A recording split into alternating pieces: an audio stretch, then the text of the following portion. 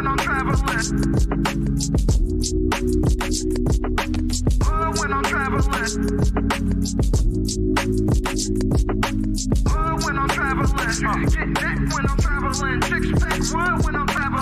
The shit taking a place where young free, and I got what it takes to rock the mic right. The shit taking a place where young free, and I got what it takes to rock the mic right. The shit taking a place where young free, and I got what it takes to rock the mic right. Still watch what you say out your mouth, cause 50 shots still turn the gun down. I'm Mr. Hood when I'm traveling. Hood when I'm traveling. When I'm traveling. When I'm traveling. Get that when I'm traveling. Six pack when I'm traveling. When I'm traveling. When I'm traveling. When I'm traveling. When I'm traveling. Get that when I'm traveling. Six pack when I'm traveling. The shit taking a place where young free, and I got what it takes to rock the mic right. The shit taking a place where young free, and I got what it takes to rock the mic right. The shit taking a place where young free, and I got what it takes to rock the mic right. Still watch what you say out your mouth, cause 50 shots still turn the gun out. I'm Mr. Hood when I'm traveling. When I'm traveling.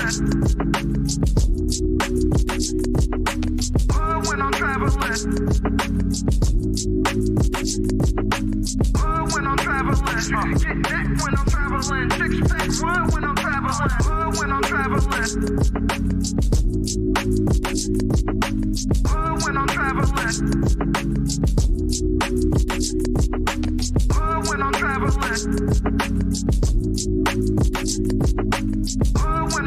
traveling. Get that when I'm traveling. Six pack when I'm traveling.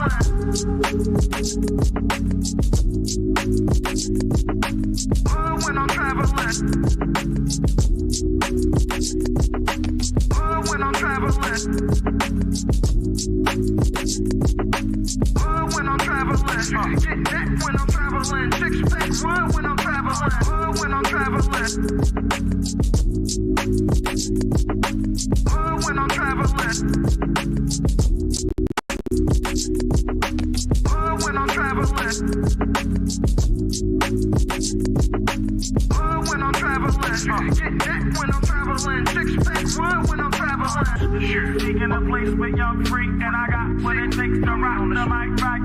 The shit taking a place where young free, and I got what it takes to rock the mic right. The shit taking a place where young free, and I got what it takes to rock the mic right. Still watch what you say out your mouth, cause 50 shots still turn the gun out. I'm Mr. Hood when I'm traveling. When I'm traveling. When I'm traveling. When I'm traveling. Get that when I'm traveling. Six pack when I'm traveling. When I'm traveling. When I'm traveling. When I'm traveling. When I'm traveling. Get that when I'm traveling. Six pack when I'm traveling. The shit taking a place where young free, and I got what it takes to rock the mic right. The shit taking a place where young free, and I got what it takes to rock the mic right. The shit taking a place where young free, and I got what it takes to rock the mic right. Still watch what you say out your mouth, cause 50 shots still turn the gun out. I'm Mr. Hood when I'm traveling. When I'm traveling. When I'm traveling. When I'm traveling. When I'm traveling. Six pack when I'm traveling. When I'm traveling. These happens running their mouth and think it's a game. Something to hear, you know what I mean? So that's what we here doing, man. So I appreciate everybody being here. Everybody online, salute to y'all. This Mike Risky, like, subscribe, tell a friend, tell a friend, that like button right now if you can. That helps the channel the most.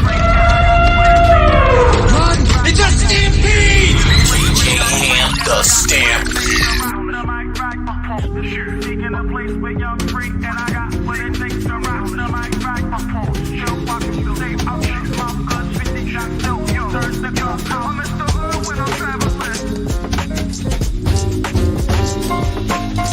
When I'm traveling. When I'm traveling. When I'm traveling. When I'm traveling. 6 when I'm traveling. When I'm traveling. When I'm traveling. When I'm traveling. When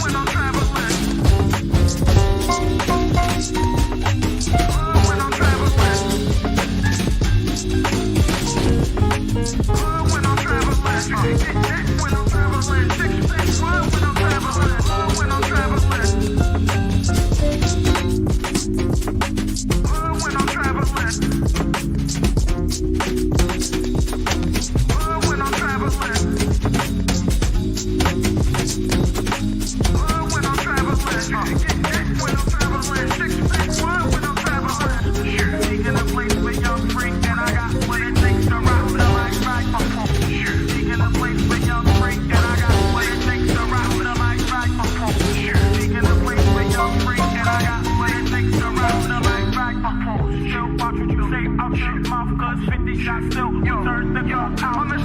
when I'm traveling. Unlock the future of branding while outpacing your competition.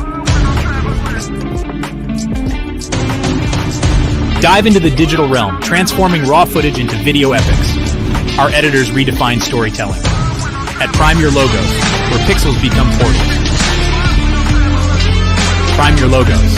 Unleash the unseen. Your brand amplified.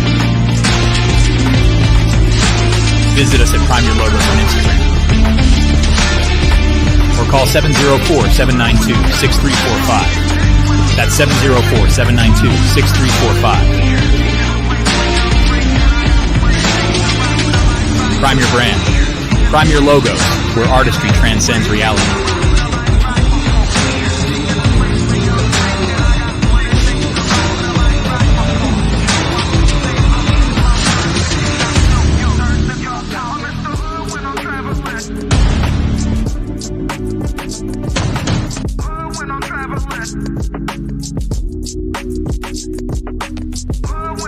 Direction, choose your own path.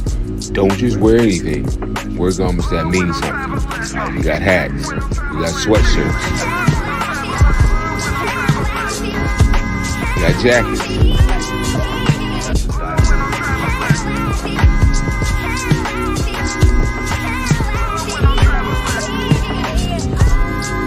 We even got hoodies.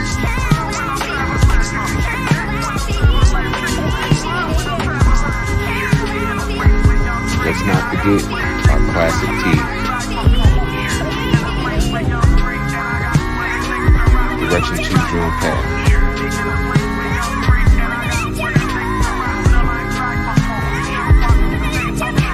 The message is always in the cloth, the colors, the designs, the fit. Face it, pay attention, stay alert, and remember, choose your own path. Direction, choose your own path. You know, this is the home of We Major, Mies Frosty, Unfamous, and the restricted clothing brands. Let's get it.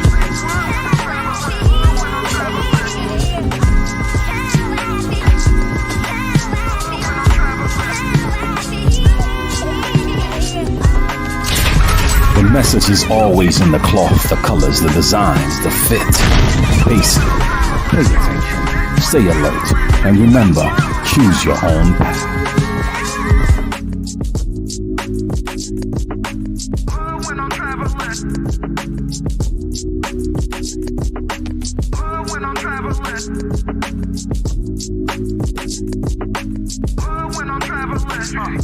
When I'm traveling. traveling. Six-pack run when I'm traveling. When I'm traveling. When I'm traveling. When I'm traveling. When I'm traveling. Get that when I'm traveling. Six-pack run when I'm traveling. Sure. Seeking a place with young free, and I got what it takes to rock the mic right. Sure. Seeking a place with young free, and I got what it takes to rock the mic right. Sure. Seeking a place with young free, and I got what it takes to rock the mic right. Still watch what you say. I'm sure. Many men wish death upon me. Blood in my eyes, dog, and I can't see. I'm trying to be what I'm destined to be. And niggas trying to take my life away. I put a hole in a nigga for fucking with me. My back on the wall, now you gon' see. Better watch how you talk when you talk about me. Cause I'll come and take your life away. Many men, many men wish death upon me, Lord. I don't cry no more. Don't look to the sky no more. Have mercy on me. Have mercy on my soul. Somewhere my heart turned cold. Have mercy on many men. Many men wish death upon me, Lord. The cats who run their mouth and think it's a game, come to your ears, you know what I mean? So that's what we're doing, man. So I appreciate everybody being here. Everybody online, salute to y'all. This might be risky. Like, share, subscribe, tell a friend, tell a friend. Hit that like button right now. It's a stampede! DJ Ham the Stampede. DJ Ham the Stampede. When I'm traveling. When I'm traveling.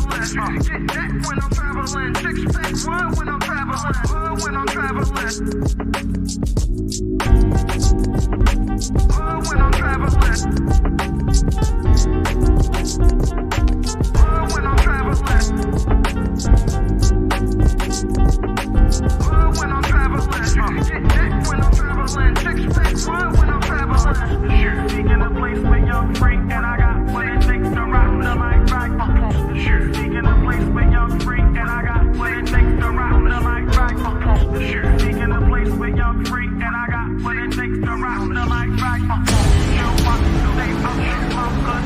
Got no, you learn to go. I'm in the hood when I'm traveling. When I'm traveling. When I'm traveling. When I'm traveling.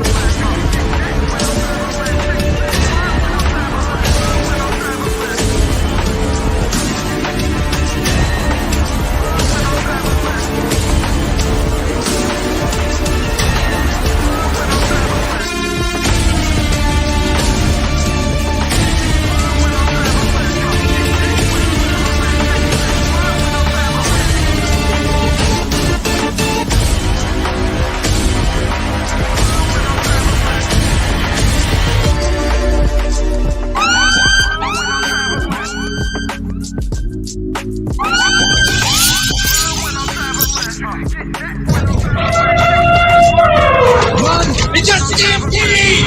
DJ Ham the Stampede.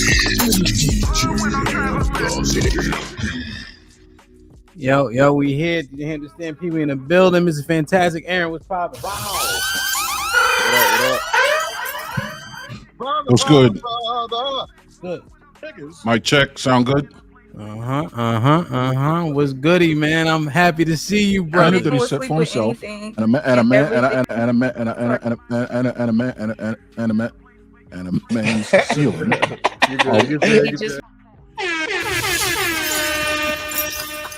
Max headroom glitched. Like, share, subscribe, tell a friend, hit that like button right now if you can. That helps the channel the most. Let me acknowledge the chat real quick and we shall get it popping. Baby Slime was popping 5. Mel, you already know. D Majesty in the building. Salute. E-Dub, my brother was popping. Young Money was goody. Hope all is well. Mrs. Locks in the building. Putting in work as always. Miss Bell, salute. Almanaz was goody, was goody, was goody. Keeps it 100. Salute to you. Ashe was popping. I like it. I like it. Lauren in the building.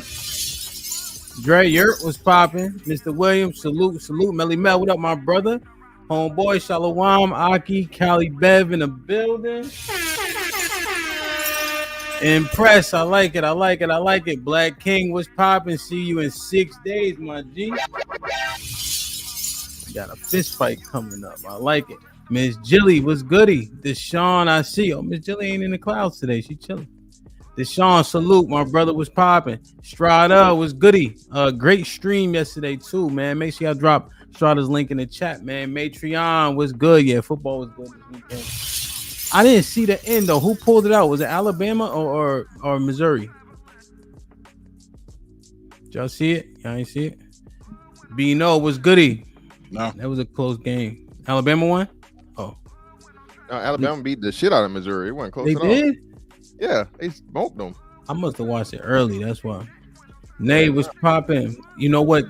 I'm getting the Vanderbilt game. That's the one that was close. With, who did Vanderbilt play? Texas. Vanderbilt played Texas. Oh, that was a close game. I didn't watch it. Yeah, they lost by 3, 2 or 3. Nay was good. Vet in the building was popping. Daily living was goody. Hope all is well, my brother. Hope you had a good weekend. Down south, salute. Trey was popping. I like it, man. Like, share, subscribe, tell a friend to tell a friend. Salute to Heather in the building. Got Trey. Let me see. Mel in the building. Got Miss Jilly. Kurt, what up, though? What's goody, my boy? Hope all is well. Mrs. Warmly in the building. Hello, my dear. Oh, yes, sir. Foe was popping. Bartholomew, salute. Jeff was goody. Hope all is well, man. Mr. Awesome in the building. I like it. Like, share, subscribe, tell a friend to tell a friend. Hit that like button right now if you can. That helps the channel the most. Was good. EBD was popping. Jalen putting in work. I like it, man. Good. We got 100 people in the building, and we had. Screen up. Hold on. Get the likes up for us. Let's get it popping, man. Let me see. She keep on kicking me out my studio. I don't know why. Well, when I'm traveling. What you do this weekend, Mr. Fantastic? You took another trip somewhere? No. Take no trip. Nah, man. Hey, I'm just getting all my little particulars together. For my trip next week. But yeah, you know what I mean? Nah. But this week, rather. It's this week. I'm tripping. That's this week. Yeah, man. You got a fist fight in 6 days. I can't wait, man. Cannot wait. You excited for it? Hey, man. You just don't know. Do you have nerves? Nah, I don't have no nerves, man. I want to get to it and get it over with, bro. Yeah.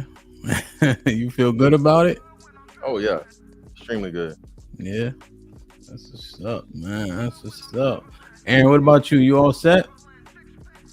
Yeah, treating these damn wheels of mine like the Fabergé eggs that they are at the moment, and watching my kids come in time after time after time with all manner of sugary shit. You are. So how you feel? Like from 1 to 10, can you walk? I mean, if penguins can fly, sure. How the hell do you expect me to beat me in a cook-off if you can't stand up next to the stove? Yeah. Magic. You're gonna need it. I'm telling you, man, when they get a hold of these chicken, let me ask you a question. How are you gonna feel internally as a professionally trained chef when your chicken wings are sitting there in mass and the ones I cook are gone, finger looking gone as well? I would feel validated that all of our friends are a bunch of tasteless reprobates that don't know anything. Wow. I'm not asking you no more questions regarding that. Jeez Louise. Mr. Fantastic, can you cook? Can you breathe? Play with me. No, now you could cook all of a sudden. Nah, man, I got videos of me cooking on YouTube, bro. I got everything. Traveling, gym, cooking. Hold on, beloved. You don't have no videos of nobody eating this shit though. Yeah, I have both. Why would I do that? Cause you said if it's not good, you can cook all you want. It matters not. I'm from Georgia. That's all I'm gonna say. Don't play with me. That doesn't mean nothing. That means everything. You from Georgia? I mean, y'all got a lot. Y'all got Atlanta too. So what does that mean? What are you saying? Okay, well, Atlanta is like the king of the chicken wing. What the fuck you talking about? You saying? No, king. No one gives a fuck about a buffalo. That was like when it first happened. It's the king of something else. No, it's the king of something else too, Playboy. Yeah, well, strip clubs, yeah. Nah, something else. DC is what you talking about. Where you know you shout out to Tyler Perry. Yo, all I'm saying is you can't just accept the good. You got to accept the bad too. So you claim one. Hey, I'll take on. Hey, BMF. Hey, that's where they got. I'll take that. I thought they were from Detroit. You know what Atlanta is? Nobody knew them niggas from Detroit. Them niggas came to Atlanta and blew up. You know what Atlanta's culinary claim to fame is? What's that? Skittles. Who? He said Skittles. No. Yeah. Nah, it's man. the rainbow. Nah, man. Georgia got the best barbecue. Best barbecue in the country, man. Okay. And we ain't even gonna talk soul food. I'm not even the soul food, connoisseur like that. But come on now. Never. Yo, come on, man. You never heard of Sylvia's Soul Food? No. Never. You're not cool. Can't cook. Didn't you? Who's that? Who the fuck is that? Do you listen, bro? Do you want to get? I heard of Paula Deen. Do you want to get in the cook off? I ain't got time to damn cook, motherfucker. I figured that. I got a nigga to knock out. And y'all talking about playing basketball. Shit, I'm not there. I can't do it all.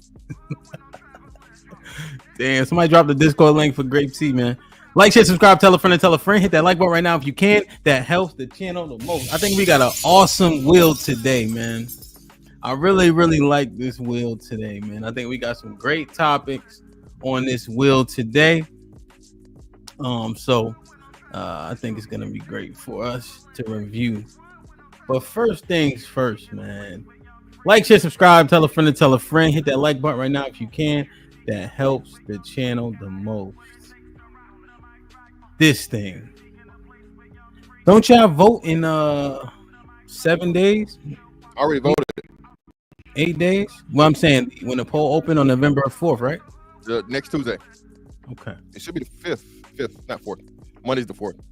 Now, if you guys remember our show last week, it seemed like, and I'm not adding any additional pepper on it, but you guys were vehemently opposed to one that is Kamala Harris. Am I off there? You're 1,000% accurate over here. I don't it like seems it seems like she grinds your gears a bit, huh? No, it's not that she grinds my gears at all. It's just that, I guess her followers more so than her. Because whenever she speaks, she doesn't say much. So it's not her, it's the people that support her, Similar to like Cowboys fans? I guess so. Well, I thank you, Callie. I thought that it was pretty biased last week, Okay. So today, this is a compilation of the best highlights from the debate itself. I've also brought you guys some opposition.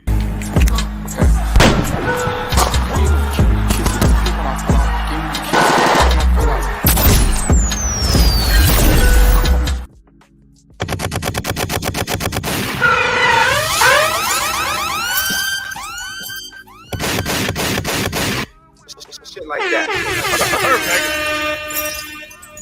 This is fantastic. You good? It's easy work, man. I mean, hey, you want me to get 2 wins in a week? I'm cool. I'm always. Aaron, Aaron, I noticed a bead of sweat on your forehead. Niggas. How y'all doing? It's called a broken internal thermostat. I shovel snow in ball shorts.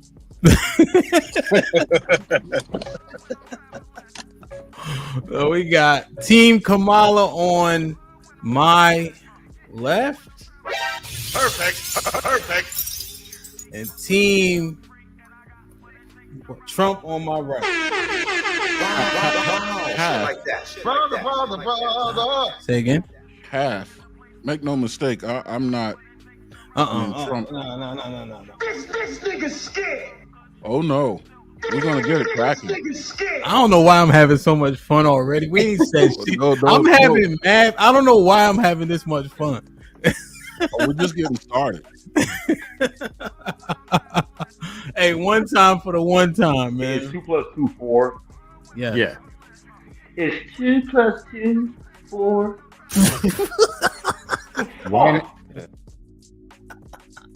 Planet that he set for himself, and a man's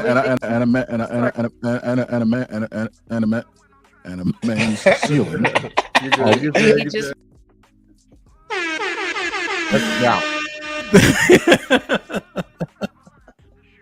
Damn, man. Like, share, subscribe, tell a friend, and tell a friend. Hit that like button right now if you can. That helps the channel the most. We got 180 people in the building. Sean, what up, though? Crack it, man. Okay, now let's argue with some Trumpers this morning. Shit like that. Hey, Sean was giving. Hey, you know what's ill? Sean was giving niggas the blues in the Discord all last week, so I feel like he warmed up. Feel me? Damn. Nate, I missed you. What's poppin'? Hey, what's up, man? Hi, fellas.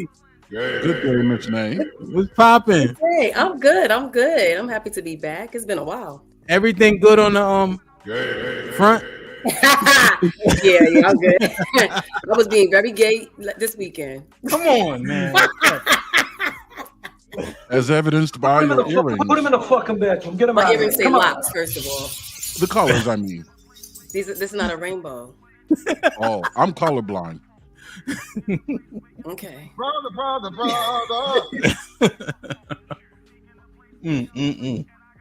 Yo, you know we gotta stop having too much fun, man.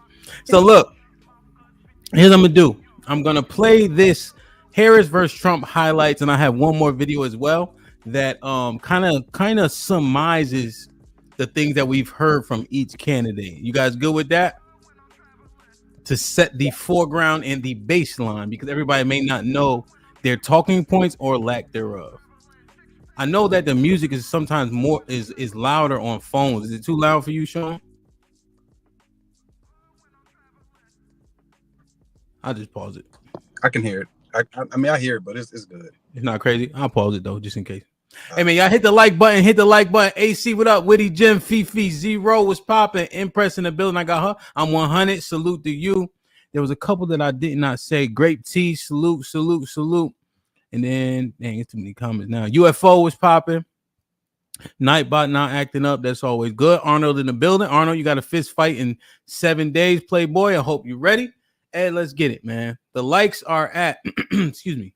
We have 180 people. We have 80 likes. Come on, y'all. Don't start the madness. Get the likes up. Get the likes up. Kamala Harris. Let's have a good debate. Have fun. Thank you. Welcome to you both. It's wonderful to have you. It's an honor to have you both here tonight. Donald Trump left us the worst unemployment since the Great Depression. Donald Trump left us the worst public health epidemic in a century. You will see during the course of his rallies, he talks about fictional characters like Hannibal Lecter. He will talk about windmills cause cancer. And what you will also notice is that people start leaving his rallies early out of exhaustion and boredom. People don't go to her rallies. There's no reason to go. And the people that do go, she's bussing them in and paying them to be there. She has a plan to confiscate everybody's gun. President Trump, she has a plan. Tim Walz and I are both gun owners. We're not taking anybody's guns away. So stop with the continuous lying about this stuff. Well, I don't know. I mean, all I can say is I read where she was not black, that she put out. And I'll say that. And then I read that she was black. I mean, honestly, I think it's a tragedy that we have someone who wants to be president who has consistently, over the course of his career, attempted to use race to divide the American people. In Springfield, they're eating the dogs, the people that came in. They're eating the cats. They're eating the pets of the people that live there. You talk about extreme. There is no state in this country where it is legal to kill a baby after it's born. Madam Vice President, I want to get your response to President Trump. One does not have to abandon their faith or deeply held beliefs to agree. The government, and Donald Trump certainly, should not be telling a woman what to do with her body. I have talked with women around our country. You want to talk about this is what people wanted? She hates Israel. She wouldn't even meet with Netanyahu when he went to Congress to make a very important speech. But just so you understand, they sent her to negotiate peace before this war started. 3 days later, he went in and he started the war. Yet again, I said it at the beginning of this debate, you're going to hear a bunch of lies coming from this fellow. And that is another one. When I went to meet with President Zelensky, I've now met with him over 5 times.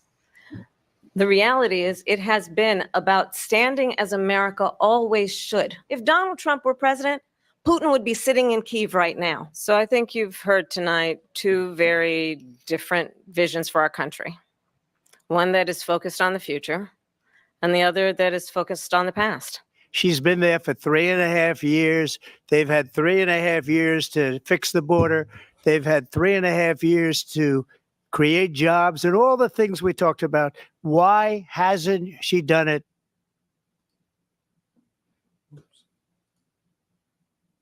Man, man. Wow. Shit like that. Shit like that. Shit like I got that. one more for y'all.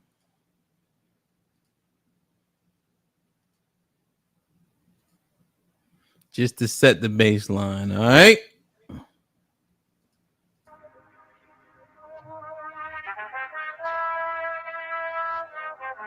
What? Bottles of history. Donald Trump. Wasn't. I got the best word plays. Ask my supporters. I've got more disabilities than a New York Times reporter. You're a scam. Your whole nomination is a hoax. Your party is so pro-choice, they aborted a state's right to vote. Pencil pushing pussy bows. Think you could scare me with prison? Get your mugshot and your mugshot. Then come talk to me about convictions. To the radical left, you should be embarrassed. The way you divide our country, I'll call you Camel Toe Harris. Your inflation's got our nation clipping coupons, while it's leaking worse than a wet lab in Wuhan. I had every American's 401k thriving. Stock market's higher than the planes full of migrants you fly in. And don't even try to deny the cognitive decline you were hiding. Prop it up Joe like it was Wicked and Biden. I'm here to teach you what losing to a winner feels like. Ask Pence. I know how to drop a mic. I know you're not all ears, but listen up close. You are JD Vance's fear and level weird. You are gross. You've been bending American decency over a barrel. Giving Lady Liberty the finger like BZ Jean Carroll. In that big creepy house with our secrets stacked in piles. From documents to pedos, you spend too much time with files. Having sleepovers with Laura Loomer? What's going on with you? Can't you afford more than Tina Melania? You failed in your own city. Fake ballot box in court. You're home alone too. You lost in New York. I was there on January 6th. It wasn't fun for me. Just like your bowels, I was evacuated suddenly. You are history's least hopeful. Presidential hopeful. Mood swinging wildly like stock and Truth Social. I'm here to build bridges from Texas to Niagara Falls. She's even got better. Wow. I hope you wrote that commie crap in red because you're taking a huge loss. This is ending worse for you than Afghanistan did for your boss. A man handed you everything you ever did. You couldn't make your own way. Couldn't even make your own kids. Your mommy was absent when you were just a little baby. And if she saw you now, she'd wish she were a childless cat lady. And if your racist landlord daddy wasn't dead to kill him, seeing me living rent-free in your head. Well, I know how you failed the bar exam after that. I guess the half of you whose job it is to rap isn't black. Oh, good one. You ketchup-smelling edgelord. You rock the beat softer than Stormy Daniels' headboard. I can't believe I'm even in a race with this Hope you're in makeup in Ohio, cause they're eating the dogs. Donald, I'm putting you away like a rapist back in Cali. You should leave this battle early, like the crowds at your I rallies. have all the biggest rallies. Yes, well, I've got Taylor Swift. You're ugly. You are ugly. Well, you're a Marxist. Jumping Jesus H. Huckleberry Christ. So when I was listening to the bars, the bars are pretty spot on generally from what I hear the jabs to be. So I thought it was a good summation overall. I did some due diligence looking at a lot of those battles. They actually do a good job of capturing points, you know, that we often hear. And it just made it easy for me to bring it all together along with the debate highlights. So salute. Man. Nay, we had a show. Sean was in the crowd. He was in the chat essentially. But I didn't have a link for him to come up. I played as someone walking by these two that had a booth supporting Trump. And so they were trying to convince me as to why I should vote for Trump. Aaron tried to attempt it, the same thing for Kamala, but it was tough for him to get through essentially. So if I was walking past you and Sean's booth and y'all wanted me to get to vote for Miss Kamala Harris, what would you say? What would your attempt look like? Well, I look at the two things that she stands for, and it's two things that I would stand for. One being a woman, the reproductive rights, and then the other thing that she stands for has to do with home ownership and rental costs. And I'm big advocate of housing costs. So I'm gonna talk to that. And I know that he's not for that. He's not for housing? As far as like lowering costs for rent, no. And as far as reproductive rights, he's like a big proponent of abortions. And I'll be honest, I'm pro-choice. Okay. He's a big proponent of abortions? I think so, yeah. Like he's saying, like what do you mean? Like don't get abortions, you saying? No, well, I'm sorry. Yeah, you're right. I meant to say like he's against abortions. That's what I mean. Yes, he's against abortions. So he's against women getting them. Yes. Okay. And then home ownership or rental costs and things of that nature, or both? I don't know how he stands on that. For me, I say that Kamala stands on lowering rent and making home ownership accessible for people. Gotcha. And so those are things that you think are very important, which is two of the many reasons why you would vote for her or ask people to. Yeah. Okay. What you think, Sean?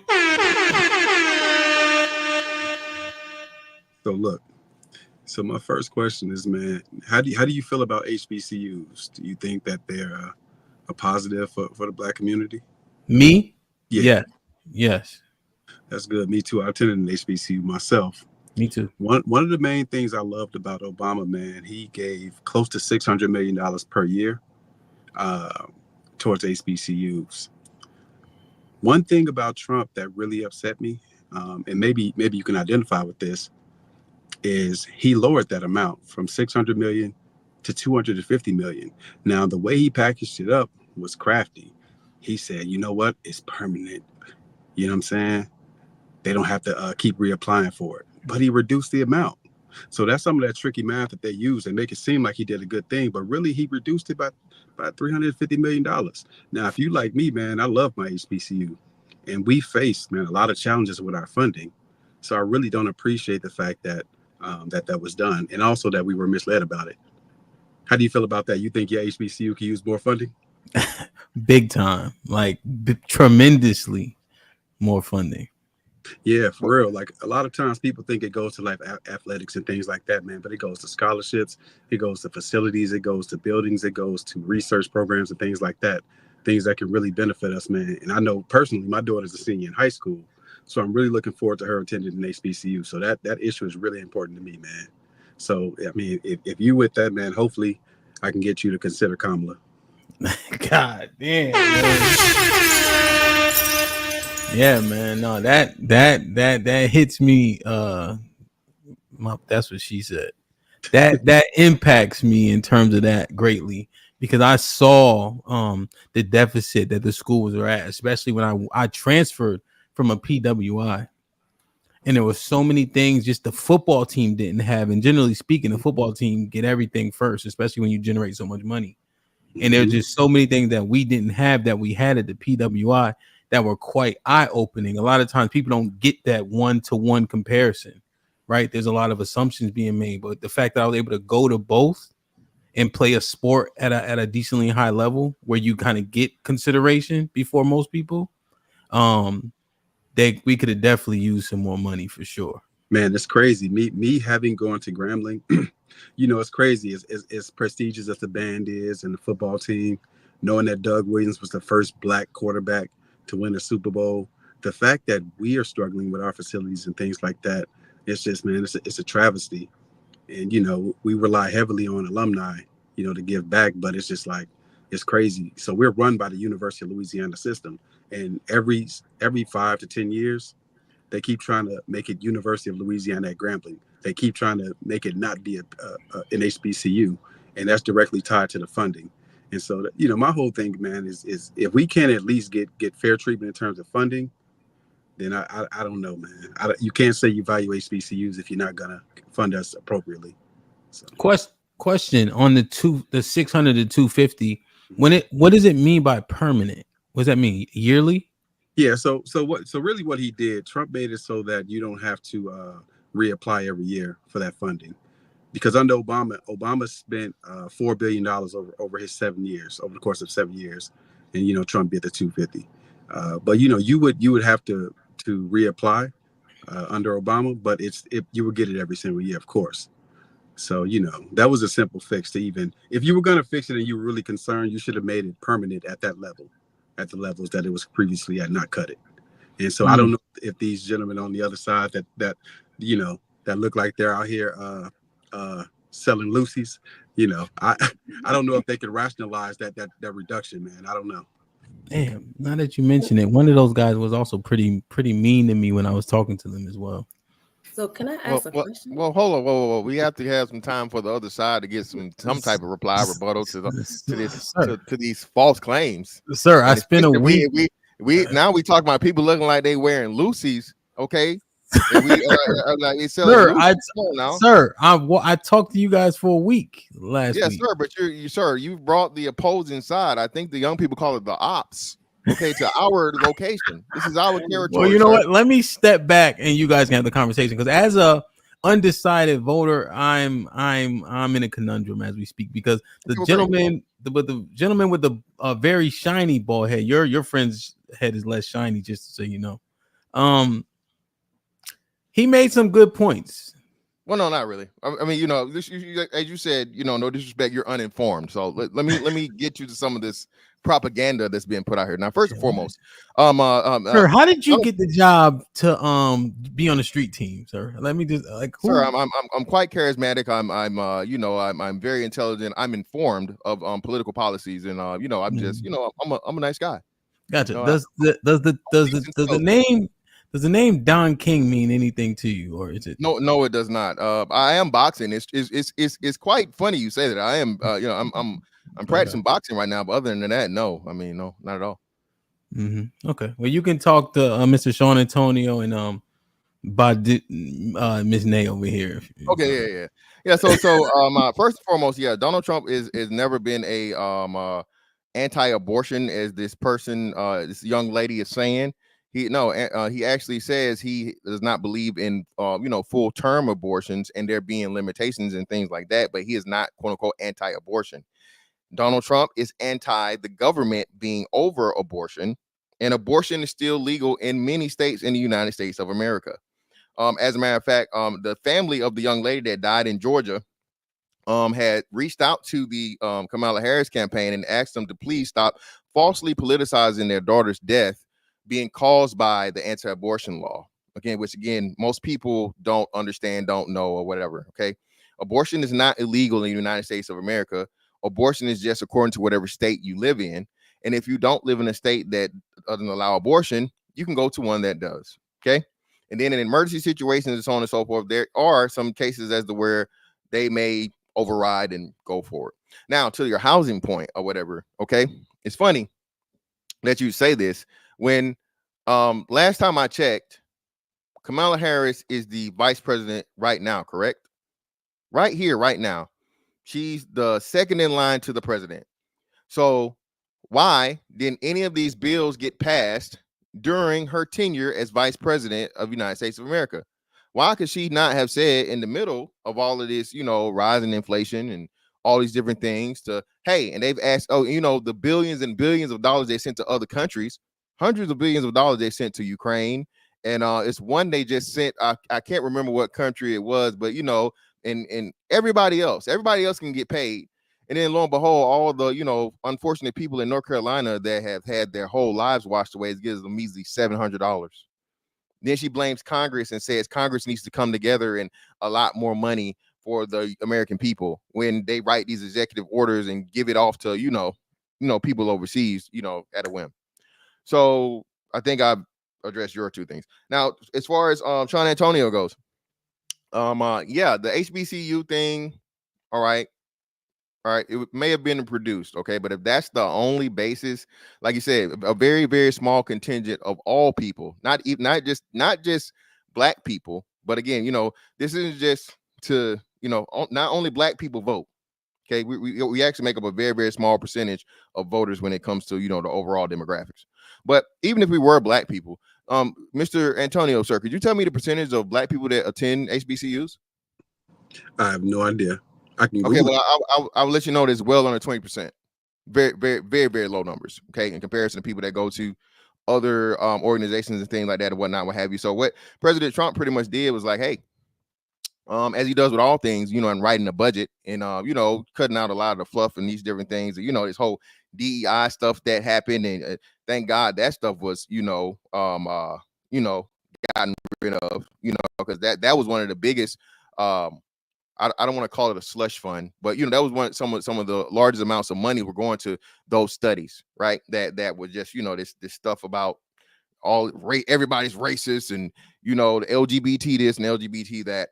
But either way, right? So outside of the HBCU stuff, hey, I can't refute that. The money was reduced, but like you said, hey, now you don't have to go back and you have to ask the questions and so on and so forth. But it didn't say that you can't come and ask for more money or that more money would not be granted in the future. So permanent means just that.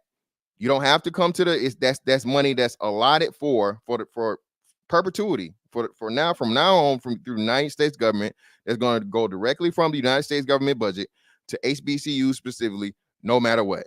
Ain't nobody got to worry about making no phone calls, writing no letters, asking no questions, none of these things, so on and so forth. Again, in perpetuity, forever, permanent.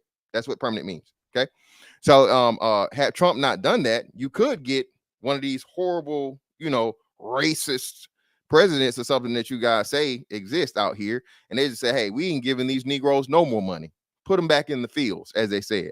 Put them back in chains. Then somebody said that, I don't know, it was some powerful man said they're gonna put you back in chains. Again, it's just a lot of rhetoric that you guys are regurgitating, and you're not refuting any of the Trump policies that Trump has given. Again, Trump is talking about no tax on tips. He's actually talking about implementing that. That's something that Kamala Harris tried to jump on the train, and yet again, why can't she just initiate it now? Another thing too, no income tax, and basically again, tariffs and charging these foreign companies for doing business in the United States of America. And then, because of people's very, very low understanding of finances and, how, international commerce and things like that work, they're lying and tell them it's going to be trickle down economics, and to the point as to where now it's going to cost more money to the consumer. That's not the case. But I want to make sure I give time for my associate here to get in any information he may have to give. I'm sorry, I don't want to take it all up.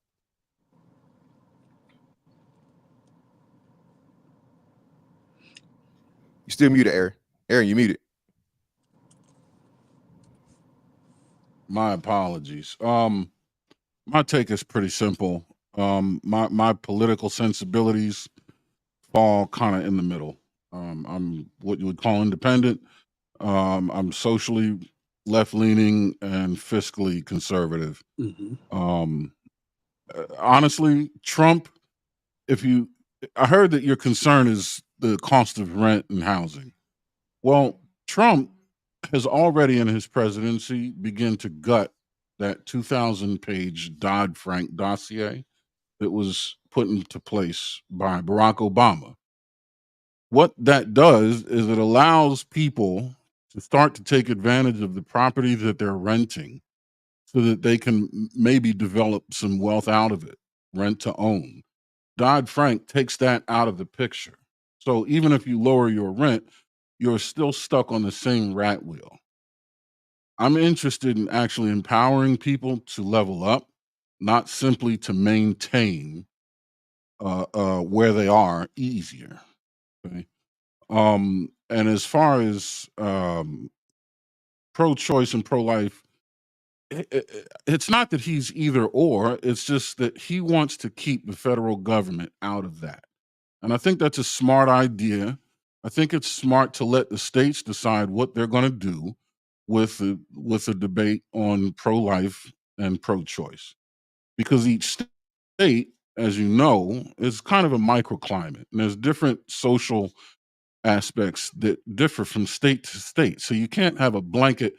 What happens to people in Idaho is vastly different from what happens to people in New York, right? Boise and New York City are different. So let those states determine what's best for the people. And if you want pro-choice to continue to exist where you live, then simply vote locally. It's not going to go away entirely, right? He's just saying leave it to the states, and I agree with that. I'm personally pro-abortion, but not pro-choice. And what that means is the procedure I'm fine with to rectify some of the most heinous case scenarios. But I don't think it should be used as a recreational escape for bad decisions made. That's one thing that's tearing up the Black community. I think that should be illegal. And I don't think it's an issue of telling women what to do with their bodies. It's telling women, be responsible for what you do with your bodies and deal with the consequences as they come. And making a procedure illegal for recreational purposes is already something that we do with opioids. You can't take heroin recreational legally, but post-operation, you can certainly take opioid painkillers as prescribed. So I think that procedure should be a prescribed procedure under specific sets of circumstances, and those circumstances should be mined out by the state. As far as HBCUs is concerned, I mean, spending less is always a good thing in my eyes. Like I said, I'm fiscally conservative. I didn't go to an HBCU. I went to Maryland's flagship state university, and I went to a private university after that. So I don't have any allegiances to the HBCU community, but I do appreciate it. I'm weary of federal handouts. I don't like the idea of anybody feeding me food for free, because what will eventually happen is you become dependent on it. And now that person essentially has you by the short and curlies. What I would suggest is vote locally to get HBCU support in other ways. And, you know, where the actual people become invested in the HBCUs, right? Not rely on government handouts. I mean, that's a bad economic strategy anyway. Bad enough we got to rely on handouts to bail us out of recessions and stuff like that, right? And then you got to put stuff in like Dodd-Frank in place, you know, to put your finger in the dam, so to speak. But just dumping money at HBCUs, have we confirmed what that money's actually doing? I mean, $400 billion going somewhere else in the Black community, for me, works, especially coming from a president that actually created the First Step Act, which is a criminal reform act that reduces recidivism and takes a look at the judicial process. And we know that recidivism impacts the Black community greatly. Okay, so look, y'all said a whole bunch of things. Most of them were wild. So your compadre talked about, he asked what percentage of Black people go to HBCUs, and he said, you said under 20%. Let's take it at 20%. That's Hold on, still, actually, well, let me give you the correct. It's 9%, so it's under 10%. So go ahead. okay. So that's still millions of people. Would you prefer No. that didn't go to college? Or Well, no. Well, again, you're again speaking to the minority, just like and I'm glad you brought up that point. Now let me point out. No. I wasn't passing you the mic. I'm just asking you the question. No, but more people go to college other than HBCUs. So even if all the HBCUs stop to exist, 91% of people will still go to college. So that's a horrible argument, sir. But go right ahead. HBCUs shouldn't be funded at all, is your contention?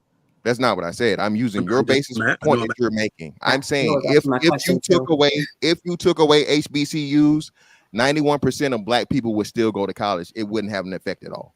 So But they want HBCUs don't serve a purpose resources. to you? That's not what I said. I'm Matt, going off the premise of go back to the question you asked me. I'm going by what the question you asked me. If So do you HBCUs think stopped existing HBCUs today, 91% of black people would still get education. But hold on, like what you said, wait. They No, would no, get no, education. y'all said a bunch of things. And so I'm Go trying ahead. to, Okay. y'all said a bunch of things. Y'all been talking for like 10 minutes. So look, do you think HBCUs serve a purpose? Do you think they benefit black people?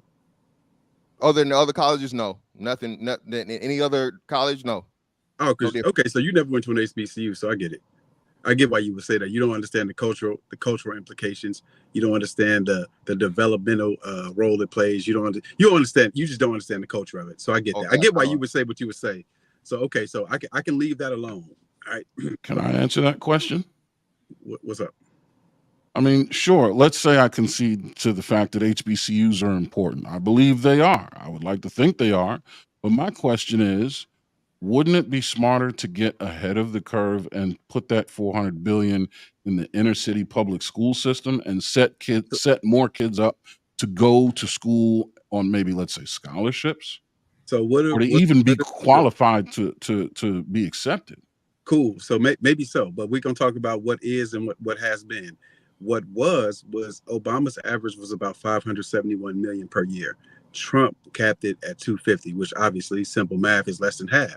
So what that means is your candidate agreed that it was important enough to allocate $250 million a year. So even by you all saying that, you're going against your candidate who actually thinks it's important. So that's why the point doesn't even make sense to ask. No, I'm not. So the other thing, I'm not going against him. Again, you guys don't know how to frame questions. Hey, let him. Hold on, you got it. Wait now. So you guys. No. So here's the thing. You know, he can make the assertions, right? You won't get to just interrupt every single time. You just have to remember them and then correct them when you have an opportunity. The reason why I'm interjecting is just because you guys kind of talked for a decent amount of time. So. And I took notes while y'all was talking, so I didn't have to interject.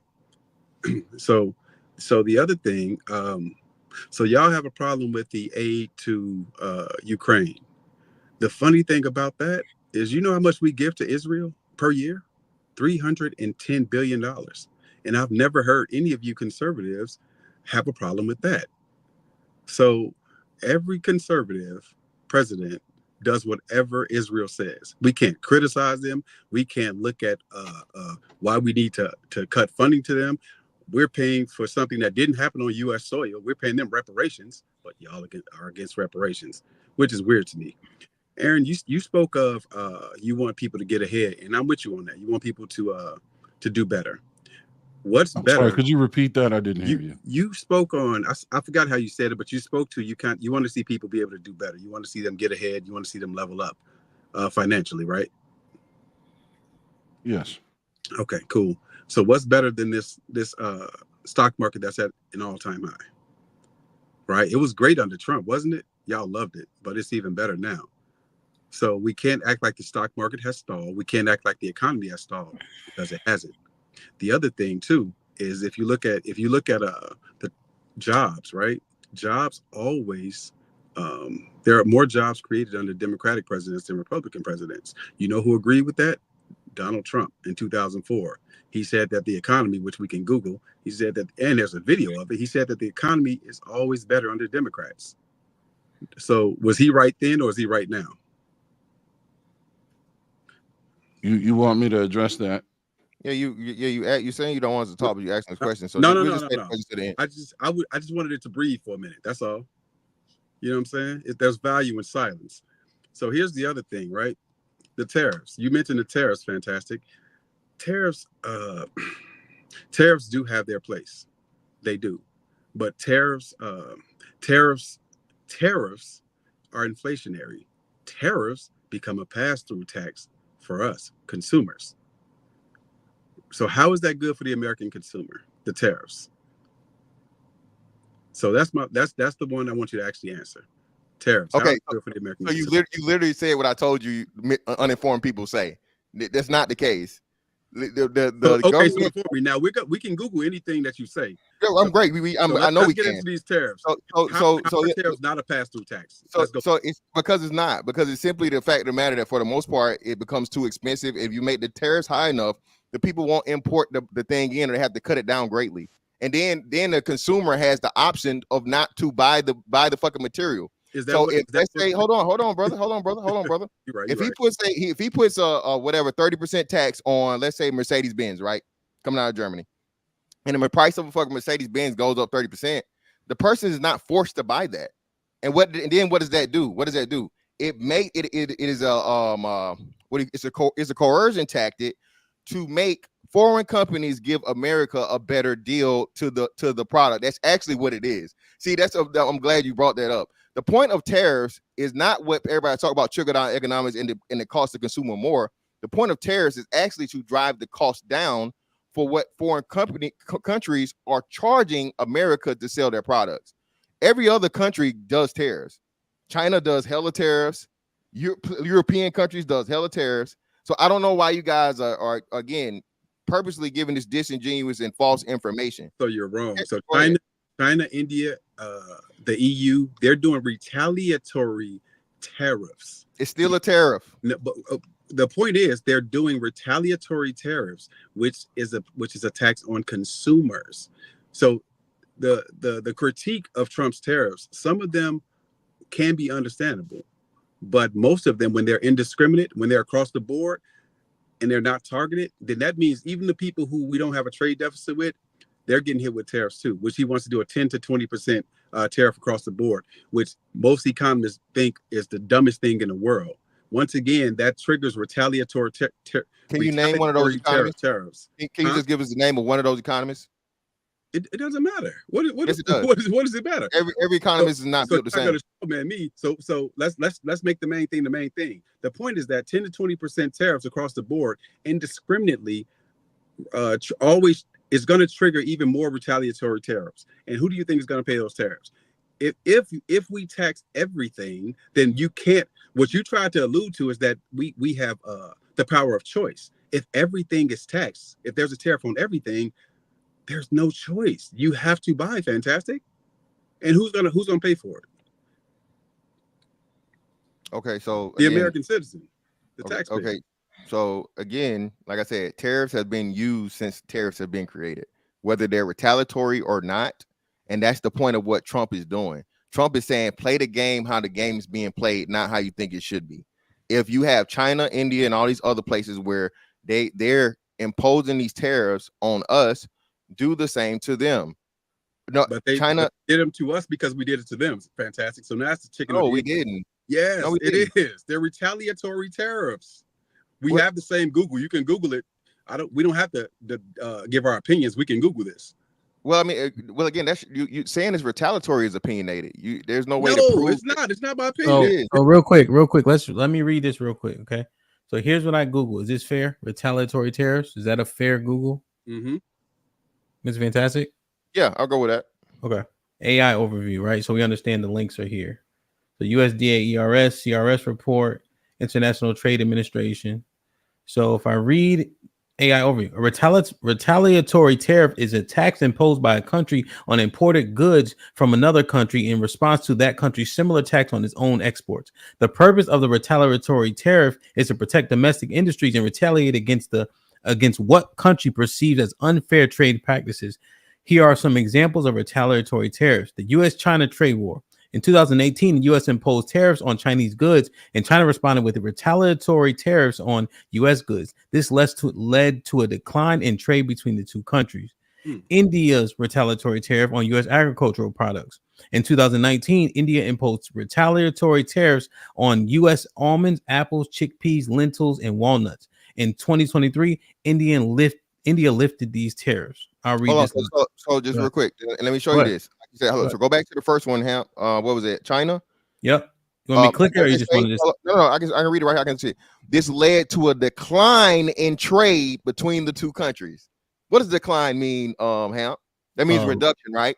Yeah. So like I said, people that do not understand how this works is eventually, if it's not profitable, they're not going to ship it. Therefore, the consumer can never buy it because they stopped sending it because it's costing too much. Bro, I love this. I love when people just speak rhetoric and repeat, the parroting things that's not true. Let me ask you a question because I'm learning, Mr. Fantastic. Is there a disparity in what they get from us as opposed to what we get from them? If so, do we lose leverage if that be the case? I'm asking. No, what do you mean? Who sends who more stuff? That what you're saying? Who imports more? Yeah, we import more. So that's the reason why we did it. Because China started taking advantage of the fact that, hey, you getting everything from us, so we're gonna raise the price. Well, shit, whatever y'all send us, we gonna raise the price on y'all. And like you said, it had a decline. America can go anywhere. So no, you still don't suffer because China's not the only option. It's literally making them play the game how it's supposed to be bet fairly, or we'll go somewhere else and buy. We'll go somewhere else and get whatever we need. So question. Okay, that makes sense because we can go to anywhere, anybody, right? Because we got so many people, so much money. Now, what does it have an acute increase for us though? No, that's what that. No, it's not. If it does, it's to the point where it's something where you just cannot get from somewhere else, like you said. We're talking 10 to 20% across the board. Again, those what saves are not. You're not going to see that. It's not going to be a 10 to 20% increase in all those things. Hell, we seen that hemp without anything concerning tariffs in America alone in just this inflation period. From the cost of groceries, at one point in time before they purposely knocked it down before the election, gas, all these different things. The gas, you know what? That's a great point. Gas has never been about tariffs. Gas is the price. You don't have a choice. So that's you couldn't impose the tariffs that wouldn't work on any other Middle Eastern countries because where you can go is to get the oil. You can't. So that's that again. Like I said, it's just misinformed things that people repeat and repair it, and it's anti-Republican, anti-Trump rhetoric that's just not true. Any economist will tell you that. You didn't address anything. So are you refuting the fact, which we can Google too, that tariffs become a pass-through tax to the consumer? Are you refuting that? It didn't say that anywhere. It didn't say that anywhere. We can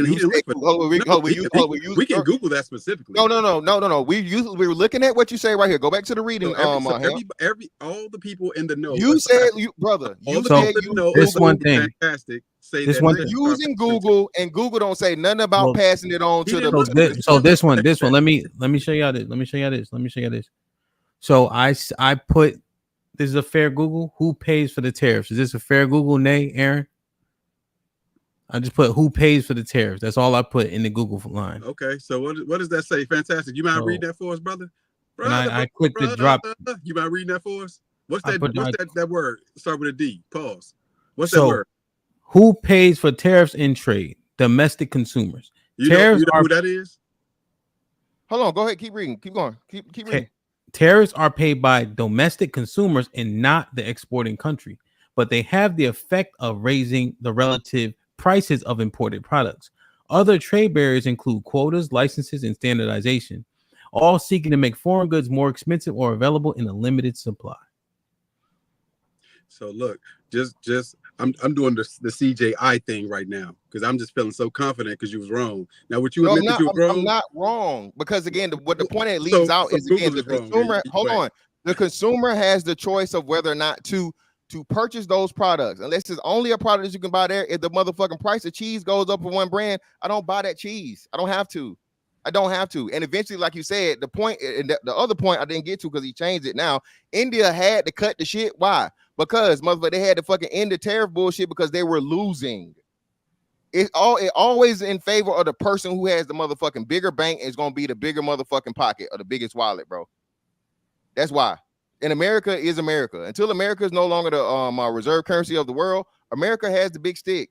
So if you try to put fucking tariffs on us, and even still, what you're saying, how the hell is it cool for everybody else to do it? It's not just China, it's not just India, it's the whole world does it. Fantastic. It's just this big bag thing because America's gonna do it. That makes no sense. What you're saying is the theory behind it that you were told, but it's wrong. So you have a theoretical outcome. And you have the effective outcome. Effectively, as we can see on the World Wide Web, it's a pass-through tax to consumers. Why won't you just accept that, man? Because it's not. And if you listen to an actual economist, they'll tell you that. It's not actual economists will break it down to you. And there have been plenty of people on CNN. The guy that works on Shark Tank, I can't think of his name, but the white guy that says tariffs are a great thing. He said this on public. Okay, so I would much rather take the word of a billionaire mogul than hey, uninformed Democrat supporter. So we can go to YouTube right now. We can look up another billionaire, Mark Cuban, talking about why tariffs are terrible. Literally last week and the week before, he was doing it. Literally another billionaire. So what you're saying is not refuting anything. Anyway, we'll leave that alone because I know you got a fight to prepare for. So I don't want to get you all scramble this shit. Look, so I'm not scrambling at all. This is easy work. $300 billion. All right, hold on. Hold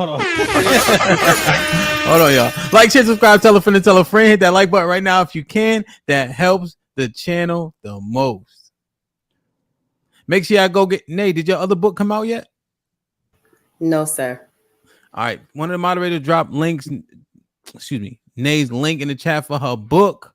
Them tariffs are interesting. I'm gonna look more into that shit though, for sure. Because no lie, y'all got me sitting here I understand the ideologies. I just wonder, Mr. Fantastic, and I'm not questioning it. I guess I am, but not questioning what you said, but rather like how it actually works. Like, does everybody manufacture? Does everybody export to the amounts that we actually need in terms of our country? And so will it actually work backwards, or are we forced to do it? You know what I mean? Like, can we get all the shit we actually get from them from everywhere else? And would it cost more because we have to go to so many different places as opposed to a wholesale or something like that? Yeah, no, it's about the principle. Again, it's about business principle. When somebody does that or whatever, like you said, if you had to get wheat or whatever, it would be from like I think Ukraine and Russia, some of the top wheat producers. Yeah, Ukraine. So both of those places though are in turmoil right now, so it's very difficult. It's been a huge decline in wheat production. Is no one eating wheat? Is no one getting wheat? Of course not, right? Everybody's still getting it. So the same way it is, whatever, be it crisis, be it war, be it conflict, be it whatever, there's always going to be another option. But it does cost more though right now. Bread. Yeah, it costs more for everybody though, Hamp, because again, you've had a depletion from two of the top 5 producers in the world. So it's not just America. It has nothing to do with tariffs. I know. But what I'm saying, I'm not arguing. I'm saying that the fact, I don't care who it costs more for, but it costs more for us though because we can't get it. Yeah, but it costs. But this is it's not tariff based. Yeah, it's not tariff based, and it's not based off of, hey, we just don't want to shop with them. That's a supply issue, Hamp. The supply has been cut down. Issue. Yeah, it's a supply. It's totally different. Yeah, it's totally different. Okay. Get the likes up, get the likes up, get the likes up. Aaron with the $2 says, I don't think we'll be spinning the wheel today. Yes, we are. We're gonna get there. It's only an hour in. Li with the $5 says, and the thing about it, why we'll get there is because even though they having that back and forth is clean, right? For the most part. So it was exciting. I don't know how long was that? It might have been 30 minutes, but it didn't feel like it. Li with the $5 said, did Kamala ever send any type of funding to a HBCU? Is this a yes or no question that can be answered or no? Vice president has a vice president ever had the power to do anything like that? That's the dumbest shit I've ever read in my life.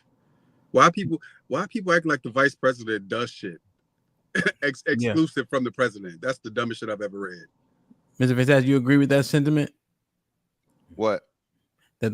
The vice, he doesn't have power, but they have influence. So again, just like everybody wants, Mike Pence's word is so important post fucking presidential term or whatever, and he has influence for the president. Yeah, okay. Because does he have power? No, but to say she has absolutely no influence, that makes no sense. Name one economic thing that Mike Pence influenced Trump to do. Name one. I don't know. Exactly. Okay. If I'm not influenced by what you're trying to influence. So, Mr. Fantastic, so you agree with the technically no, right? But you're saying things that happen, they have a hand in. Yeah, the vice president is not the president. So you give the vice presidents credit for when good things and bad things are happening, right? Essentially, I guess you have to, and not just me. That's what the media is doing. But you can't define what level, I guess, right? Well, hold on. Let me do this too. If people forget, I think everybody want to act like the vice president is just this empty seat or no. If the president dies or the president becomes unfit or something happens to the president, who's the fucking president? The vice president. All right, so so let's stop acting like the vice president is just completely, totally powerless and whatever. And to the people that don't know and didn't pay attention in fucking, I guess, like civics or history, the fucking the vice president is the break-in vote in the Senate fucking race, right? If there's a tie in the Senate. They preside over the Senate with no vote unless there's a tie, and then they vote. Correct. Yeah, that's so that's what I'm saying. They that right there can be a make or break in a lot of different things. But look, you just killed the president in order to not concede the point. The point is that the question was asked, why didn't Kamala, the vice president, do anything? And the answer is because she's not the fucking president, which we should all agree on. If we're having an honest conversation. If we're not, we shouldn't agree on it, I guess. We should filibuster. That silence tells that you understand what I'm saying. I appreciate that. I'm just muting. I'm letting him read the super chats. I'm not. I mean, trust me, it's too easy. All right. P. Keezy, what up though with the $5? Not saying I'm for Trump, but he restored $250 million per year for HBCU funding. We must respect whenever he tries to buy us off. EBD with the $5 says, bruh, if you cannot make excuses as to why you support a convicted sex predator, insurrectionist, business fraud, and con man, you've lost me. JC with the $2 says, you want to say something? Nah, again, man, it is what it is, bro. Run with it. JC with the $2 says, that D Wade statue looks just like fantastic. You got a statue where? Outside the arena. Just unveiled it like yesterday. It don't look like him though. It don't look like D Wade. They look crazy. Oh, I did see it. It Look like D Wade, but I see what they're saying. They said it looked like Morpheus, right? Yeah, I saw. Okay, I saw that.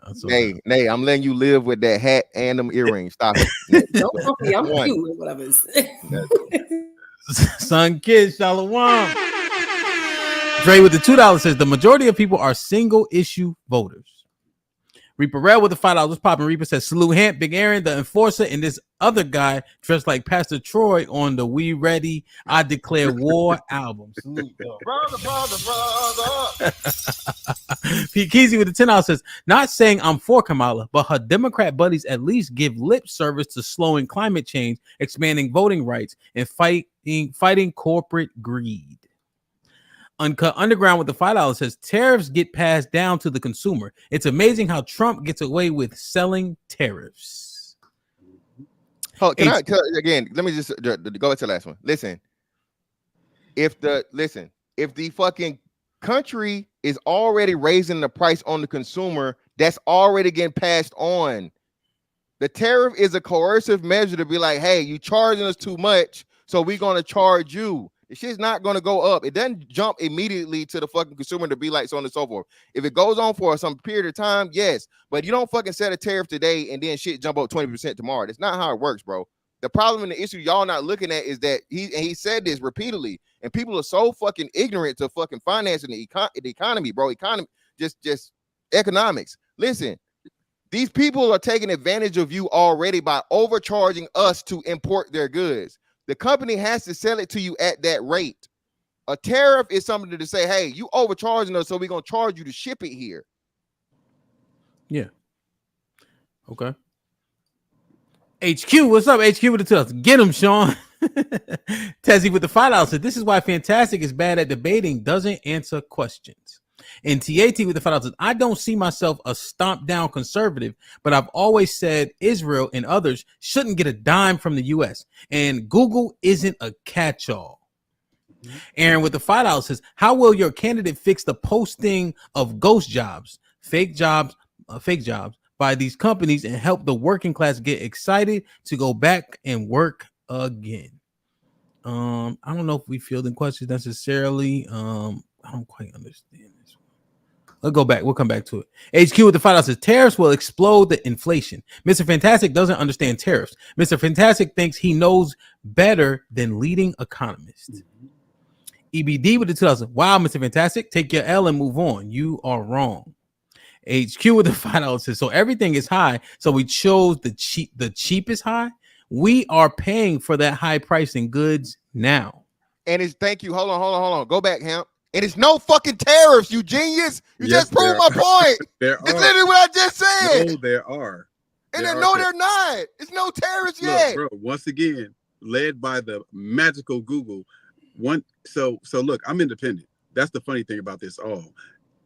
This administration has kept a number of the tariffs in place. There are still some of Trump's tariffs, bro. Yes, Now I would call them their tariffs too, because they kept them in place. You know what I'm saying? So there are still some tariffs in place. Yeah, but the tariffs are not the reason for the fucking inflation in the price of the goods. Stop it. They're not Stop. the reason. They're a component of it, though. No, very small. No, But very, they're a very component small. of it, though. Of not one thing. Oh yeah, come on, let's finish these. Uncut with the $5. We don't make as much anymore. There are no American alternatives to most foreign goods. Aaron with the $2 says the demos. How will Kamala help HBCU?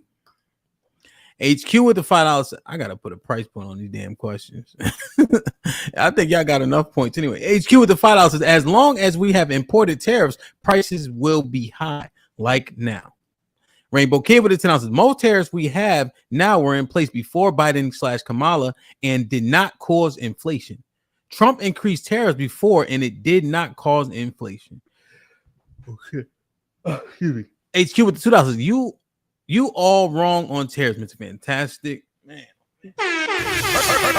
Like, share, subscribe, tell a friend and tell a friend. Hit that like button right now if you can. That helps the channel the most. Do you want me to share this graph? Yeah. Now he did. Oh my bad. Let me make it large. I got that pulled up already. Yeah, so it's crazy, right? How he? What is it? Oh, you got it. You did it. It's the amount of money that in aid has been sent to foreign countries. Now, what he failed to mention, right? And I don't know if you guys can see this. Hopefully, right? Total aid. What does that say? Can you guys see that? Can everybody see it? It's larger. Yeah, it's pretty good. Okay, so total aid from fiscal years from 1946 to 2024. This ain't just fucking Trump. This ain't just fucking Republicans. America since the beginning of fucking 1946 has given Israel a total of 307 billion that he's talking about. And these are the rest of the countries, right? Now, mind you, if you're a historian, you know that Ukraine hadn't really been around that long, right? So it's amazing if you really look at Ukraine and how long it's been around, and being the fact of the matter that they're not a fucking they have no affiliation of us, right? And a lot of this money, like you said, has been given within the last 4 years. That still says a lot. So if you were to look at that and track it properly with the money they got and the amount of time they got it, that's the problem. That's why people bring up Ukraine. Israel has always been Israel. So I got this pulled up too. I had it pulled up already. It's funny that you chose that, and I love that you brought that up, Aaron. So both of y'all are military guys. Do we have a geopolitical interest in Ukraine, in and around Ukraine? No, we don't. Aaron, what do you think? You muted, Aaron. No, not directly, but I think we should maintain a friendship with the Soviet portion of the world. So should we let Russia annex Ukraine like they did Crimea? Yes. So take it over? Yes. I'm asking Aaron. Yeah, I would say we shouldn't.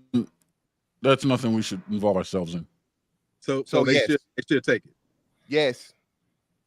What? So they can have it, basically. Yes.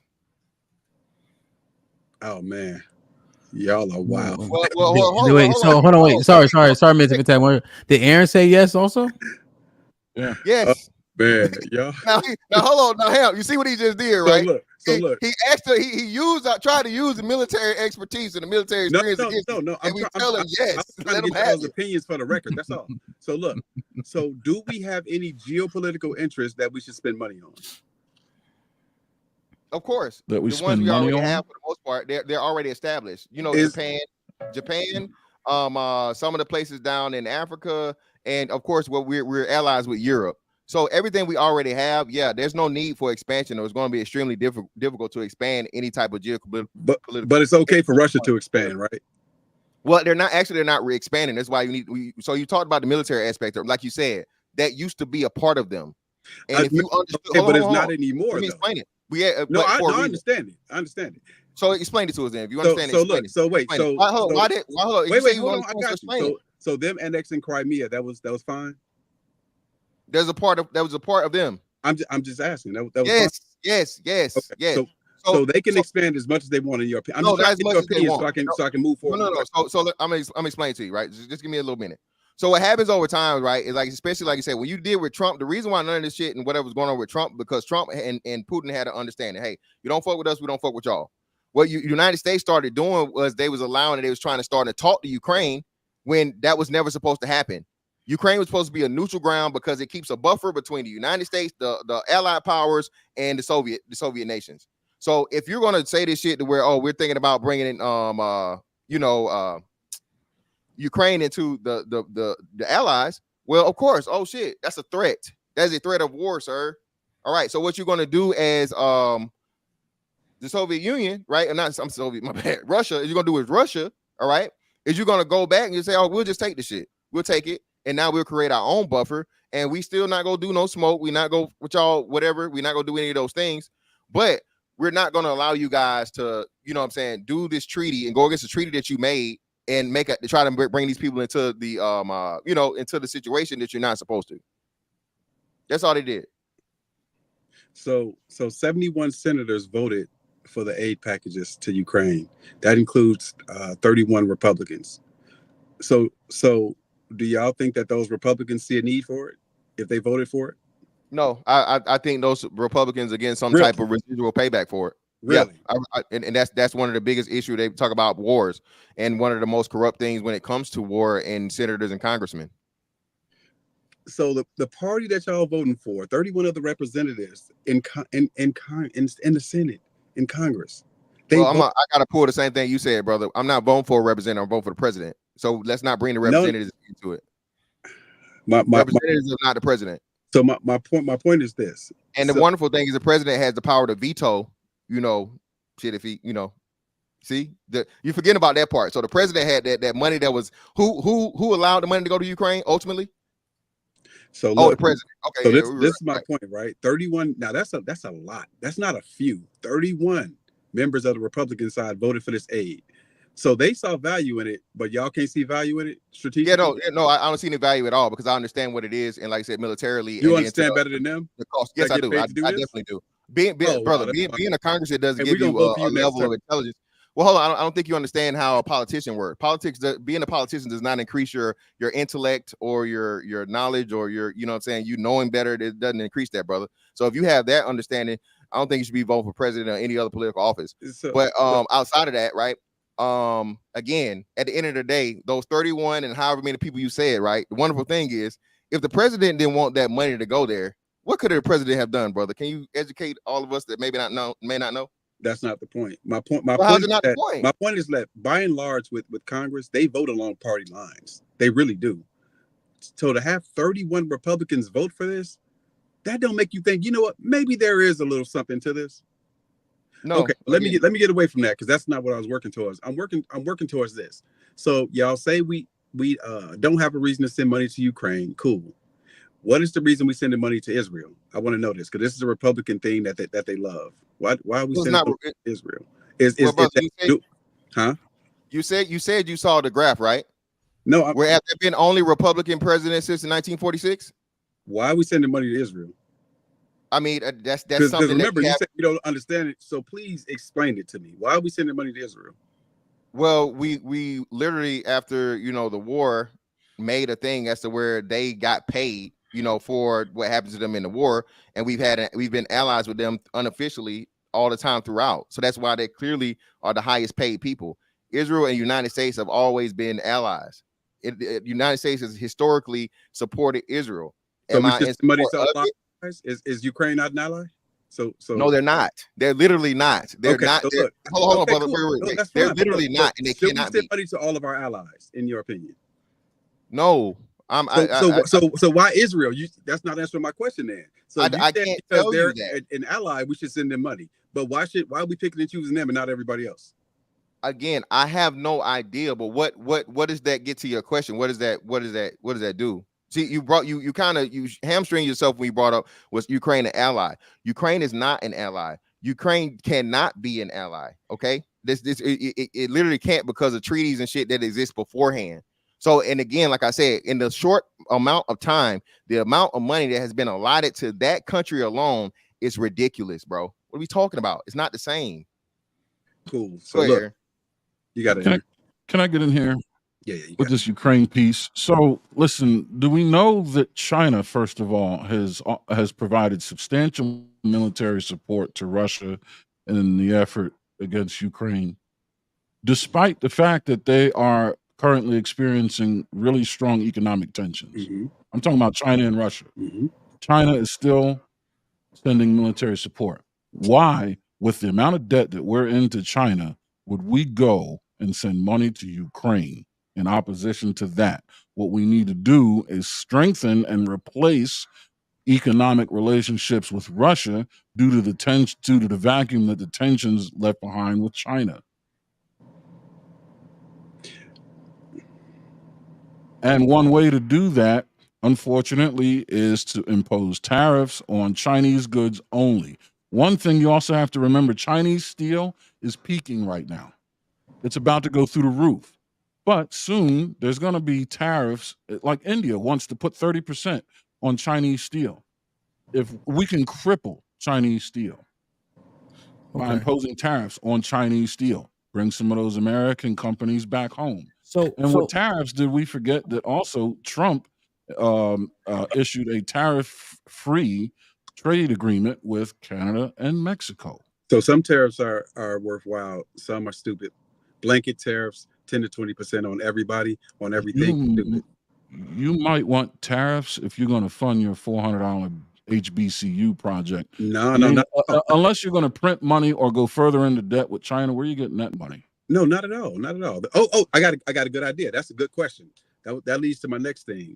So look, y'all. So I know, Aaron, you said you're independent. Fantastic. I guess that means you're conservative. I'm not sure. I don't know. I'm not. You're independent too. All right, so no, just for the sake of this conversation, y'all are on that side, and I'm on the cool, left. I'll be I'm Republican. independent too, just for the record. So look, so y'all believe in paying for things. The government should pay for things, like have a balanced budget and pay for things. Be more specific. I want to make sure I'm understanding. When you balance the budget, you make sure that the things that you're proposing what you owe is paid for. Yeah, so you don't raise the debt deficit, things like that. Yeah, ideally, yes. That's how it's supposed to work. Yes. So explain the cost of Trump's tax cuts. That's going to cost 1.9 trillion over the course of 10 years. Explain that not being paid for and how that makes sense. I think you had this conversation before, but it's really easy to explain. Now, when you have a plan that's supposed to be a two-term plan, as in like Obama, right? A lot of stuff that happened with Obama could not have happened if Obama had not had two terms, right? So you have a plan that's a two-term plan, right? And then it's going good. Everything's going good. Then you have the first global, not nation, global lockdown, like in modern history that we've ever known of, right? Everything, the whole world shuts down. You have to start the economy back up, and then you don't get reelected. And the new administration goes the total opposite way of everything you were trying to do in place. That's how you get $1.9 trillion in debt, brother. That's it. That's the explanation. No, the tax cuts themselves, the total cost of them by the CBO, not by Sean, is $1.9 trillion unpaid for over 10 years. I mean, how do you rationalize that cost while also complaining about the pennies, comparatively speaking, going to Ukraine? Well, lower inflation, increase the GDP. Yeah, what are we talking about? What Trump was doing? Well, hold on again. He just told you. So wait. So I don't know why you're laughing. Again, I think you forget for the first time, United States of America was exporting oil for the first time during Donald Trump's administration. You know that, correct? You remember that? Oh, you don't remember that? So let me help you out. Okay. Well, you say what? So, United States of America was exporting oil. What they got to do with the tax cuts, though? Well, like we can talk about that, but Aaron, help me out, brother. You got it. Aaron, you take over. You increase the GDP. You just increase your profitability. It's all about cash flow. Money flows in direction. How did it increase the GDP? It did. When did that happen? And how can we? No, you're asking a question, and I'm giving you the solution. You would need to increase the GDP. Oh, you're saying how would you pay for it? That's the fix. Oh, okay. I get what you're saying. Increase cash flow. I get what you're saying, but as of right now, Don't save to go on vacation. Go get another job to pay for the vacation. That way, when you come back for vacation, you still have that stream of income. It's I all get what about you're cash saying, flow. Aaron. It's not about what's in your bank account. It's about what's coming in. Aaron, I get what you're saying, but as of now, he didn't pay for the tax cuts. So that means that the U.S. economy, that $1.9 trillion is lost. Unless, to your point, Aaron, somebody figures out a way to pay for them. But why should we have to pay for them? Because those are tax cuts for corporations. And you know what the purpose of those were? It goes to what Fantastica was talking about. It's supposed to be trickle-down economics. It's supposed to say, hey, these corporations, they got tax cuts. Now they have more revenue. And we can Google this too. What happened? 80-something% of that money went to dividends and stock buybacks. It didn't create more jobs. So that means that the money that we lost, the revenue that we lost, that should benefit us, it went to corporations, and it went to golden parachutes, and it went to stockholders. It's not. So increasing a good decision in hindsight. Increasing the GDP isn't about increasing jobs. It's about increasing the flow of money from the rest of the world into the country. And when you talk about tax cuts for corporations, that coupled with tariffs placed on Chinese goods is incentive for companies, American companies, to pull up stakes in China and come back home, reap the benefit of tax cuts here on U.S. soil, and because export their goods are getting priced out the wazoo as imposed by the tariffs. Right. And if there's a good in China that we need that has been priced out due to these tariffs, bringing those companies back home increases the GDP. And you know what we do? We increase trade with Canada and Mexico, which is a tariff-free agreement at the moment. Big Aaron, those are you talking about something different. I understand what you're saying, but that's a different conversation. Tax cuts and tax incentives are different things. We're talking about the tax cuts, what is it, the TCJA, whatever you call it. We're talking about the tax cuts that he implemented.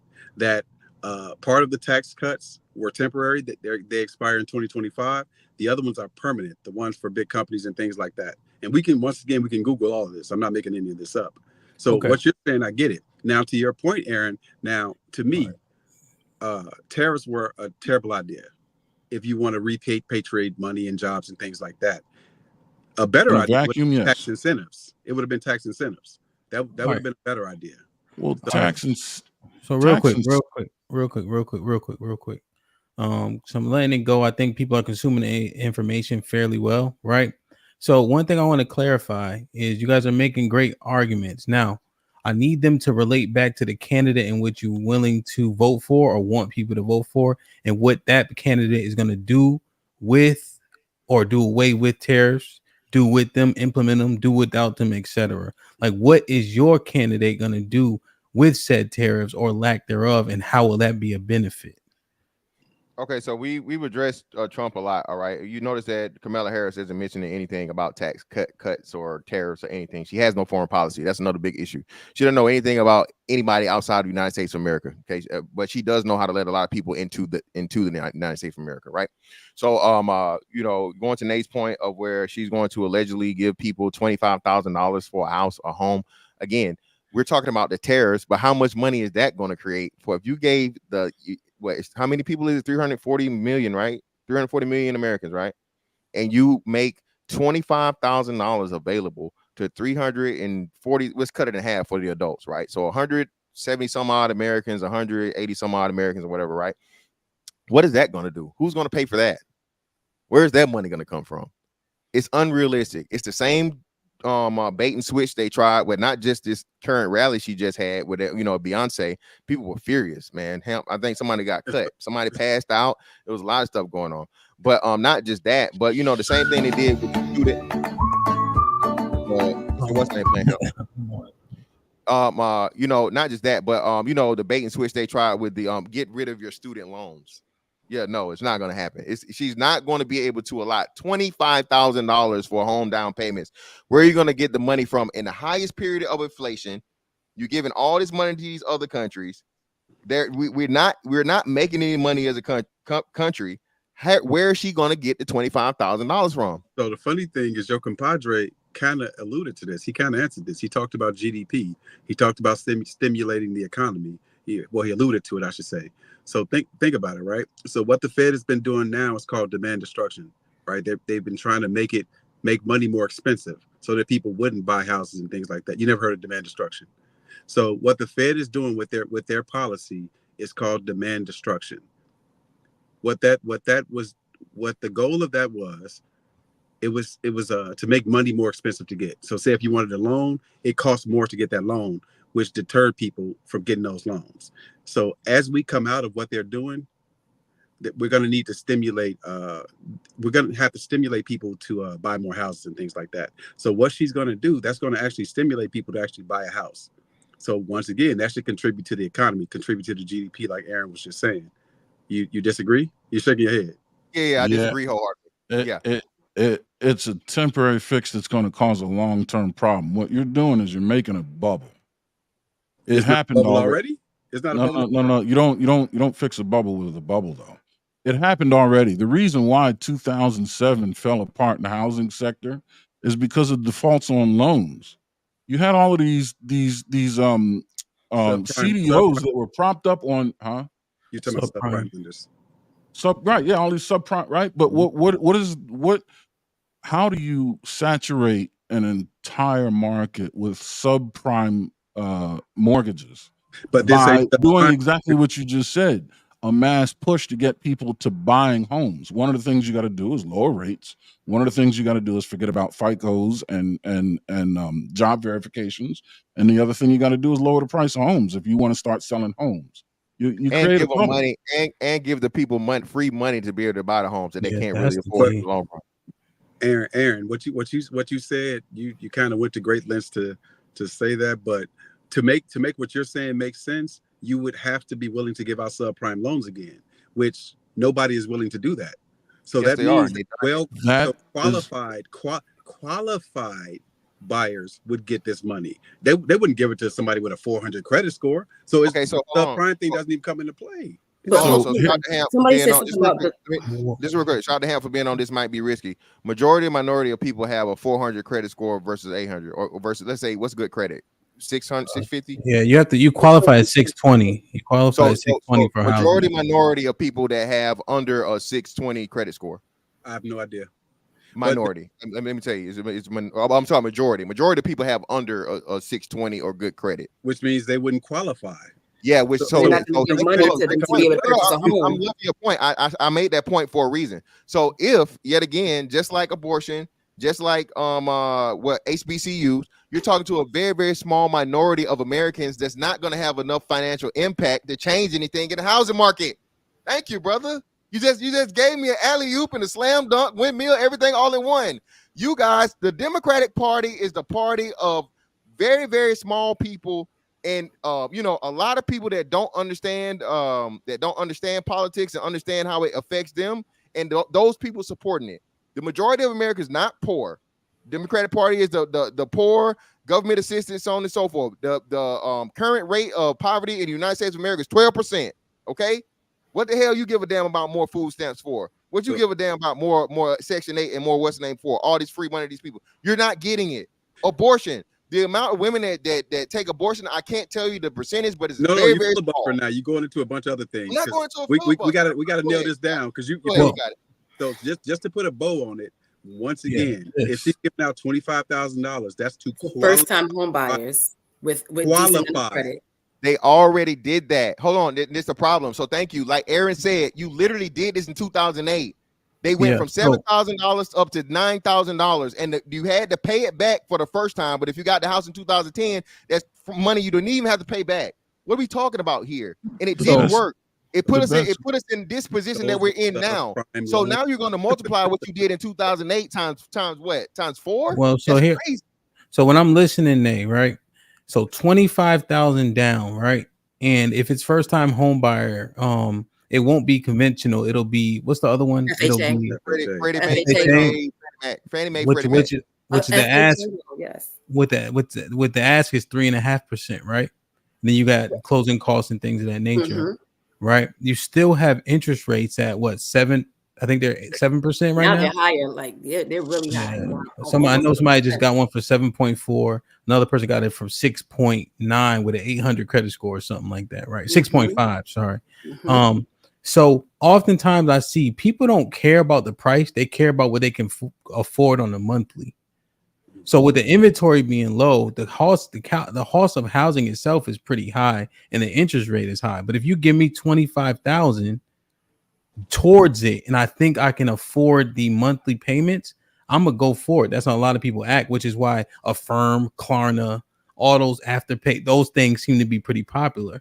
But it sounds like, just listening objectively, that this is a detrimental plan to pour that much money into people who qualify at an average on the 620, and they don't really have the funds to do it in the first place. The reason why I'm concerned, Nate, is because I bought a house during COVID, and you had to show $10,000 to $20,000 in money just in case you lost your jobs and things of that nature. So aside from the payments, you had to have money in the bank from if shit hit the fan. But the interest rate was also 3%. So I find concern with this. What you think? So you're absolutely correct. And remember, Miss I Nay.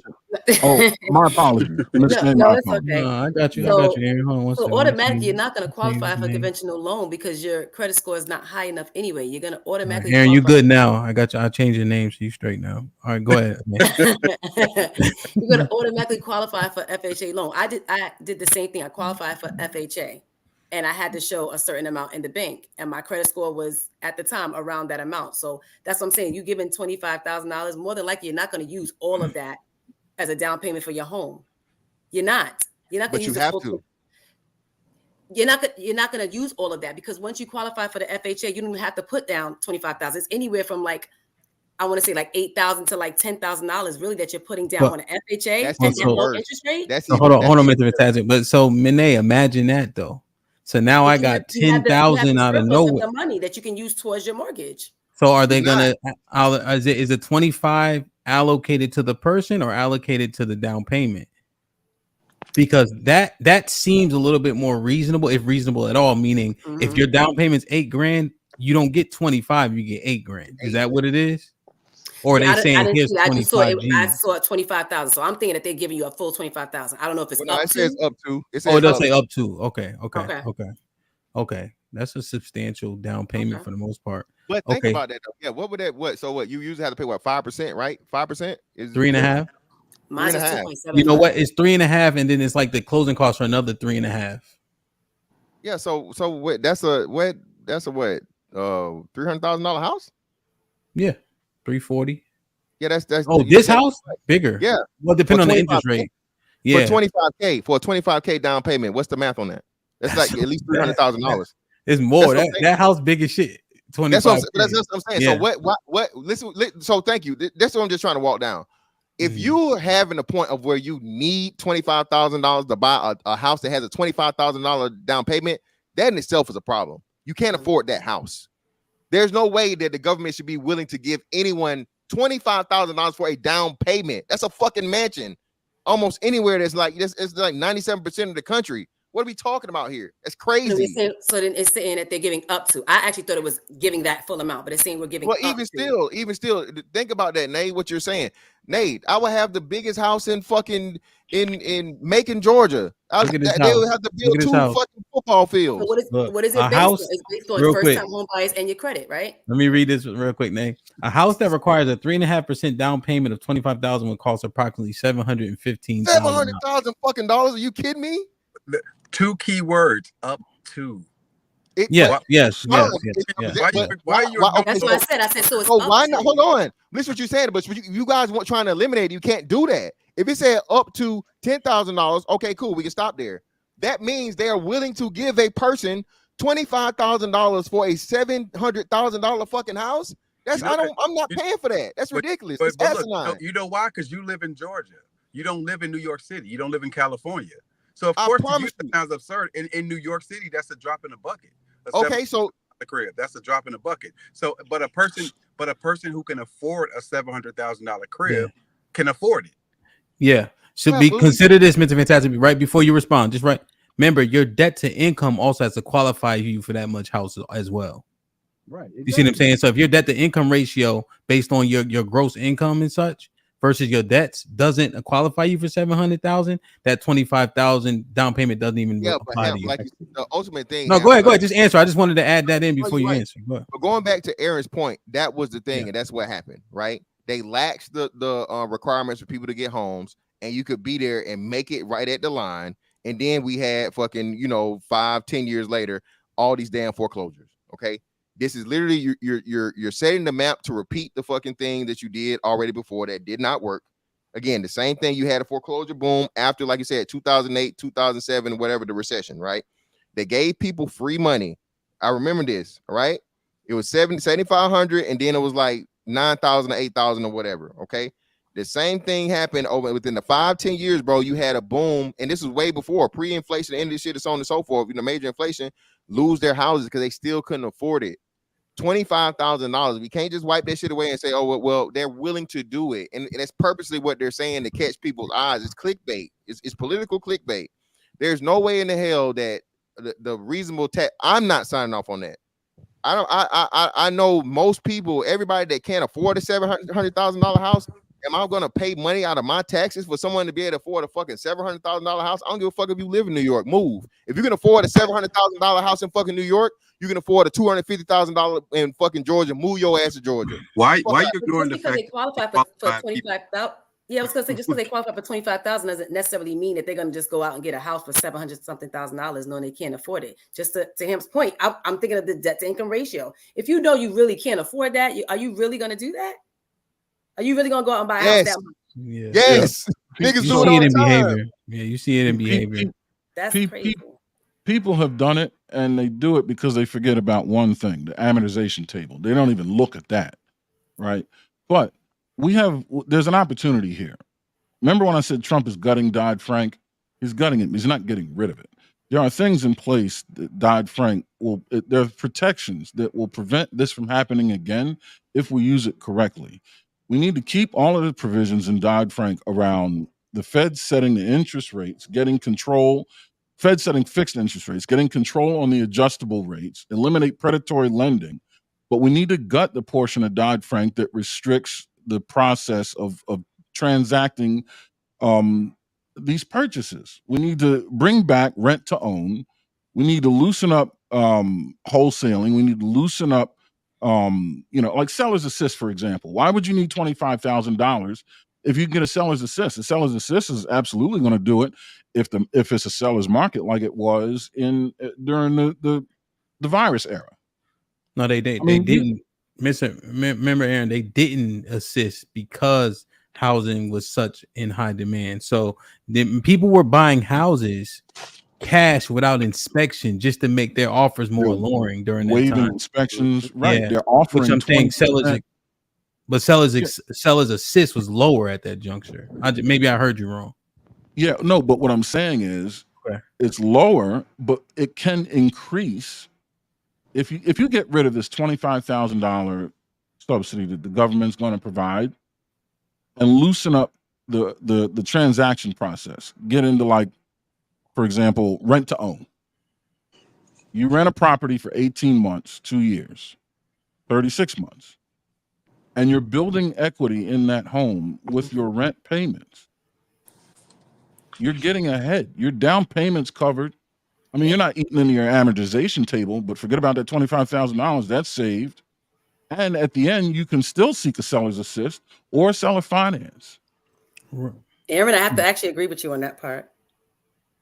And the reason why I say that is because you're taking your rental portion and you're putting it into escrow, and you can use that towards the down payment. Escrow. That Dodd-Frank got rid of the exactly. I'm big on the rent to own because not everyone can afford to own, nor do they want to own. But lowering the rent costs and allowing them to be able to pay into your own mortgage, and to that point, being able to now take from that first-time home buyer. So where do we stand? Around the upfront requirements. So now here we go. Right before Sean goes, okay, we discussing the proposal. We discussed the tariffs. We discussing this 25,000, how it works, how it won't work, what are the detriments. tie it back to the candidate. Why is this a good thing? Why is it a bad thing for the candidate who's proposing it? That was my question. Did Trump explicitly say that's what he's going to do, or is that what Aaron is saying they should do? No. Trump has already begun in his previous presidency and has made it implicitly known that he's going to meticulously move through Dodd-Frank and trim the fat from that 2,000 pages. Wait, so why didn't he do it when he was president? Y'all talking about what? No, he did. Was doing right. Y'all talking about what she didn't do as vice president? Why didn't he do it when he was president for these many years? He was doing it. No, I'm not talking about what Harris did or didn't do. I'm saying Trump's 4 years, he began to get at Dodd-Frank. So are you guys done with the 25,000? Yeah. Let me make a definitive statement. $25,000 home buyers credit or whatever is ridiculous. It is up to $25,000 for a person to be able to afford a home is ridiculous. That right there again is nothing but the same old tactic by Democrats to give people free money and vote for me so you can get a mansion that you really can't afford. So it's horrible. Why though? So you still don't say why. But that's that's enough of that. Cool, you got that. It's horrible.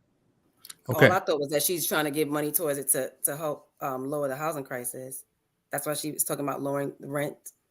It can't lower it can't lower the housing crisis because there's also supply and demand on houses. There are not enough houses, and because she allowed all the illegal immigrants here, because she allowed all the illegal immigrants here, those millions of illegal immigrants have taken up houses away from tax paying citizens, and for free on the government's dime. Some of those illegal aliens are the ones that are helping to build these homes too. Very, very small percentage. Not anywhere near. I'm in Texas, a large percentage. Trust me. No, but wait. That's why we need to strengthen the Mexican economy by increasing trade with them in this tariff-free agreement by pulling out of China so that they're not coming here. I don't think your candidate is trying to do that. So. He already put in place the tariff-free trade agreement between Mexico, U.S., and Canada. And he's attacking China. That's the next step. Shut down trade with China, increase trade with Mexico, tariff-free, strengthen their economy, slow down the flood of immigrants. So no, I think you're putting that stuff in yourself. Some of that stuff in yourself, Aaron. Pause. This is the same guy who said he's gonna put a 200% tariff on John Deere if they start production in Mexico, which they said they're gonna do regardless. Well, clear. That's inflammatory. No, Aaron, I wanted to talk to you, big dog. No. The agreement already exists. Tariff-free trade between China, Mexico, Canada, and U.S. It exists. Why would he do? So we got that Google machine still. We can Google what Trump said about the 200% tariff on John Deere if they start production in Mexico. Oh yeah, because. Obviously, you would want to keep John Deere production here in the U.S. That's a fight to keep jobs here. So Trump gets to pick and choose what companies can produce in Mexico. So only Mexican companies can produce in Mexico, and nobody who ever did business in the United States. Well, North America. No. Traditionally, so the problem, he did the same thing. He gave the same threat to Ford and whatnot too. So basically, what he's saying, traditionally American-made companies cannot abandon America to jump across the border. What are we talking about? You screw up your GDP when you do that. Require Mexico to earn its own money, but lubricate the transaction process with them. Make it easy to trade with them. That will empower them to stimulate their own economy, develop their own GDP. We shouldn't have our companies going to Mexico to strengthen their economy. We strengthen their economy by buying from them. But we keep our production. We keep our profit producing entities here in the U.S. That's how you keep a strong GDP. So you're saying we should be buying from them, from Mexico? Sure. But I thought he said making America great and we keep everything American. That's why we got to keep John Deere here in America. And Ford and GM. We want John Deere tractors made in America, not made in Mexico. We'll buy your corn. As a matter of fact, we'll sell you a tractor so you can run your farm for me to buy your corn. All right, let me read these. Li with the $5 says, "Oh, LOL. So if I donate to a HBCU, I'll have to be the president of the USA to do so." HQ with the $5 says, "Three things that exploded our deficit: Trump tax cuts, Trump tariffs, COVID. All were extreme factors." Sophisticated Jerk, what up though with the $10 says, "The U.S. has interest in Ukraine fighting Russia. Ukraine fighting Russia is weakening one of our biggest enemies and antagonists." Hold on, wait. Just go back real quick. Proxy war. Brother. Yeah, brother. You must have no idea of just how Ukraine is losing people, bodies, and land and everything. They're not weakening Russia in any way, shape, form, or fashion, bro. That sounds like Charlie Wilson stuff right there. We need to move past that. Yeah, sound like y'all are pro Russia to me. No, I'm gonna get away from China. Reaper with the $10 says, "Mr. Fantastic is right. According to pure competition, tariffs lift the prices of a good, which leads to higher domestic supply, which captures the price premium, which then brings prices back down." What? Reaper. Yeah. HQ with the $5 says, "We have a bilateral agreement with Ukraine for 10 years to help them build their military. Mr. Fantastic is wrong again. Call Umberto." I don't know who Umberto is, but okay. EBD with the $2 says, "That's one thing Dodd-Frank prevented: lone predators." That's one thing NTAT with the $2 says, "I guess y'all forgot about Dodd-Frank and SNL." Vet Life with the $10 says, "Mr. Fantastic, there's a reason why here in St. John's, Duval, Nassau, Clayco, they are building a bunch of apartment complexes. Smart people rather rent because they know it's a bad deal." Vet Life for the $5 says, "Adding to your point, Mr. Fantastic, my last super chat. It wasn't like that here when Trump was president. People were buying homes like crazy." Reese with the $5 says, "Mr. Fantastic, you proving Harris right. She already said her plan is to build 3 million more homes to lowering housing costs on top of the $25,000 assistance." EBD with the $2 says, "Bruh, Trump has his own products made overseas." P. Keezy with the $10 says, "The tariffs aren't about protecting consumers. They're about suppressing demand for foreign products so American companies will get a larger market share. It's a corporate welfare." Like, share, subscribe, tell a friend to tell a friend. Hit that like button right now if you can. That helps the channel the most. Here's what I want to do. I want y'all to go into Dodd-Frank, but I want to break up a little bit of the monotony on the financials and hit on what Nay was talking about in terms of Kamala being pro-choice. Is that right? You asking me if she's pro-choice? Yes, ma'am. That's the one. Yes. Yes. All right. So in terms of, and that's the one reason why you would advise people to vote for her if they haven't already on November 4th. Can you expound on what you mean by her being pro-life? Is it better for women? Better for the what is it better? Why is it positive? I think you should have access to abortions. To be honest, I know it probably sounds crazy, but I think that men should not be telling us what to do with our bodies. Sorry, fellas. I do not think that you should be doing that. Why are you making concessions while making your argument? I have to just say it. Okay. I just have to. But just make your argument. People going to determine what they want to determine. Go ahead. Yeah, I don't think that men should have the authority to be telling us what to do with our bodies. Like we are their property to tell us what to do with our bodies. We know what is best for us. We know that childbearing can be strainful on our strainful on our bodies. We know that abortion can be strainful on our bodies, but it's up to us to determine what's best. I don't think that a man should be telling us what we should do with our bodies. That's just really what I feel. If you want to have an abortion, for whatever reason you feel like you should have it, do it. That's just me. Do you think women should? Uh-huh. Do you think women should have that conversation before making that decision? Have a deep conversation with the physician. I think they should have a conversation with the physician. Also, when you think about it, you can also avoid having to have an abortion at some point, right? It's a two-part thing. You can abstain from sex. You can use condoms so you don't have an unwanted pregnancy. And to the people out there saying that, we just want to just have abortions left and right. I don't think that's very much true. I don't think it's like, okay, I'm pregnant, so I just want to have an abortion. No, there are many factors that come into play. Well, it's a very loud, extreme minority that says just that. They're purposely going out and getting pregnant and getting abortions just for the sake of saying it, so they can fight the campaign thing. But just one quick thing, Aaron, before you hop in there. Saying what you're doing would be the same thing as men telling you what you can do with your body, since it's the United States government giving you the authority to, pretty much Roe v. Wade was Roe and Wade, like, what I'm saying. So anyway, that would literally be men telling you what to do with your bodies, right? Just the statement in itself is oxymoronic. Contradictory.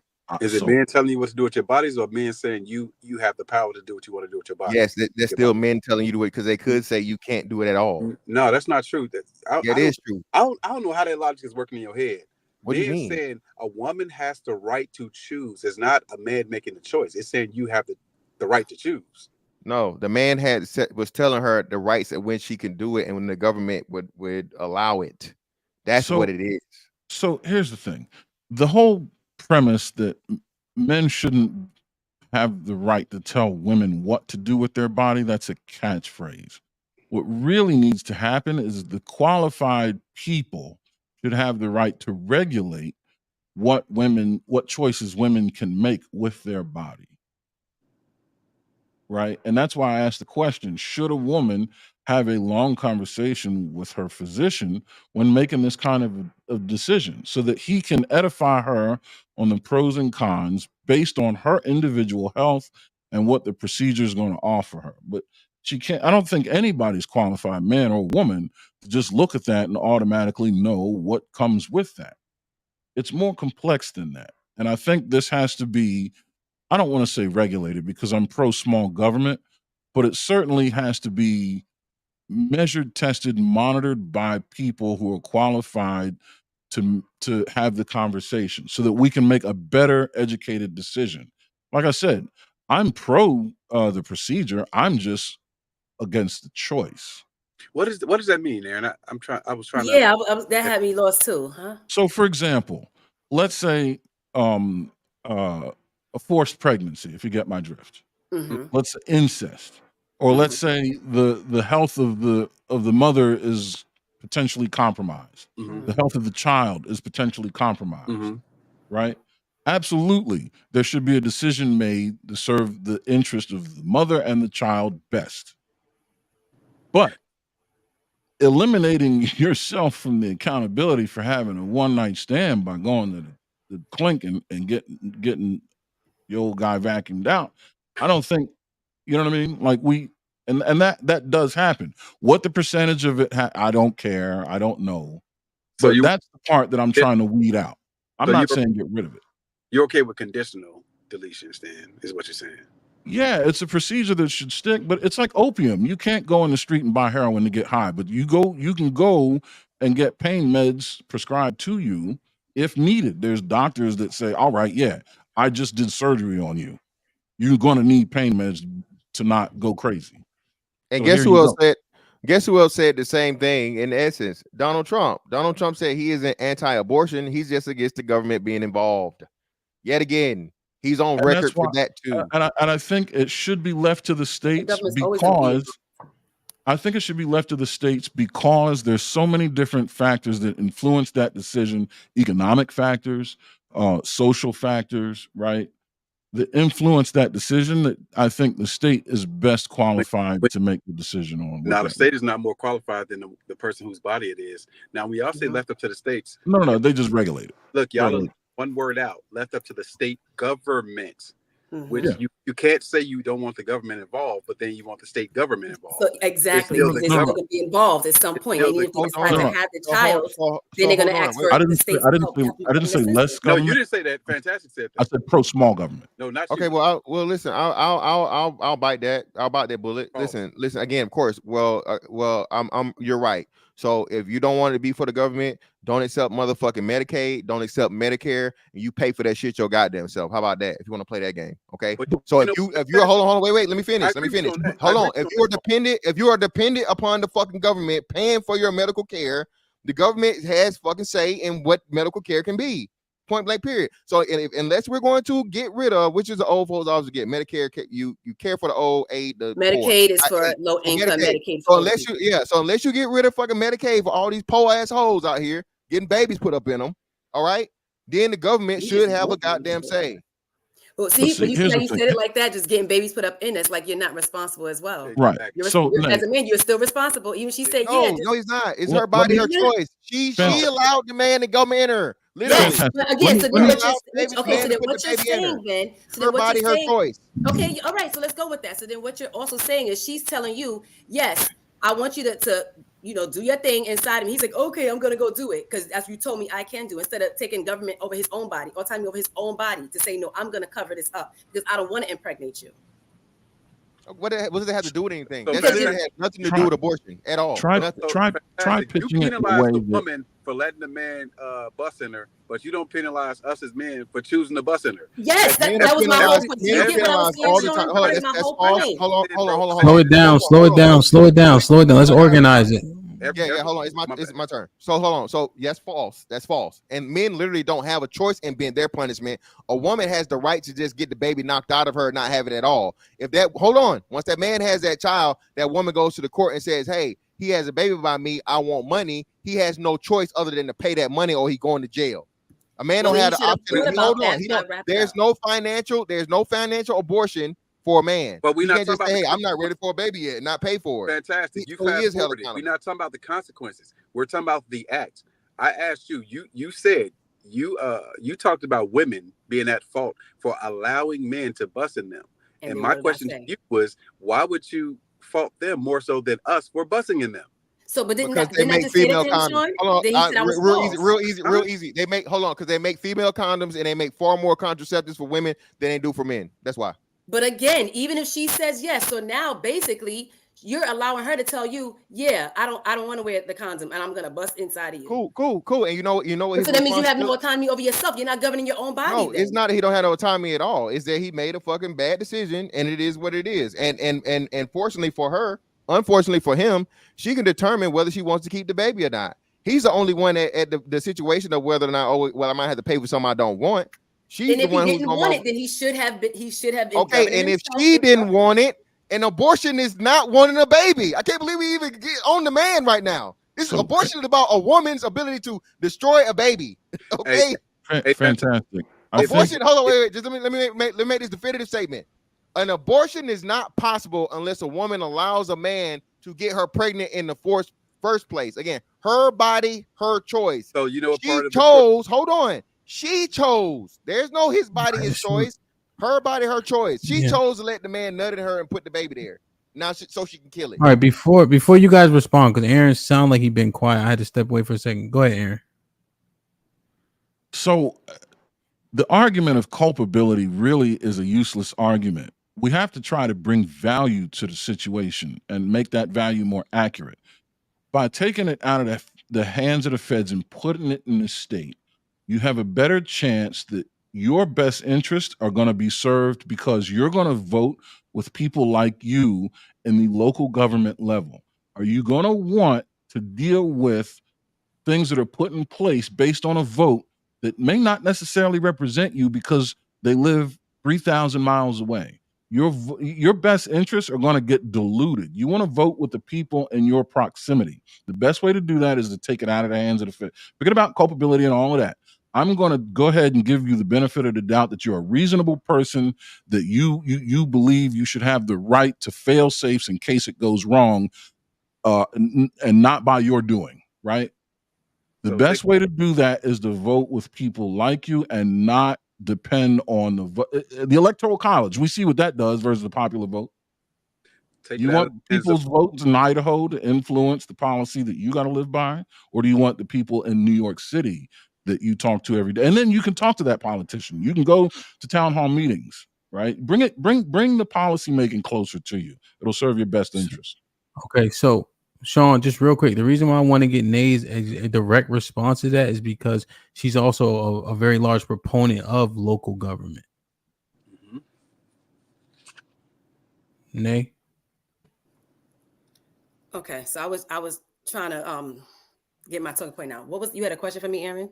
Was it a question? Come on, Nay. No. Well, he was saying the fact that it's the state's choice to have, whatever the abortion laws and rights are. He's saying that it's localized, which means that your direct, what are they called specifically, Aaron? What would be the correct term? Your direct, your direct influence. You'll have a greater direct influence, or your but what's vote. the who would it be? Your State rep, governor, state rep, your senator. reps. Yeah, would Yeah. you can more directly affect what happens because your demographic that's voting on the abortion rights as opposed to, you know, the big federal government doing it. Mm-hmm. So you So want to now vote for? it's just localized now, which is when Roe versus Wade was overturned. It's localized now. Yeah. So What you do want to think? vote for your legislators that would, if you look for pro-choice, you want to vote for your legislators that are more pro-choice. Yeah, he's saying at the state level. But At the that's state level, yeah. but why would y'all get to decide whether it should be at the state level or not? Because think about it, right? You're saying local, state is not local. It's more local than fed. Local's a But municipality. it's not State local. is your state. Yeah, it's Right, not. but I'm saying more Do you local. know that, It's that Illinois and Pennsylvania, it's pretty much like Pennsylvania's like Philadelphia plus Alabama. You know what I'm saying? So it varies widely a state. Illinois is just all corn aside from Chicago, pretty much. Yeah, it's like Nebraska. So, right. so saying state, like it's not a monolith. So that's not local. You can't call that local. So No. I said more. County, underneath states, you have county, you have city. It's a relative. Within city, you have different districts. You have different. It's not. Let me provide What clarity. you're saying, Sean, is have one law like at the federal level, and every state abides by that law. Aaron, what you're saying is you can have the federal, but yes, every state has their own decision. That's why people are driving to different states to be able to determine, okay, well, That's what this it state is. is The operative word is more local. I wasn't using the term local government to like identify an municipality. actual. Yeah. Right. He's I'm talking just about the state saying itself. yes. Well, one question I have is you're born in a red state. So now by proxy of that, you have less civil rights essentially than a woman that's in a blue state. What about that? And then what I saw is, and I'm trying to get you guys insight. I think it was Ohio and Virginia that voted to be pro-life, you know, with parameters, which are historically red states. So that kind of threw me for a loop because it seems like even women in those states still want those civil rights, regardless of what their, you know, conservative beliefs are, given those states have been historically red. So now you're limited based on being or born in a red state. And contrary to popular belief, it's hard to just move. Right. And I'm just trying to give an argument so I can understand the ideology, you know.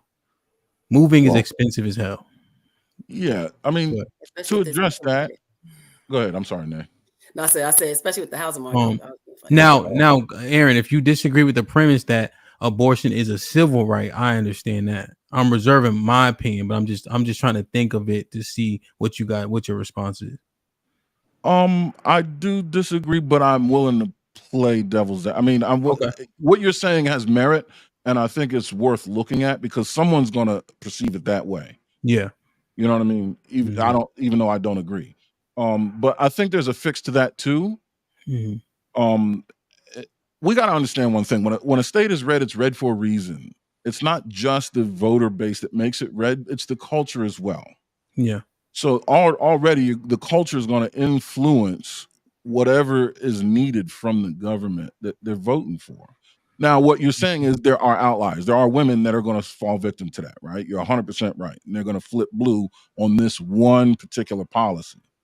But it's easier to have that conversation when you localize your voting conversation further away from Capitol Hill. It's easier to go to your state capital and talk to the politician and maybe get him to turn around on that than it is to get to Capitol Hill to do the same thing. It's very hard to go to your state capital and talk to the governor. No. I said it's easier to get to your state capital than Capitol Hill. That's why I said what I said. I said it's very hard. You know what I'm saying? It's very hard. It's not still hard. It is hard, but it's easier. It's back to that more local. It brings it closer to home. It's not an absolute fix, but it gets it out of DC. And if you're in Cannon Beach, Oregon, getting it out of DC, I'd rather go from Cannon Beach, Oregon to Portland than go from Cannon Beach to damn Pennsylvania Avenue.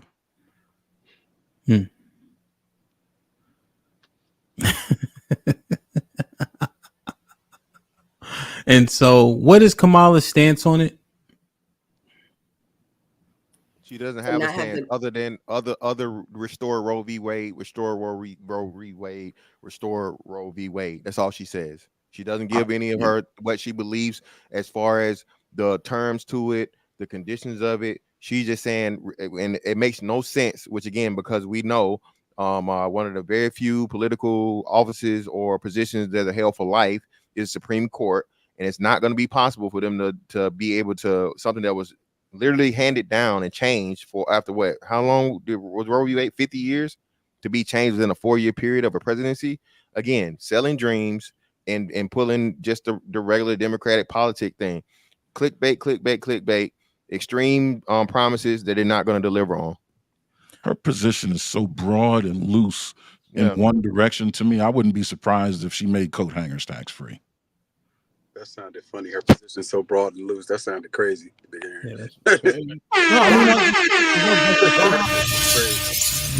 We know it is, shout out to Hunts Point. Reese Anderson with the $5 says, and Trump didn't create a good economy. He inherited it from Obama's economists have already analyzed the numbers. Yeah. Black Dawn with the $5 says, fantastic. Russia isn't feeling anything from the Ukraine war.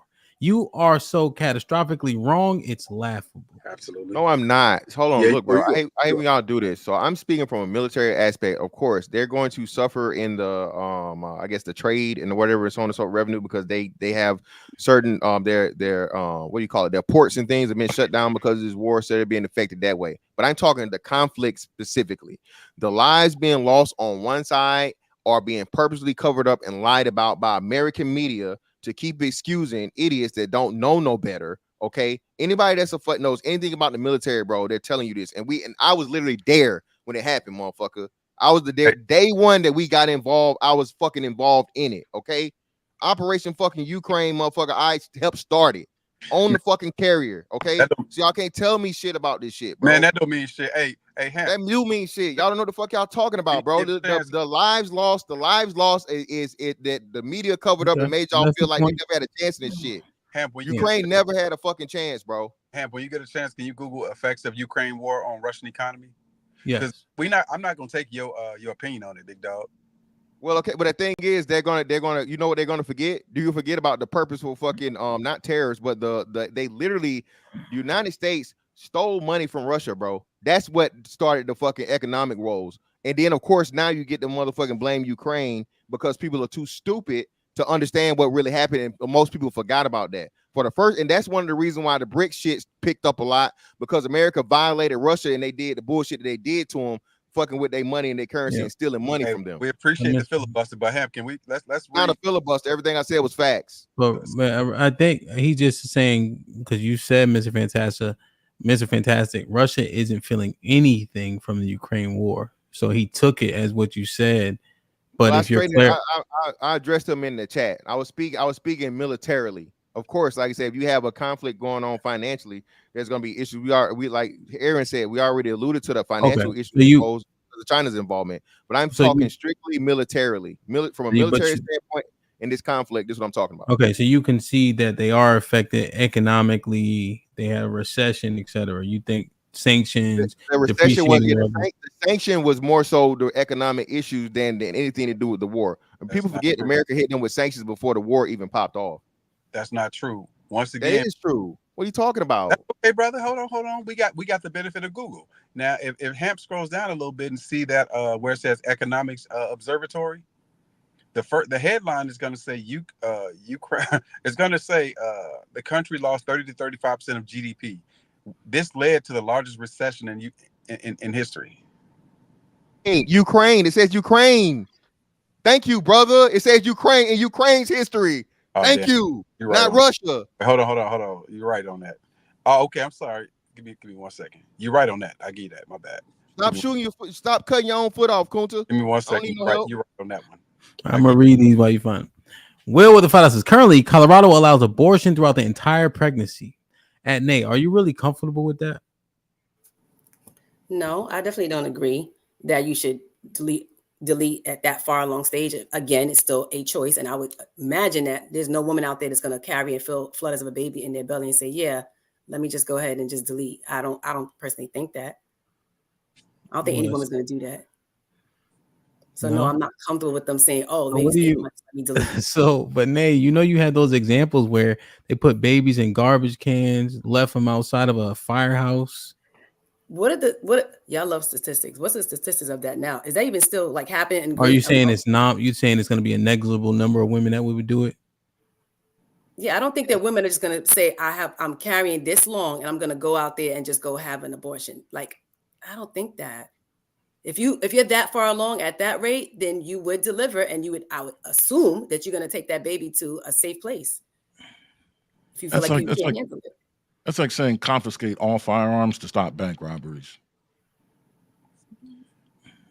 So fantastic. Based on what I'm reading. Last one. HQ with the $5. Aaron's way will disenfranchise people in the state that think differently. Go ahead, Sean. So based on what I'm reading, fantastic. Russia has lost between 66,000 and 120,000 troops, and had 315,000 wounded. That don't count. That's alleged lives lost. Yeah, no, that's not accurate. But even if it was, compared to Ukraine's numbers. Ukraine has lost accurate number though. Now let's just say it is. Hold on, let's say it is. Ukraine has lost twice. No, we're not comparing it. You said there was no effect militarily. You don't think over 100,000 deaths is considered? Well, I would need to see that source and see it. But again, they've been lying to you, bro. So I would need to see the source and verify what you're talking about. Say they lost over 100,000 people. I would need to see the source. I don't trust that because again, I've actually researched this and did it and so on and so forth and looked into the actual what's going on. And Ukraine has lost more than twice the amount of troops that Russia has lost. Yeah, but it don't matter if they've lost two. Your contention was that Russia hasn't lost anything. It doesn't matter if they've 100,000 people out of millions in a military. I mean, hey, that's the part that's you sign up for the job for, bro. So now it's relative. So you said it's not relative. Lost. It's not relative. If we were to lose, if we were to go into a war today, bro. And with the full force of the United States military, and you lost, you know what I'm saying?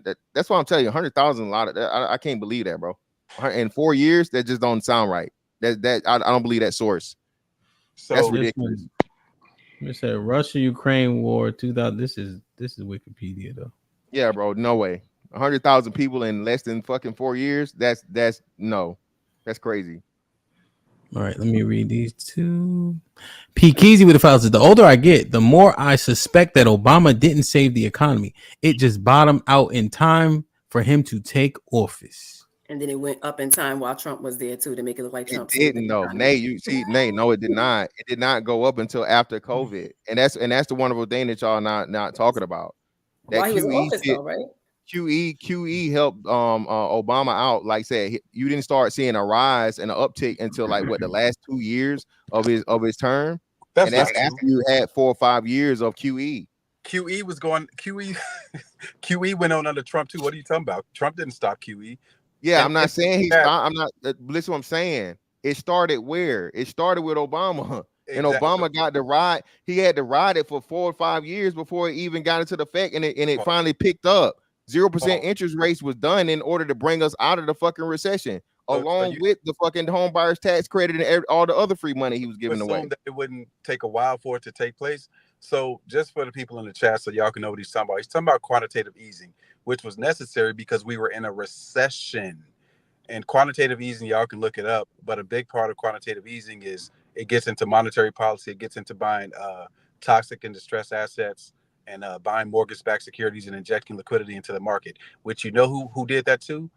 Under Trump, they injected liquidity into the market, which is why they bought all the mortgage-backed securities under Trump, which is why they gave stimulus. It's quantitative easing still. What we're doing right now is called quantitative tightening, because they took too long. Even the Biden administration took too long to stop QE. To your point on that, And I'm glad you said. That's why I was looking before when you were saying what you were saying earlier. You weren't using the correct term. That's what quantitative tightening. You was calling it something else earlier, and that's why I was like, I didn't know what the hell you were demand talking about. destruction is a part of quantitative tightening. Exactly, that's what I'm saying. It's a part of quantitative tightening is the whole. Yeah, so that's why I was lost.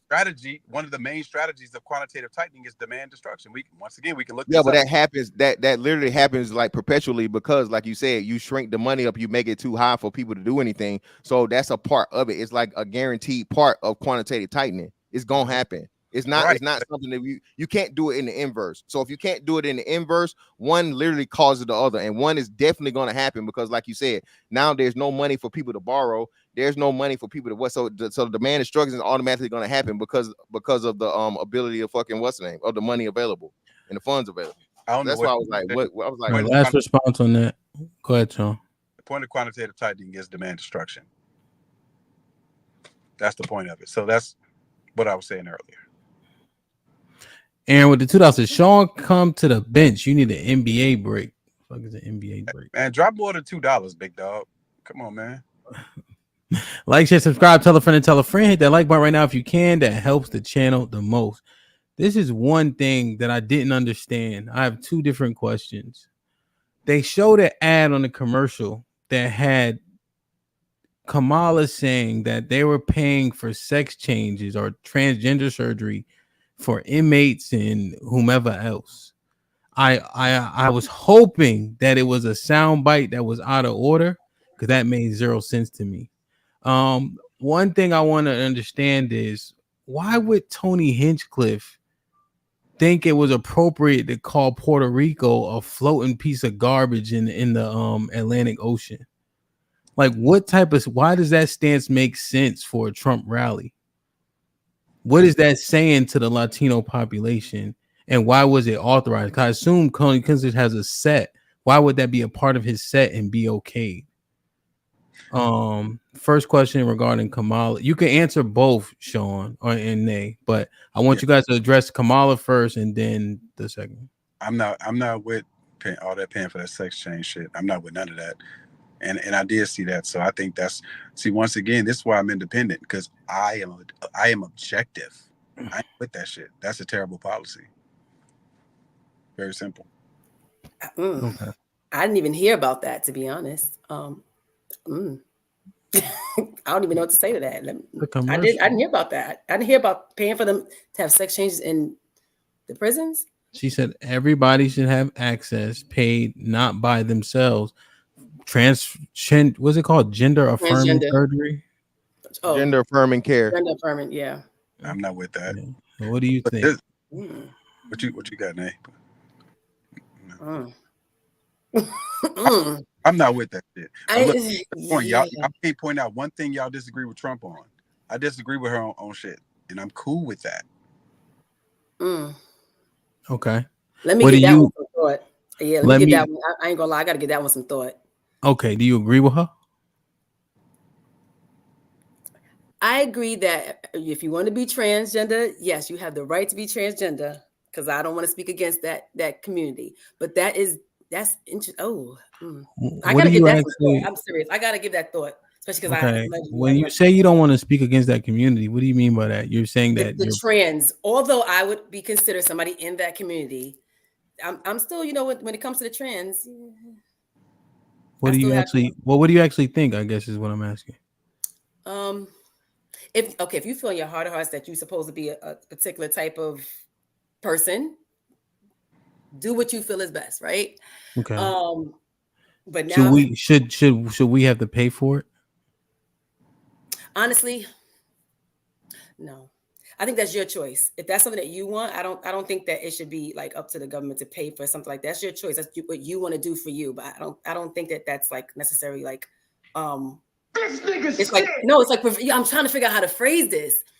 It's not like a medical procedure, like something that you really, really need, like a surgical procedure of some sort, or like something that's medically wrong. But then now we go pay for it, and then you decide, okay, I don't want to be in this body anymore. So now you want to have reverse care. So that I'm a little bit on the fence with that. Do you think that we should pay for it?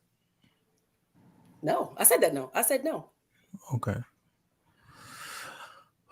Okay, Nick. God. Yeah, because I'm like, that's tough. All right. That was a tough one. What? That's You what I'm ain't trying to get banned from the understand. meetings, man. You trying to get her kicked out of the meetings, huh? What You know is? they can't talk against each other. Well, what is? Why is it so tough for you? That's the one thing You know, that's I'm all right, confounded by. all right, I'll be honest because I have spoken out publicly in disagreement with certain things, right? And it was like, why would she say that? Now I'm considered being in the community. And it's like, I guess I can understand why people would want to. I don't really fully understand why they would do it. I don't. I still don't understand because I love being a woman.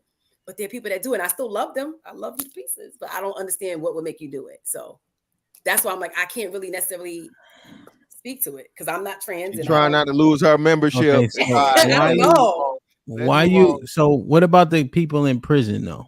And they want all these, the medicines and et cetera, et cetera. What do you think? So if you're in a male prison and now you want to transition to being a woman, like, or vice versa, maybe you need to be in a prison for just transgenders. I don't know. Who's gonna pay for that though? Who's gonna pay for that? Of course, it's going to come out of our pockets, the citizens. It's going to come out of us. What do you think somehow. about the men who said they were women, got transferred to women's prison, and unfortunately took advantage of those women? See, then I don't consider you a woman. So now I have to be honest with that. I don't consider you a woman. I consider you a trans woman. You're trans. You're not a woman. See, I know it sounds, look at fantastic face. I still don't consider you an actual woman. You are not a natural born woman. You're just a trans woman. It's a damn man. Bam. A man. You're trans. So you're trans. You are a trans man. woman. Yes. So your genetic makeup is a man. Yes.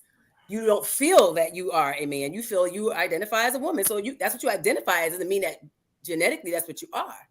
Bam. Okay. Man. Well, not. Yeah, you can go. You can question her in a second. You got same questions, right? Why does the Hinchcliffe thing make sense? And then, what do you guys think about the gender affirming care or surgeries that Kamala saying that she would back because they all deserve it? You guys. Our side, okay. Oh, that for one, that dude gay, ain't he? That's a gay comedian. No, I'm pretty sure. You sure? The dude yeah, he just Tony Hinchcliffe. No, he just on his show. There's a guy named David something who he calls him gay all the time as a joke. But it's the dude with the comedy show that they sit down on a panel and like people come up and do stand-up comedy, right? Yeah, for 1 minute. Yeah. I'm placed a person, right? So either way, right? Listen, bro. I don't get, it's a comedy. Comedy is comedy, bro. I don't get caught up in it. Just like Dave Chappelle can say shit about white people, black people joke about white people all the time, and Hispanics and Africans and gay people and straight people and fat people and tall people. Again, I do. If they knew it was him, I mean, he's a comedian. So I mean, would I have selected him, or if I definitely would have been like, hey, bro, it's a campaign, so I know you're a comedian, but yeah, I wouldn't say something during a campaign a week before it to offend a whole, voting block of individuals. So yeah, I don't believe in the art of comedy. Yes, it's okay. I'm not, but from campaign strategy, that's horrible. That's just absolutely. Do you dumb. think that they think it doesn't matter? Like, is it possible that they look at people as foolish, so regardless if they're insulted, they're still going to get the votes? No, I don't know. Well, no, it's not that. It's not a thing of that we got them, so we're going to vote them anyway. I don't, especially the Republican Party and minorities. No, the Republicans don't have enough of leverage and enough support from them to have that attitude. You feel me? So yeah, I don't believe anyone believe that at all. Okay. Did Trump say anything against it? They just kind of just chalked it up as I don't know. I literally I saw it like headlines or whatever. Of course, all the liberal stations are blasting it. So I haven't really been able to do any research into it and see if Trump responded. But I'm pretty sure he'll respond and be like, "Hey, you that's not what our campaign thinks," and so on and so forth. As far as like trying to get ahead of that. Okay. And what do you think about the transgender stuff?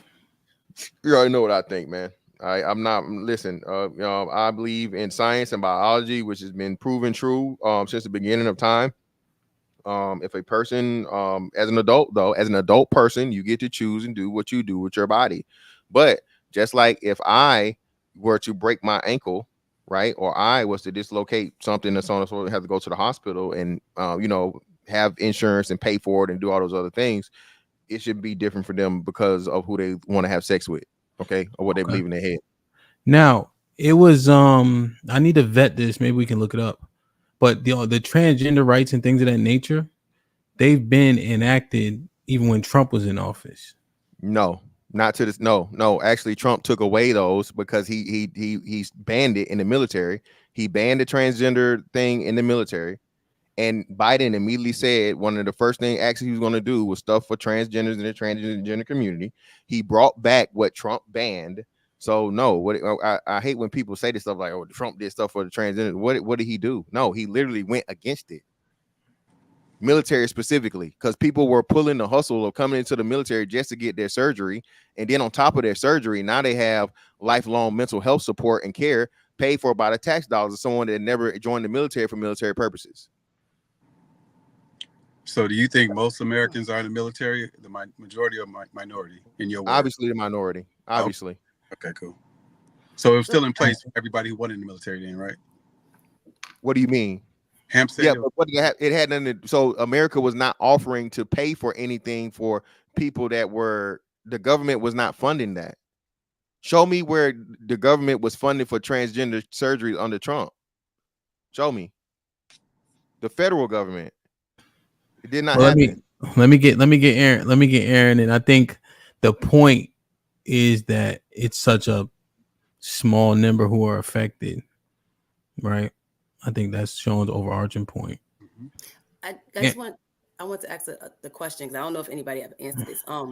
So when they want to go get the surgery, what about those people that change their minds and say, I no longer want to be trans? Like, is that is a part of the care as well to have like the reverse of it? Because I know somebody that's actually done that. Like, you want to reverse trying to be trans and go back to what you originally were. Is that all a part of it? I think so. I don't know.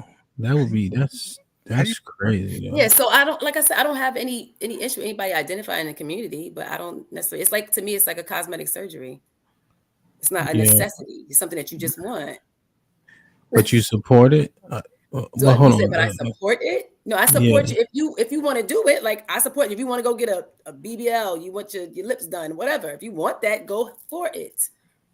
That's what you want to do. So you're saying boys should cut their penis off if that's what they want to do? If that's what you want to do what you want to do. Okay, I just want to understand because you kind of brought it back in there. So I want to ask to what level you support it. What about boys? What about boys related to you? Is it just I wouldn't want it though. Honestly, I would not want you to do it. Right? I would not want you to do that. Would you say do what you want to do? No, I think you should. Okay. Well, Hemp and Nate, just for clarity, when you're saying boys, are you meaning males or you're talking males, males? Oh, okay. Adolescents. Yeah, boy. I could be saying boys. Oh, you saying age? Are you saying? I'm saying men. Definitely children. No, boys and men related to you. Well, definitely. So to Fantastic's point, children. No, I don't think that children. That's a decision that you need to be making at such a young age. And as a parent, I wouldn't support that for a child. Okay, 18-year-old boy. To me, you're still a child at 18. But he's not, right? So 18-year-old boy that's related to you, what do you tell him? I still wouldn't agree with you doing it. I think that you should love who you are. You know, if you were born a boy, be a boy. If you want to be a gay boy, be a gay boy. But if that's what you want to do. But why though? I wouldn't want it in my family. I wouldn't. I'll be honest. Okay. I wouldn't want one of my children to say that's what they want to do. Okay, so you protect yours, but if they're not related to you, do you? Not that I'm not protecting you. I think it's still up to you. It's your decision. I still don't understand what would make you want to do it, though. I just don't. I don't want to run it down too much. I really don't understand what makes you want to change your sex. But I will still love you. But I still don't understand it. Okay, Aaron. The same two questions. I can knock out Tony real quick. It's already enough mud in the water. This is why I don't like comic relief being so close to pundits, because you run the risk of poor taste bleeding over into a place where poor taste shouldn't be. So I just kind of dismiss it and don't attach it to the candidate. It was just an example of poor taste. Happens all the time. As You say far you as don't attach it to the candidate? no, How not? because it's a pundit and a pundit that's responsible for comic relief. Like I can't. I'm not. I don't expect the candidate to respond to that. The peanut gallery. Well, this is 8 days before the election. I think that we're in a microwave society. People hear that. That's what and that's the last thing they've heard. And you're I mean, saying that Trump isn't culpable? No, I don't hold anything against him for not involving himself in it. I think it's a lost opportunity to maybe gain some ground with the other side. I think maybe he could maybe pull a few voters, you know what I mean, by chastising it in a way that doesn't alienate his base. But if he stays away from it, I don't put any marks against him. I run from shit too. I flush it. Yeah, no, I got it. But if you, if you threw a party and you had performers, you should know the content of which they're gonna bring to your party. If you have performers, I'm just thinking that doesn't. So this is what it sound. This is what it sounds like a little bit. The twerk fest for Kamala. Yeah, maybe the twerk fest for Kamala, but it's kind of like a twerk fest for Trump. That's what I'm saying. Like, yeah. no. What I'm saying is the fact that he's not culpable at all at his own party is like the Trump supporters will twerk for him to make it make sense. And the reason why I'm saying that, because similarly last week when that guy asked a bad question that Trump wasn't listening to and just gave an answer, we kind of made the same excuse, so to speak. Well, it's not him, it's the person that asked the question. He wasn't listening, he was already ready to answer. The question was stupid, so he's not responsible. And so I'm seeing a similarity there, which is a cause for concern. If I was a person who didn't know which way to go, it's just like he can't be wrong.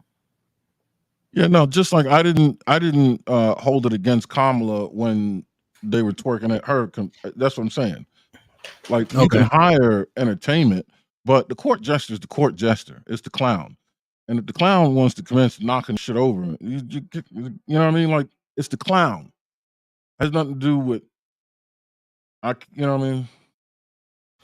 Oh, yeah. No, I get it. I guess I liken it to when I was at a party and they start shooting and shit or be fighting. I'm like, yeah, they was fighting at Mr. Fantastic party. They was shooting at Mr. Fantastic party. I ain't going to Mr. Fantastic parties no more. So I guess it doesn't work the same here, essentially. No, because it always happens. It does. It's not Mr. Fantastic's fault. It's the fault of the low life niggas. Okay. Well, wait. One quick question on that. If he made a joke about Jews and about what happened to them, you think people would have? You think people would say, "Oh, it don't matter. It don't reflect on him"? We're accountable for what comes out of our mouths. Did he miss an opportunity? Yes. But is he held account? Is he responsible for what the words that come out of the hole under a person's nose? That it's not on his head? No.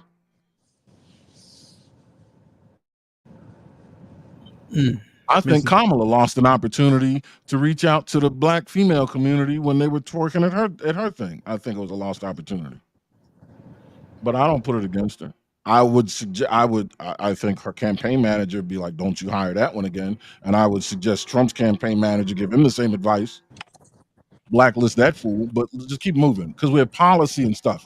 Now we're in TMZ land with this shit. Like we need to actually get pen to paper on some real shit. You know what I mean? We're talking about the clown in the rodeo. No, we need to get this bull and make steak. I mean, and then with the gender population in prison, I really felt bad. Like I felt like I was watching a fish out of water. You were fighting with cognitive dissonance so bad, and I wanted to rescue you. And if I wasn't convinced that Hamp has a soul, I would have thought he's enjoying this. He's doing this to you. But so let me help you out. When you imprison someone, you're deliberately reducing their quality of life and segregating them from a population that they're paying a debt to. And the debt that they're paying is the punitive measure of reduced quality of life. That is on the taxpayer's dime. To offer a sex change is simply an improvement on the quality of life.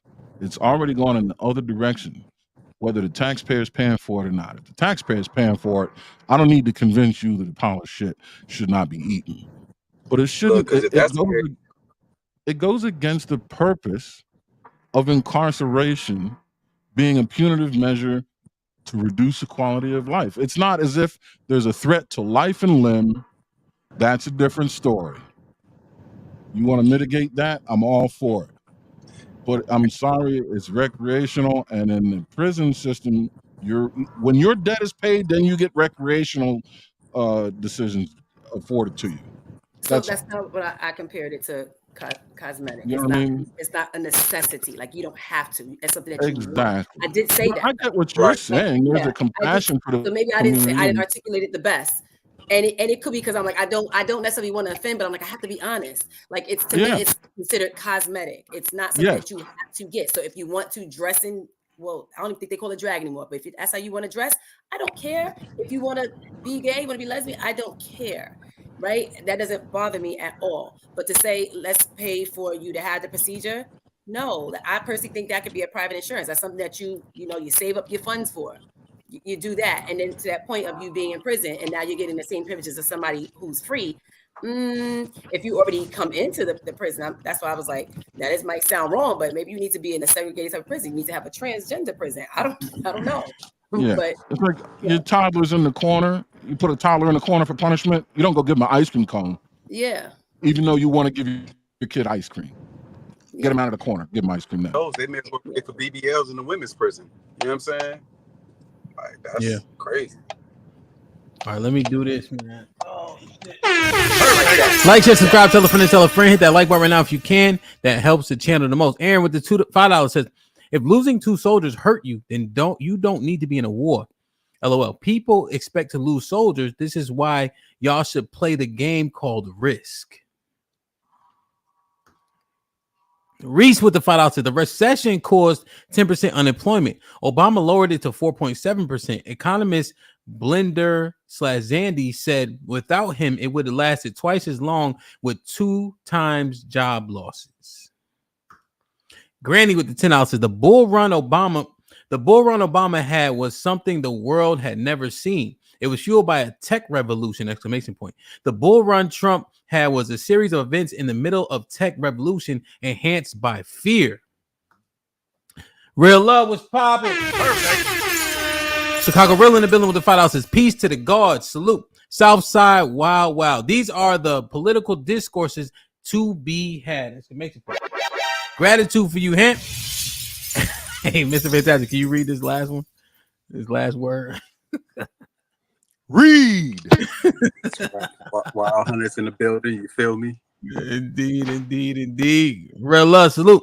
Slimpy Jonathan with a 10 pounds. Salute says Judge Joe Brown, lawyer Dennis Sperling, and Candace Owens have all now said that Kamala is not only not black, but owned over 1,000 slaves in Jamaica. What the fuck? Does this matter? And if not, why? I don't know. I ain't really put no price point on the questions, but I think this one is. Isn't she black though? Is this real? Hell no, she's not black. And yeah, they saying because down in Jamaica where they're from, they were West Indian, and they're saying that their family East Indian. East Indian. Sorry, they own the plantation down there. So that's what it's alleged to be. So I mean, shout out to Judge Joe Brown. He's been talking about this at length for quite some time. But I don't know if this is founded to be true. But that's the allegation. I thought her father was Jamaican, so that's black. And then her mom was Jamaican is not black, love. Jamaican is not that's black. That's African indigenous. You have Jamaica is a country. Yeah, Jamaican is a nationality. But you still have African roots as a Jamaican. No, they're Chinese Jamaicans, baby. They're Asian Jamaicans. Yeah. Sound just like fucking Bob Marley and Buju Banton. Okay, India, is it part of South Asia? Yeah, and has nothing to do with Africa. Yes, it does, because South Asia is divided between Egypt and is in South Asia and Africa. No. Yes, it You're is. confused. No. India is not a part of South. That's the Middle East, love. It's South Asia. India is in South Asia. But Asia is a complete, total continent, nowhere near the Middle East. South You're Asia. confusing Egypt, and I know what you're talking about. Like, the cradle of civilization. That's between Africa and, like, I guess, like Russia or South whatever. Asia. Right? Yeah, but no, that's not even South Asia. That's East Asia. I mean, West Asia. That's West Asia. Russia is in Asia. India's in a whole nother continent, baby. Clearly, all the way over there. That the Middle East is called the Middle East for a reason. It's not South. South Asia is South Asia. The Middle East is the Middle East. Pakistan is what divides them. Yeah. Yeah, India ain't got nothing to do with Africa, baby. Come on now. Come on, Nate. What you doing? I said India is in South Asia, and South Asia is also part of Egypt. Egypt is divided. But it's not, Nay. The top. Okay. Yeah, it's not. Look at the thing. India, close. Egypt, India, Egypt's in Egypt. Africa. That's what I'm trying to. That's why I was when you say Egypt, it really threw me off. The northern part of Egypt is in Africa. Yes. The Egypt is in Africa. Look. Yeah, but there's Hold a up. part of it. Hold up. You on your phone or you on? Wait, Nay. Can you see my screen, Nay? Yeah, No, Nay, it's you really can't see the small. screen. Oh. She on her phone. Oh. No, I'm on my computer. Well, baby, you need to what's wrong? Well, you got a mini screen? Whatever. I'm getting old. My vision, I can't see. Baby, The easternmost 8th grade geography. The easternmost border of all of Egypt is Do we don't Red even Sea. need it? Can you see this word India right here, Nay? Mm-hmm. But Now, that's still a part of Asia. But look at Egypt though. Look at where Egypt is. Look at my mouse. But I'm saying she's in South Asia, and I'm saying it's still attached. She's part of South Asia. All of that is still connected.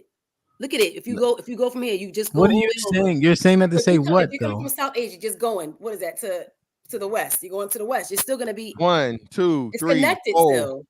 5, 6. You got to go through 6 countries and a whole continent. Nay, just let it go. All of us, everybody come from Africa. Let it go. Everybody. Granny with the $10 says Fang and the Magnificent Seven have fueled this economy in a time where opportunity is for the taking. Big business is the best thing to ever happen for the USA, economically wise. Booker Eric with the $5 says, hey, is this an open panel? Can I join? I'll drop the link in a second. Reese with the $5 says, Joe Brown lied about meeting her father, and Candace makes a lot of bad assumptions. In her videos, most Jamaicans have white slave owning ancestors. Like, share, subscribe, tell a friend to tell a friend. Hit that like button right now if you can. That helps the channel the most. Okay. This is fantastic. Brother. American Negro, stupid. Trump or Kamala and why, man? Hopefully Sean come back. Then I'm gonna drop the link. Well, I've already voted. I voted for former President Donald Trump due to what I already know him being capable of doing in his first term. Kamala Harris has no policy. She has no direct answers. She has no plan, and she's not influenced or encouraged the current president to do any of the things that she could have, started up or at least publicly made known that she was in favor of well before she was purposely placed into and not selected to be the presidential candidate. You can't talk about democracy and protecting democracy, and then the Democratic Party really didn't even get to choose their candidate. It was forced upon them. So I voted for Donald Trump because he's the better option of the two. And black men need to get the hell away from the Democratic Party. Wake up, brothers. Wake up. Aaron? I would choose Trump, but not because of anything Trump or Kamala is doing. It's a chess move to galvanize the Democratic Party to get up off their ass and do what we need them to do rather than blow smoke up our asses like they've always been doing, resting on the confidence that we'll vote for them yet again. If we en masse jump ship, they will panic. And when they do, they will actually start to deliver. Has nothing to do with the candidates. Both of them are steamy pieces of shit that can go to hell. God damn. Miss Nay? I'm still for Kamala because I feel like she's giving choice to women and she's looking to lower rent and provide more access to home ownership. Okay. Trying to see where it's showing at, but he probably, I think his phone might have, I don't know.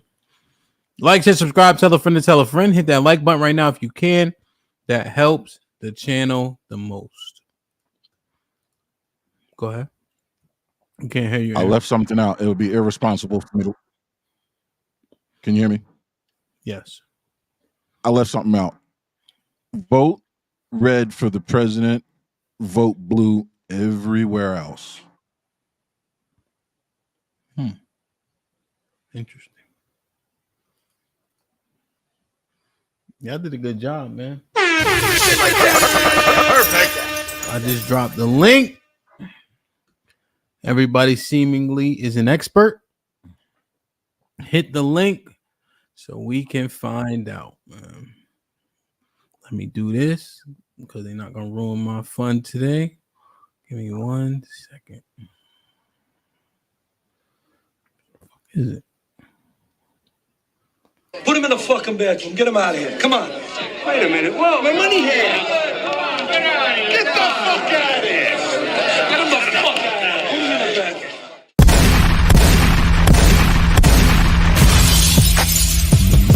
Niggas want me dead. Watch your step. Put prices on my head. Till I got my shit and I pop my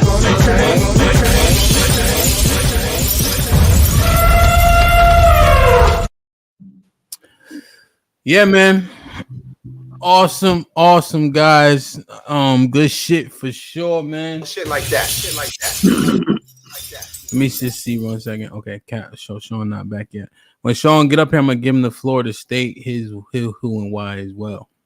Trigger Mike, old dude, Cali was popping. Perfect. What up, y'all? What's good? Hey, y'all. What's going on, guys? Ain't none. And it's my turn? Yes, sir.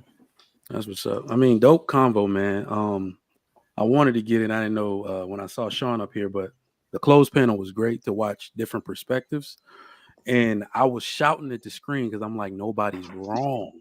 Oh my God. It's like this is the way it's supposed to be done. This is the way it was done on the Senate floor, right? People come into blows like these are my views and my opinion and my perspective, and the conservatives, the liberals, so on and so forth. So I think I wrote down a few points that I wanted to make when y'all were talking. But the thing about tariffs and stuff like that, that's traditional party line stuff, man. All right. Well, the conservatives want American-made products. I think Fantastic spelled it out, right? We like cheap stuff, but what we also do is completely farm out all our systems to foreign nations, which will eventually have effects on jobs here in the United States of America. Y'all know I'm a firearms entrepreneur, right? So right now there is like a lot of the products that I carry that are cheap come from China. Almost everything that my customers want comes from China, right? Everybody's really into hollow sun optics because they're pretty decent now. Chinese made optic. You can get them for as low as $150. Even the high end stuff with the night vision is only $1,000 compared to the $3,000 American made products, right? But when they put a tariff on it, what they're doing is creating competition with American made products, right? So Sig Sauer is making their own electro optics, and because they made so many of them, the prices start coming down. So I run 6 hour electro optics on some of my guns because the prices started coming down because they import less of them from China. So that's just like party line stuff, conservative, liberal. Whoever got power is going to do things their way, and we're always going to be affected by that, right? But no, this is a dope convo. One thing I wanted to say, I already voted, and I voted for Donald Trump. Fuck what anybody got to say about that. Because like Fantastic said, men in general need to get the hell away from the Democratic Party. Every time you hear women talk about why they're voting for Kamala, they talk about women. All right. So they forget that there are There's a complete other gender that's 50% of the constituency. All right. It's really interesting to me now that as of October 2024, all of the Democratic agenda became talking to men. First, they tried to get Obama to shame us into submission, right? Then that didn't work. Now they want to come out with all of these fake ass policies they got for men. I do not see myself represented in the Democratic Party. I'm a husband, father, business owner, six-figure salary earner. None of my interests are represented or will be improved by the Democratic Party. I promise you. They don't want to do that. They want to put the women in charge or the gays. That does not benefit me. And that's all I got. Old dude, you got it, my man. I think Kelly, weren't you in here before I was? Or okay, I'll go. So Aaron, on your last point where you're saying vote president, Republican, Democrat, all the way down the rest of the ticket. That was hyperbolic. No. I get it. So before that would have worked. Now I don't think that'll work because of the fact that you have the president who's now exempt from everything. Right? So there is no Congress is obsolete pretty much by the Supreme Court ruling, right? Because he has executive what is it? What's the word I'm looking for? Executive powers as a president. Immunity. No, not executive powers. Immunity. Executive order. Yeah, so he has immunity, everything. So no matter what he does, he can override anybody. Even the Supreme Court's now ineffective because of that. No, that's not true. How is it not? Who's going to put the president in check? Well, the Supreme Court did that a couple of times, specifically for the. Did you say who you were going to vote for? Hold up, who, me? No, the guy. I thought that's what what we were doing. Well, no. He was just going through his spiel. That's it. You don't have to. But just real quick, Eric, hold on. So old dude, it literally happened with the situation with the student loans thing. They were trying to do it with the student loans thing, and the government and fucking the Supreme Court said no. Yeah, that's before the Supreme Court ruling. The Supreme Court ruling just made the president absolute power. What Supreme Court ruling? Yeah, his immunity. So okay. So the president now has immunity to anything. You can't do anything to him. He doesn't have immunity from everything. Yeah, so real quick, Eric, what's going on? So what we want to do, if we speak to each other first and foremost, and then we'll get into the conversation. So once it's your turn, Eric. You can say hi to Callie. I'm in the middle of How are you? Oh, once it's E's turn, he can say hello, then get his shit on, right? Old dude, so, what are you trying to argue, old dude? Hey, I know what he's talking about. I can walk it down. So he's talking about the thing for Trump. You're talking about the thing for Trump that they found when they was trying to in it during his. So during that, you're conflating, brother, or you're just not conflating. But go ahead. You are. So listen, you can't just do anything you want. Okay, as the president, that would make you a dictator or a ruler. No, what they're saying is you cannot come to and try a president after the fact during his terms as president for things that were within his powers as president, his presidential duties. So that's what the Supreme Court passed, not giving the president, all whatever, just do what the fuck I want, brother. You're butchering what actually happened. That's not accurate at all. I don't think I'm butchering because they just said even Congress cannot check him at this point, which goes against having not equal powers, right? Can you move on from the point from there, though? Like, he has absolute power, now what? So it doesn't matter who you vote in for Congress, which is what I was saying for Aaron. Okay. Because Aaron was like, yeah. So you're saying a president can essentially change the term limits for a president if he has absolute power and then end up becoming king until he goes in the ground to push up the daisies? Yes. Oh, okay. Well, then it don't matter who we vote, no matter at all. We move on. Hey, who you voting for, bro? Who you voted for, brother? There's no point in like arguing with you, brother. You're clearly wrong. Okay, you're 1,000% wrong. Yes.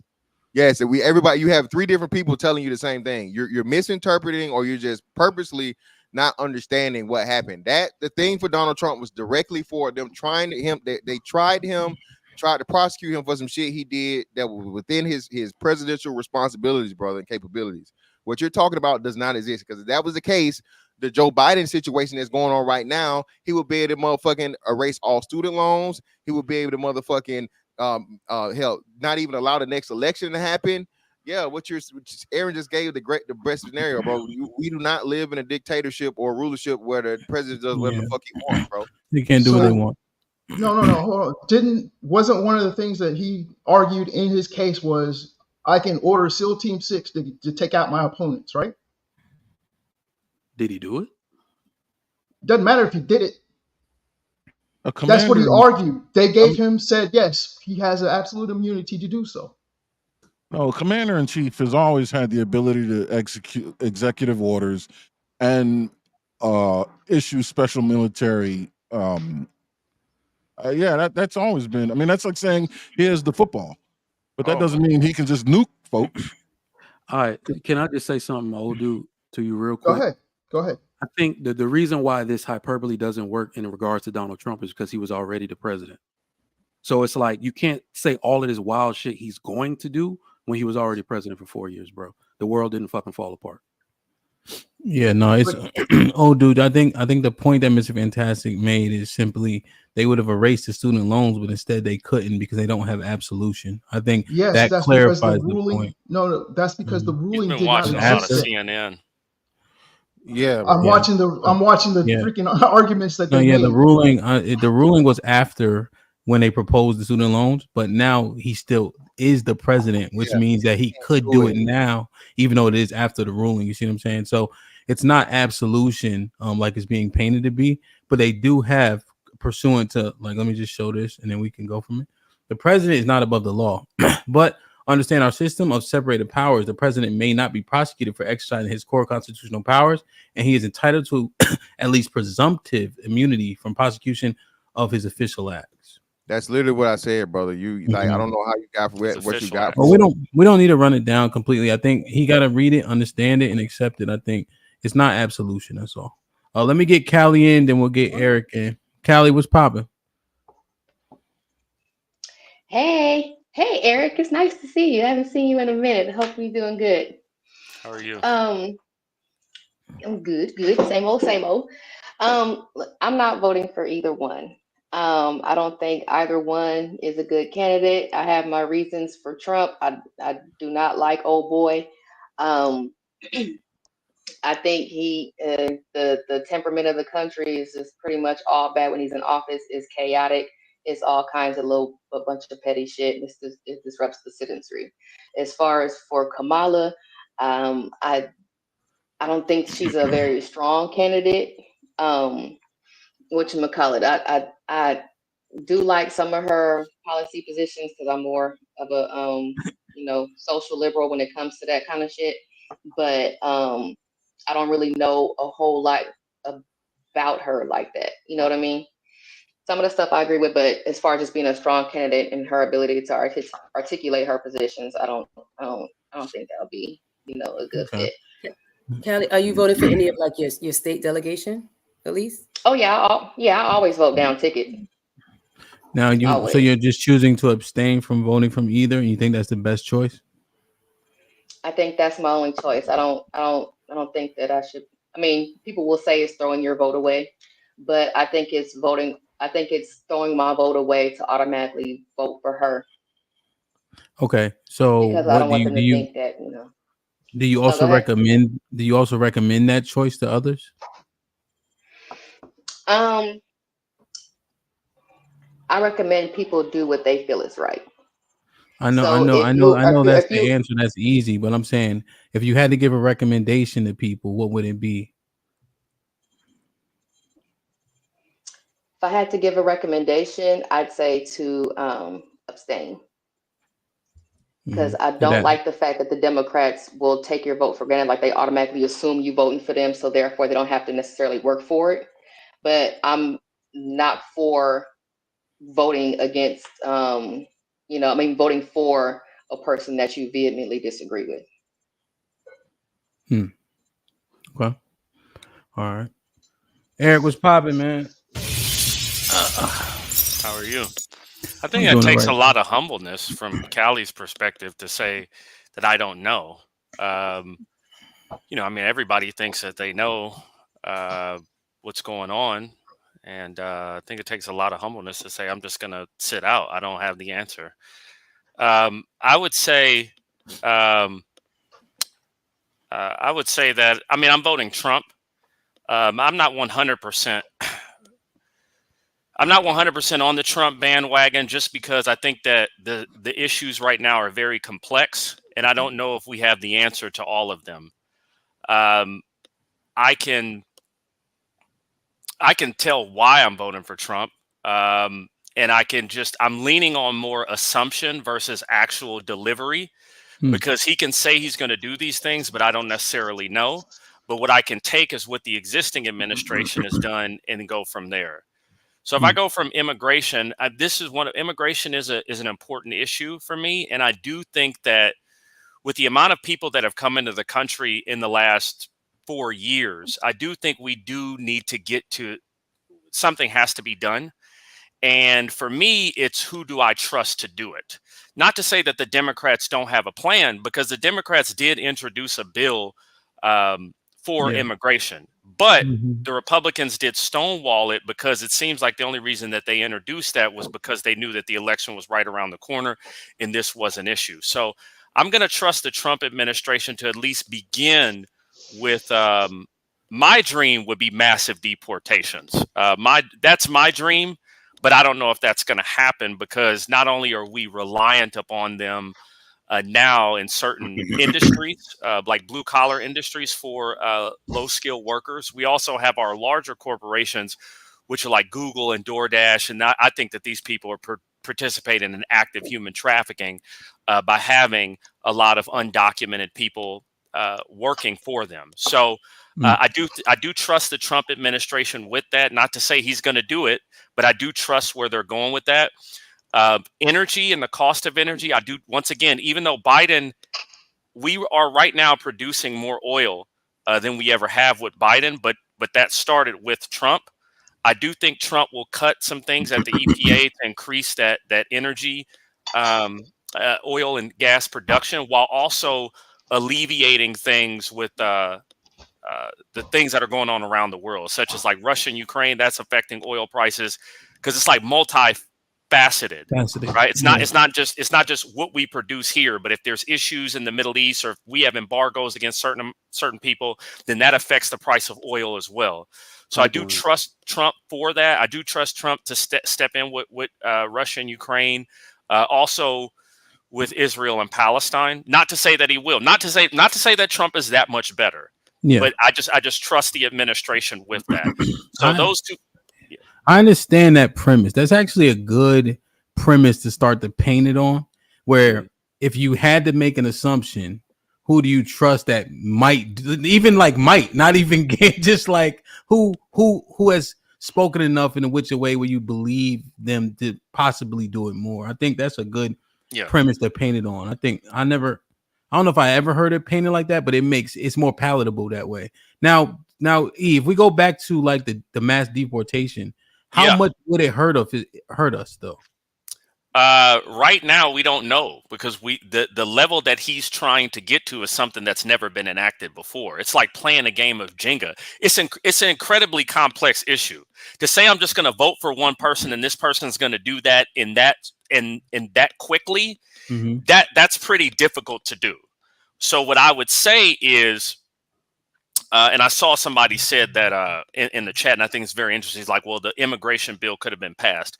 The Republicans took a risk. They took a gamble at this, because if they win the House and the Senate and the presidency, then they can pretty much they can do a lot more than they would have been if they had to compromise with the Democrats. So it was a calculated risk, but also at the same time, from what I understand, one of the reasons they did block it was because there was a path to citizenship. They didn't agree on the path to citizenship. So I would say that I don't know how it will work. I just know that it's going to be something that's unprecedented. And I think that it's something that the federal government can act on. I mean, we hired all of these people. We hired all these IRS agents to go after people, right, for not paying their taxes. They're certainly not letting the PPP loan people go. PP, yeah. Yeah, so why not take an extra step forward with this? I personally, somebody said 80 billion a month. What separates this from the Department of Homeland Security? Nobody asked about the costs after the Twin Towers went down. Nobody asked about all of the, the safeguards that were put in place for that. They just wanted it done, and it got done. So I think that may be something that the Trump administration is shooting for, something like a Department of Homeland Security, even though that's supposed to be patrolling our borders as it is. But it would take a massive effort. But I'm not saying that this is something that Trump is going to solve, because you can't just rip off the Band-Aid right now. This is a process that has to happen. Yeah. No, that's I understand it. That makes sense to me. Now, the reason why I want to get EBD in quickly is, EBD, who are you for?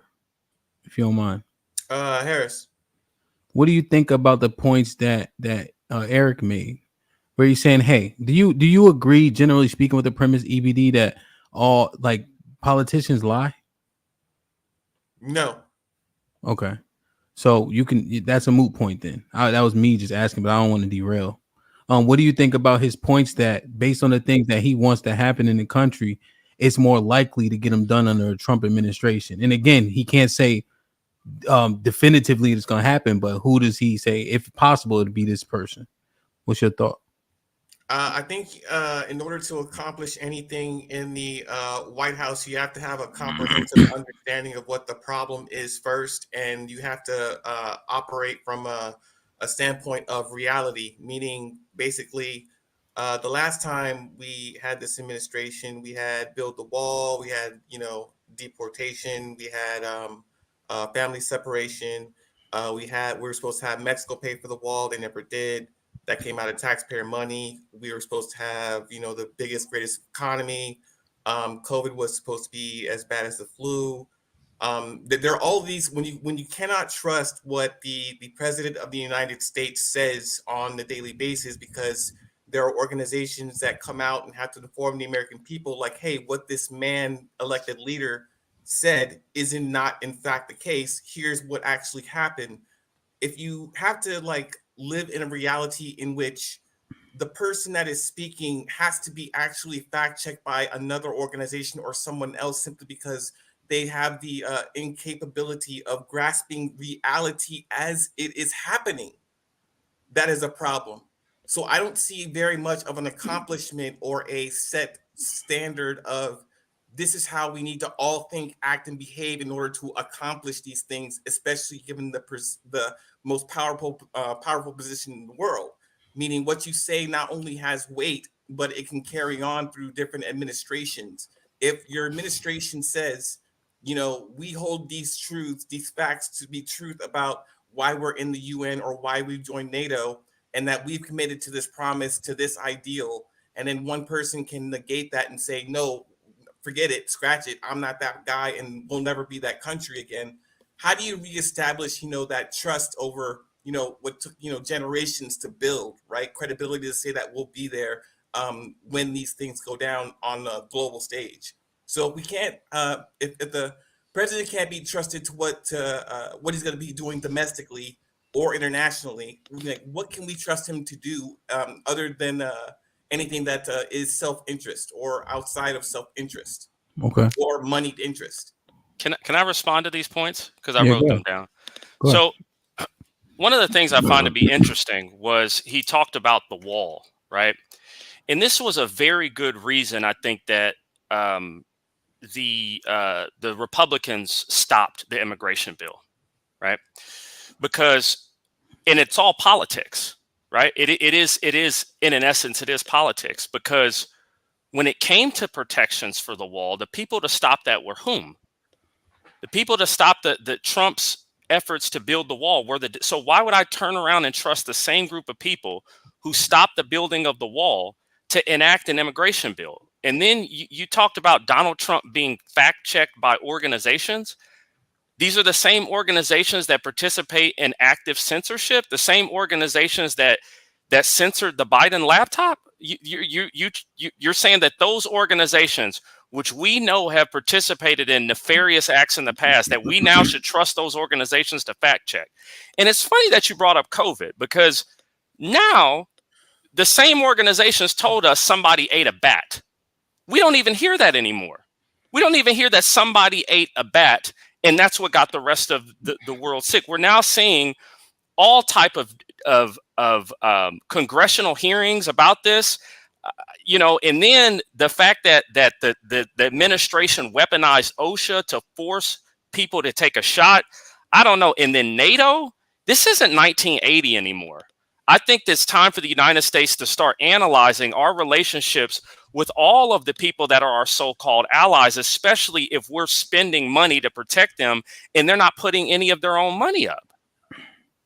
So I just think that Trump was actively already doing that. Like you said, he was making the other countries pay their fair shares in these treaties, in these trade agreements, militarily, all these different things, and that's what helped a lot of the money to start coming back up. Like you said, as someone who went through that, again, like you said, you guys talking about tyrants and shit like this and all this other shit. Like you said, not only military, he forced government workers to take a fucking whatever that was. You know what I'm saying? Yeah. At that time, forced, or either do that or lose your job and your livelihood for your family. So how about that? But I will yield some points to what you're saying. I just heard you both. Go ahead, Kenny the Jet Smith. Go ahead. Let me just ask you both a question. Why does Donald Trump want Hitler's generals? Because they were good. That he allegedly hold on a second. Hold on a second. It's unfounded. Hold on a second. Go there. Hold on. For the sake of the platform, we don't do that. Don't do that. He said it. Hold on a second. Donald Trump want Hitler's generals? No, hold on a second. It is alleged. Fantastic. Let me stop real quick. Where do we get the scientists from NASA from? He don't know. Where do we get the scientists from that? Hold on a second. No. This is what I find to be very interesting real quick. Well, so EBD, you'll get a chance to respond. Just answer his questions, and then you can go from there. Because you, in terms of do you know where most of them come from? Do you know where most of them come from, EBD? You'll get a chance to respond, but just go ahead and let them. No. I understand most of the generals, right? I understand. No. The scientists from NASA. Just take the walk with them, and then you can walk it back. Scientists. I know, but what I'm saying is, they got the floor now based on your question. Go ahead and answer, and then just remember it so you can rebut effectively. So he said, where do the NASA scientists predominantly come from?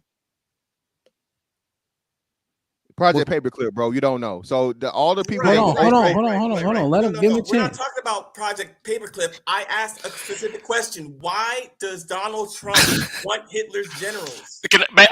Scientists. I see why he's asking you that question. Let me ask you a question. Okay. I see why he's asking it, though. I see why. But the thing is, hold on a second. What they're trying to do is this, right? You bring up the mustache man because you want emotional gravity from people. Yep. Every time that you want emotional gravity, that's why you print his name, even though he's been dead for we're going on 80 years of this guy being dead, and you bring him up every single day because you're trying to reach emotional gravity with people, which is why you bring up his name. But to be honest with you, I don't know if you know history at all. He had some good generals. In the United States, one-on-one wanted no smoke with him. If you look up Erwin Rommel, right, you can do this all you want to. It took 3 superpowers to beat them. It took the United States, who didn't want to fight them to begin with, because the United States would have lost to Germany one-on-one. It took the UK and it took Russia. It took 3 people to beat them. So Erwin Rommel, for an example, is largely regarded as a very, very good general. Very good general. It doesn't matter. It's not the fact of who he worked with or whatever. It's the fact that his tactics were viewed as very good. Okay. But you want to say the H word because you know that it'll get. You're furthering the narrative. I asked. Yeah, you did. Yeah, you did. You just want to further a narrative. I asked a specific question. And again, how many? Let me ask you a question. When you study the Blitzkrieg, and I don't know if you've ever studied it, right? Germany was bending the UK over They were beating them. If it wasn't for America, and let's be real, right? America was not like, oh yeah, we want to fight. America waited till the fight was over. It would be like this guy's fighting two people and he's already beaten up one, and then the second one comes in, which is Russia, right? And Russia's starting to get the best of him as he's still fighting the other one, and then America waits till he's on the ground and then kicks him in the ribs. That's exactly what America did in World War II when it came to Germany. Okay, this guy right here, Erwin Rommel, was regarded as a very good general. And the fact that the Germans invaded so many countries at one point in time, both East and West, their tactics were amazing. Not to mention all the inventions that we get from them, all the stuff that we took from them. The Porsche 911. Okay. Okay, So are you saying Donald J. Trump should have, in fact, Hitler's generals? It will be a good thing for this country and the United States. Hey, Mr. Fantastic, real quick, is Hitler is that a buzzword for YouTube? It is. That's why they're dropping it. Yeah, it is sort of kind of. Yeah, that's why I said. All right, so EBD, try not to say his name. Mustache man. Oh, is that a flagged word? Maybe. What if I said, hey, let me ask you a question. What if I said I wanted his automobile? What if I said I wanted the H words airplanes? We certainly got a scientist. We certainly took a scientist, though, right? I guess I wouldn't really have any issue with technology or automobiles. Why right? not, though? Why, but how not? That's what he's saying. You're being hypocritical. That's the latest point. Here's the worst part. About saying you want someone's generals versus you want someone's automobile. Hold on, EBD. He's not talking about I want German cars. Hold on a second. Let me ask you a question. No, one last point. Didn't his generals try to kill him? Both of y'all, let me have it. Didn't some of his generals try to kill him? Yeah, but hold on, let me have it. Yeah, his generals try to assassinate him. Eric, hold on, patriarchy. Wait. So listen, Valkyrie, EBD, right? EBD, how do you fight wars, EBD? Yes, you fight wars through an army, a military. Yes. No. Yes, but what do they need? Yes, but no. Which one is it? What do they need? What do the soldiers, the army, the military need in order to fight? Leadership, no, nigga, no. So weaponry, okay? No, weaponry. Okay? Bro, shut the hell up. The answer is weaponry, okay? So those same scientists that he's talking about for NASA used the rockets that they were using for military purposes. That technology, they took and they transferred over into space. What's the name? Also, before the space shit, the Army, United States military, used the same motherfucking shit to expand their military arsenal and technology from, like he said, I can't think of the dude's name right now off the top of my head, but I literally just wrote a paper like last semester about him. So everything Eric is saying is right. The generals ain't shit without the fucking scientists giving them fucking shit to fight with, bro. So you can't claim this shit about Tiny Mustache Man being oh so bad. And a lot of people don't even know about this shit, about how America, like, you know, all those people were supposed to be put to death. Oh, well, we're gonna keep these motherfuckers because they smart. We gonna keep these because we gonna change their names. We're going to change their identities. We're gonna give them American citizenship, and we're gonna use them to bolster our fucking military program and everything else later, like Eric said, because they were that good. They were that fucking good. I'll say this though, I'm glad that you both expressed, like, you know, what your thoughts are on what he said. You know what I'm saying? That's what I'm asking. He didn't say that. Eric is listening to the he never said it. Nobody invented it. I'm telling you what the man said. Don't get all gaslit. So wait, all right. But Mr. Fantastic, wait. Well, let me ask you. So EBD, what did you take from him saying it? Like, what did you take? What was your take when you heard that? Well, here's what I'm saying, right? When what was your take when he said it? What did you hear? My take is fascism, like a warning of fascism. So the generals and how they did what they did, you took it as fascism? Yes. I kind of know. I can probably explain it a little better. Let me just do this, bro. Stop talking for a second. Stop talking for a second. So let me, because I have to tell the rules, right? I'm not trying to cut you off, EBD. So generally, when we get up here, we speak to one another. Then we'll go ahead and have the conversation. Salute the robot. I don't know if Eric ever been up here before. Salute to him. So okay, EBD, go ahead, finish your point. I apologize. So when we talk about fascism, we're talking about where does your loyalty lie? Does it lie within a country or does it lie within a man? If it lies within a man, then rule of law no longer applies. It's all in who what dear leader says, right? What we have in Trump is a man who demands loyalty from his generals rather than loyalty to the country in which they serve. An idea bigger than them is only him. If you're the biggest idea, then your only demand, your only living reason for even existing is for this man, at the pleasure of this man. And the idea is that there's no man that's bigger than the Constitution or the rule of law because we are all subject to it. There is no man that we put as a deity. There's no one that we're supposed to all submit to. That job as presidency has a finite lifestyle and life cycle because of this very idea. We have no elected kings. We have only servants that are public and temporary. That is the idea behind all of it. Yes. Okay. All of Okay. what? All right. Well, go ahead, Aaron, because it's EB. You kind of went off the point. I was interested to hear why you thought that was, but then you kind of went to another filibuster, which I understand it, but it was separate. This is the difference between the question was fascism. What does fascism look like? That's the question I'm answering when people are laughing. All right, who asked? Fascism. Eric asked you that, or Miss Fantastic asked you that? I want to know. This is what I'm saying. Fascism. When I say the word fascism, it got triggered. This triggering effect, as if it's so out of this world of happening when we see. As it relates to the generals, that's all. As it relates to the generals. As it relates to the generals. It's a modern day buzzword that doesn't explain your issues with Donald Trump. It's a modern buzzword. I don't think that I just said the word fascist and what it means. Well, the thing is this: I can play with the people such as yourself. I can play bingo with you, right? I can make a bingo card of the things that you're going to. It is. You're going to say fascism. You're going to say. You're going to talk. You say fascism, Hitler. You're going to talk about our democracy. These are the things that you people all go around saying, but none of it makes any sense at all. No, it does not. No, it does not. What's the guidebook? Okay, means that you have a voice in the vote in choosing your elected leader. Give me a modern day fascist state. Give me a modern day fascist state right now. That's not. Give me an example of. Give me a country that's fascist. What? Give me an example. You want to talk about fascism? You have North Korea. Okay, so how is Donald Trump going to turn America into North Korea? Doesn't he want generals that are loyal only to him? All right. EBD, just real quick. This is easy. This is an actual stat. Hold on. EBD, I wanted to be more condensed because I wanted. This is an actual stat. Hold on, Trigger Mike. That don't mean go.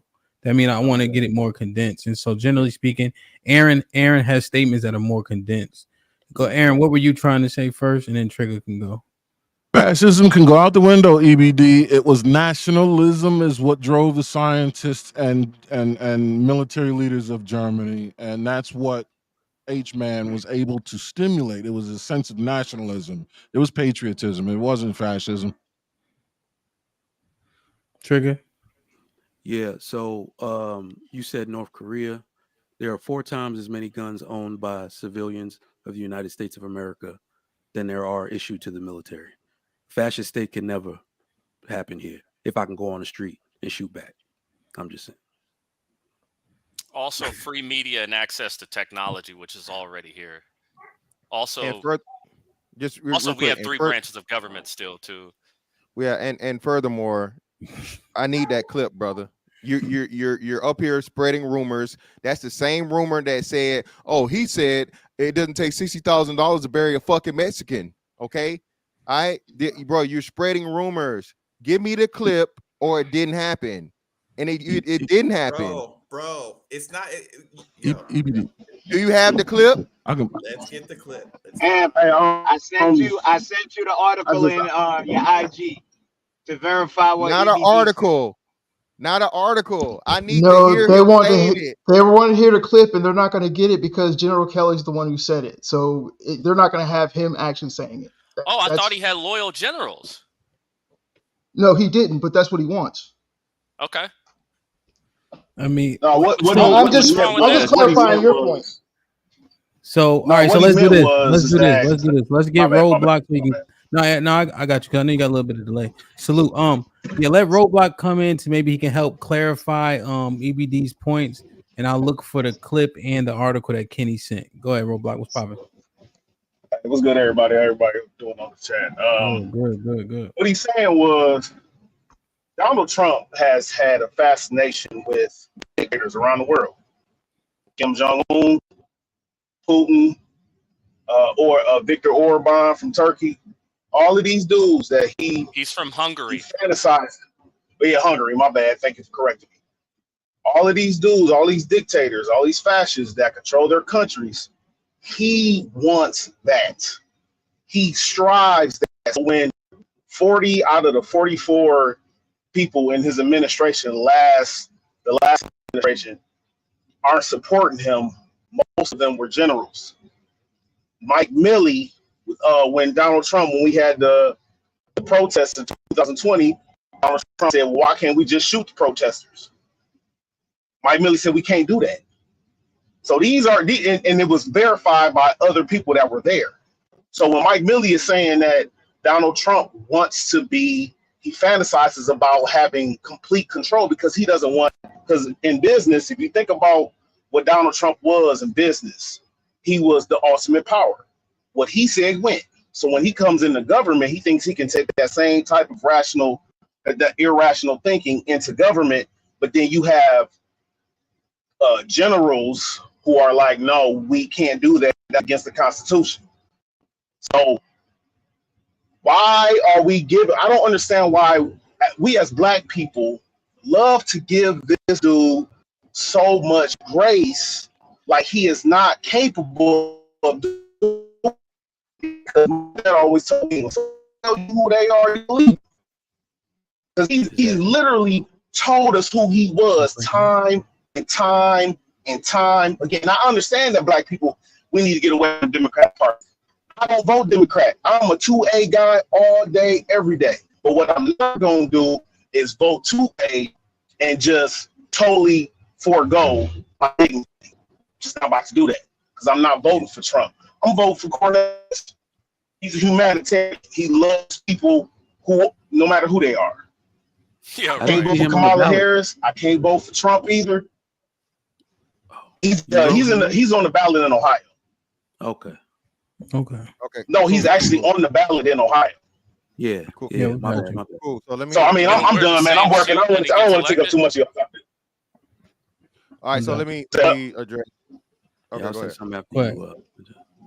Go ahead. Okay, Let's go. Let's go into Fantastic, Eric. Then we'll go to Trigger, and then we'll get Kenny in after you guys. So let me finish up. Let me finish up working, and I'm gonna jump right back in. All right. Say no more. Oh, okay, he said he got it. Okay, cool. So again, man, sadly, bro, and I mean no disrespecting this for real, brothers. This is just my objective observation. This is the display of why Black men need to leave the Democratic Party alone. Y'all up here talking about a lot of emotional and hearsay and he did and what you think. The man was already president. Okay, look at what happened while he was president. Y'all want to throw away the first 3 years of success. Y'all don't want to give him no credit. There were no wars. Everybody's making money. Everything was good. Okay. All right. And then y'all niggas you did not cash in that $1,200 check.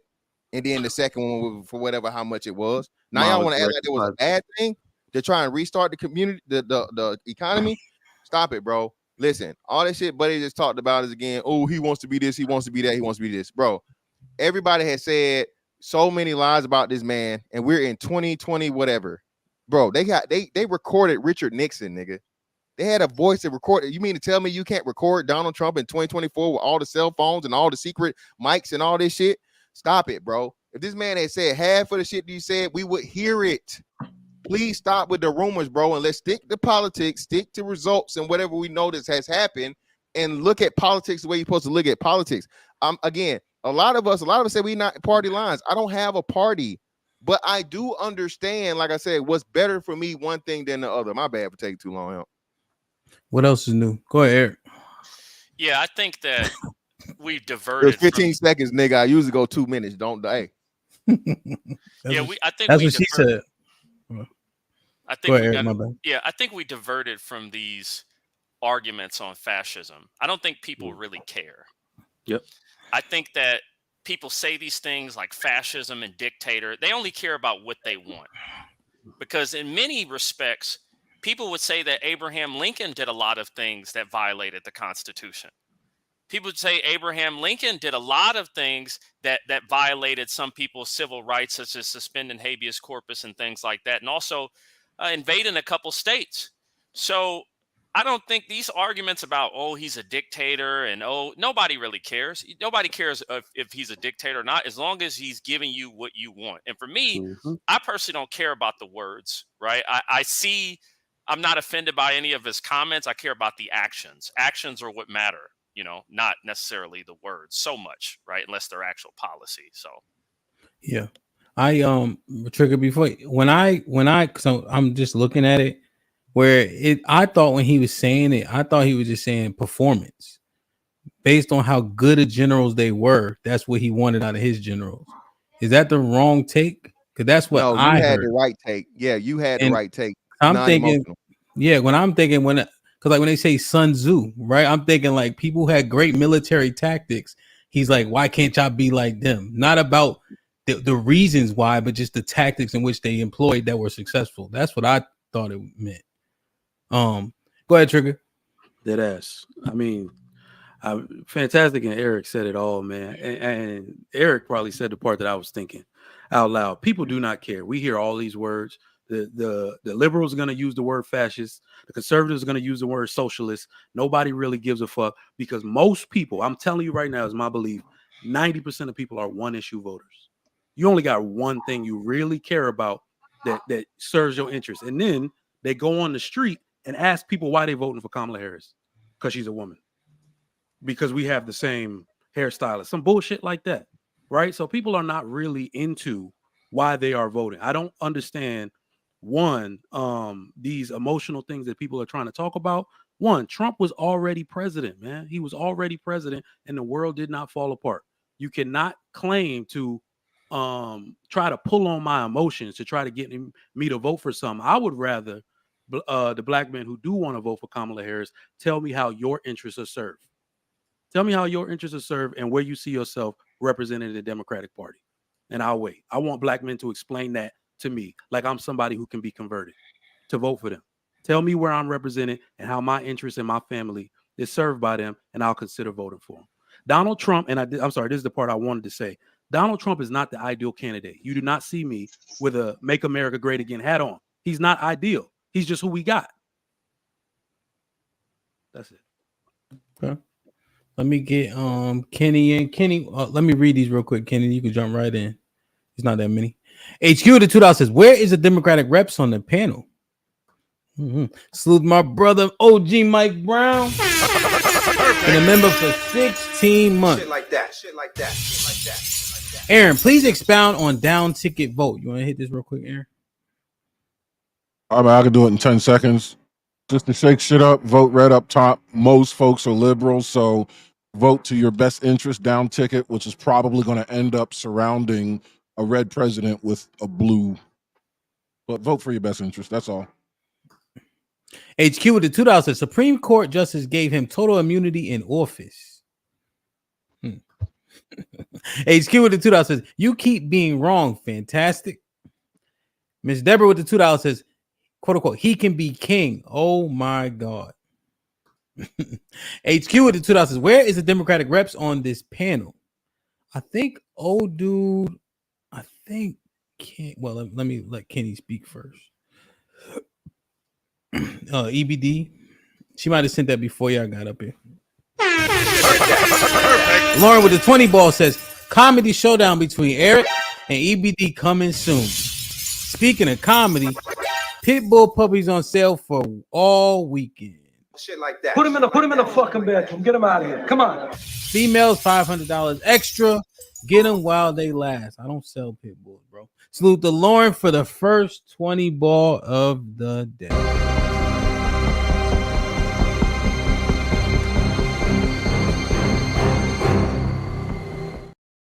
Didn't fit. Reese with the $2 says 50% of Republicans agree with gay marriage. Try again. Naked and World Go Round with the $5 says that Democrat immigration bill came with mass amnesty for everyone that is already here. HQ with the $5 says y'all gotta read. Everything was agreed upon in that bill. Look at videos from the Republican House Speaker about why Republicans stopped the bill. Salute to Ms. Parker for being a member for 7 months. Hey, y'all. How I wish that I was able to cam up! Exclamation point. Y'all, they don't like us. Get around some real uneducated and poor MAGA people. Don't help them win. HQ with the $2. Stop letting do FO sound. I don't know what she so said. far down rabbit holes. I think she said. I don't know. That Go, was what she go trying to down say. rabbit holes. Don't let go down. Go down rabbit holes. Okay. Jay Hayward hey, with the hey, is that you okay? She still she spelled this one right. Make sure you look old and make sure you ain't have no stroke now. Don't have no stroke on us now. Oh, if this getting you too stressed, stop watching. She good. She good. Jay Hayward with the $5 is Book Brick. Why aren't what did you say? Book Eric. He's Okay. talking to me. Book Eric. Why are you making a point to justify the false mustache man allegations against Trump as if they are true? Weird argument, bro. Because I don't care, and neither does anybody else. Yes, Miss Parker with the $5 says, historically, Eric is correct. However, Trump wants those leadership skills to help him gain power in efforts similar to the Third Reich. Horrible! Exclamation point. Aaron with the $2 says, too close to election to spin the wheel. Yeah, I ain't spinning it today. Uncut Underground with the $5 says, Trump is not pro 2A. The ATF went crazy on law-abiding citizens while he was in office. Stop repeating the false bullshit. Talking about the bump stocks, he's correct. Mm-hmm. Jay Haber with the $5 says, everything they said would happen during Trump's presidency happened during Biden and Harris. HQ with the $5 says, they can't name one Trump policy that helped black men or blacks in general. First Step Act. First Step Act. You need to read. That's the only thing that you can name. What are we talking about? Well, I think Kenny, the reason why it's valid because she said name one. So that's all they had to do. But you about to go, Kenny. Let me just say this real quick. Like, share, subscribe, tell a friend, and tell a friend. Hit that like button right now if you can. That helps the channel the most. Kenny, what's popping? Peace to the panel. Peace to the panel. Those that stand in their truth. I got my disclaimer out the way. So, EBD, why did you let him spin you from generals to scientists? Understand? Because the scientists. I checked him on that shit. It was, I want the best. The scientists come from NASA. All that shit. He wasn't talking about scientists. He was talking about generals. Yeah, he stopped it. Kenny. Erwin Obama was a good general. We hashed that out though. Okay, so I like. He's a bookworm. I get him. So a lot of points that he was partly on par with. As for Mr. Fantastic, there's a plethora of times Trump got caught on tape saying inappropriate things and things that he shouldn't be saying. Also speaking on classified things that they seem to brush under the carpet, like one of the main spies for Russia being in the Oval Office, having meetings that no one knows about, unclear by classified means, which was the big thing that he always pushed against the military. I mean, the feds and the CIA, because he wanted to do things his own way. As for using the presidency, how do you have your kids sitting in staff meetings? They should not be briefed. What about the emoluments clause? The Trumps did not make money indirectly. He didn't put his kids to make money with that butcher from Saudi that killed Khashoggi. He didn't sit with him. Okay, you could fix your eyes now. Tell me where I'm incorrect so we could have the discussion. I don't understand the relevance. Hold on. He's talking to me. So first and foremost, I know for a fact you're not bringing up children when the Burisma situation has been proven true by all means, and they pretty much admitted that it happened, and that during his as the vice president, this man was taking deals and money and directly. Deflection. How am I? What? Deflection. Exactly. Deflection. Deflection. We got a 2-on-1. Wait. Let me just tell you guys something about content and things of that nature. When y'all just be yelling out shit, it don't help at all. No. Let them hash it, and then we'll get everybody else in once they hash it. Okay. You had the Okay, mic. so first and foremost, like you said, I don't think you guys understand that. So that's the issue and the problem. When you are the president, you the man or whatever, you can't, like he said, and that was one of the problems that you had to have tried. He has the verification to classify and declassify certain things. And like you said, this was classified information. I don't know if you're aware, Kenny, but there are levels to, you have classified, you have secret, you have top secret, you have, other levels and classes of what To needs to answer your know. question real quick, yes, I'm Go aware. ahead, brother. Okay, cool. No, So go. like you said, so this wasn't top secret information. This wasn't secret information. Like you said, it was quote unquote classified, right?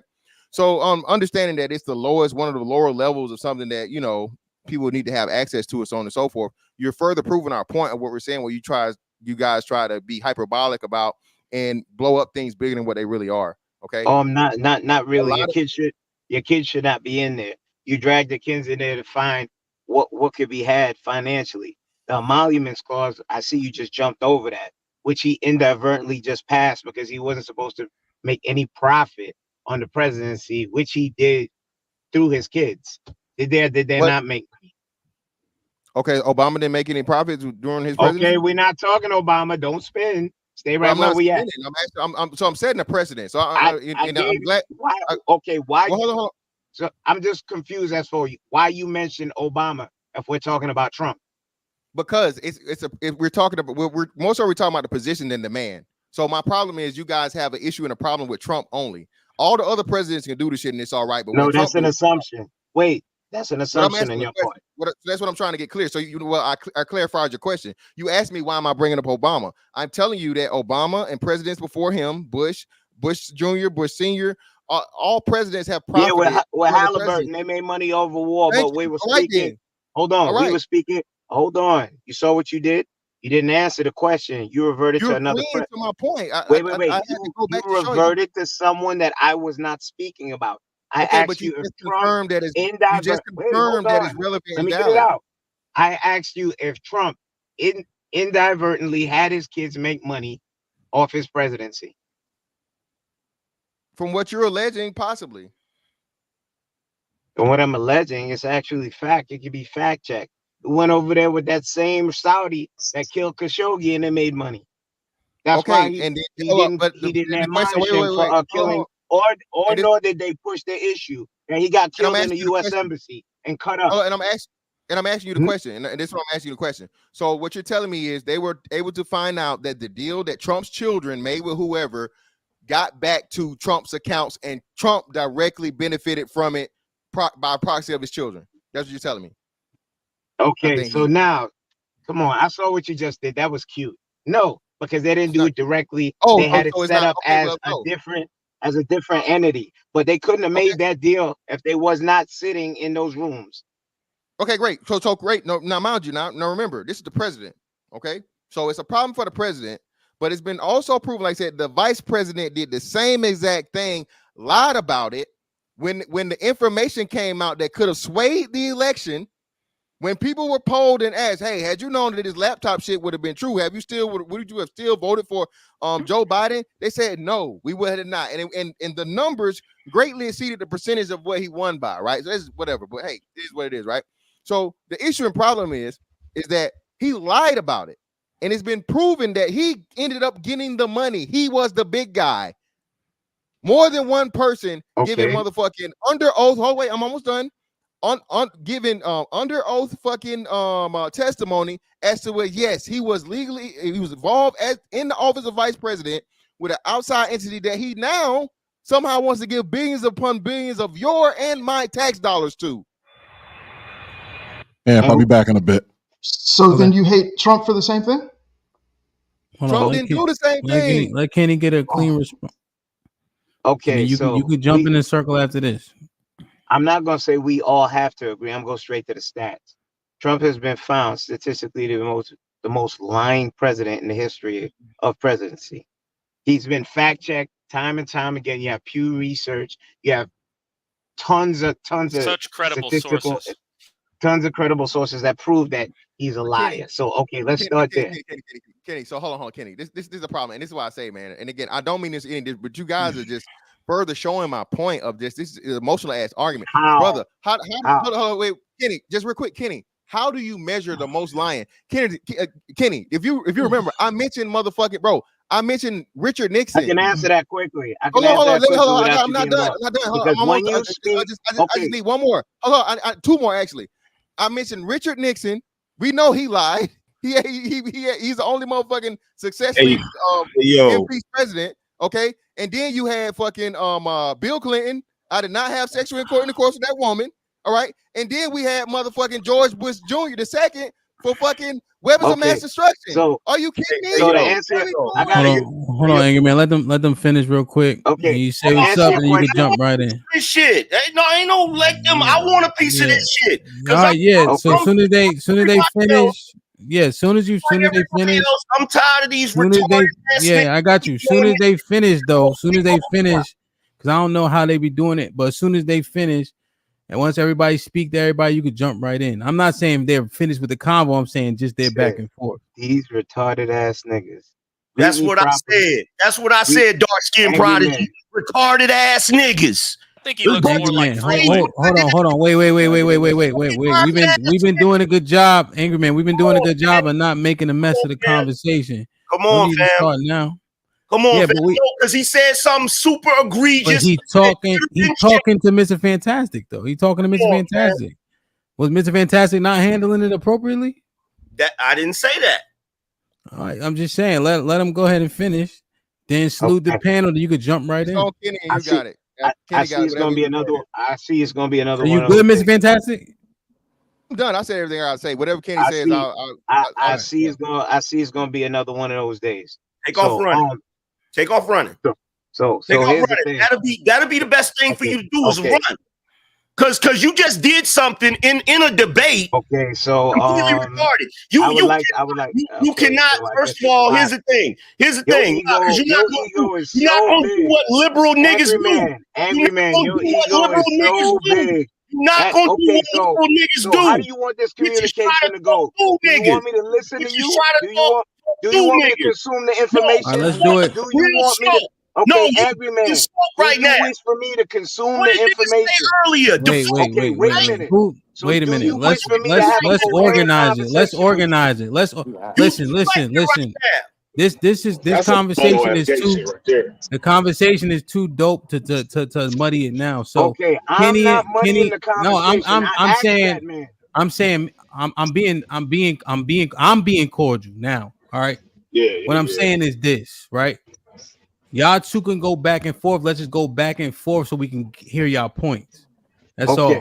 So who's up? Kenny gonna go or Angry Man gonna go? Here's the thing. I'm not a Republican. Hold on. One at a time, man. One at a time. Who going first? I was supposed to respond to Mr. Fantastic. Look at this goofy ass. This nigga's duck. This nigga's scared. Wait, I'm not an emotional ass bitch.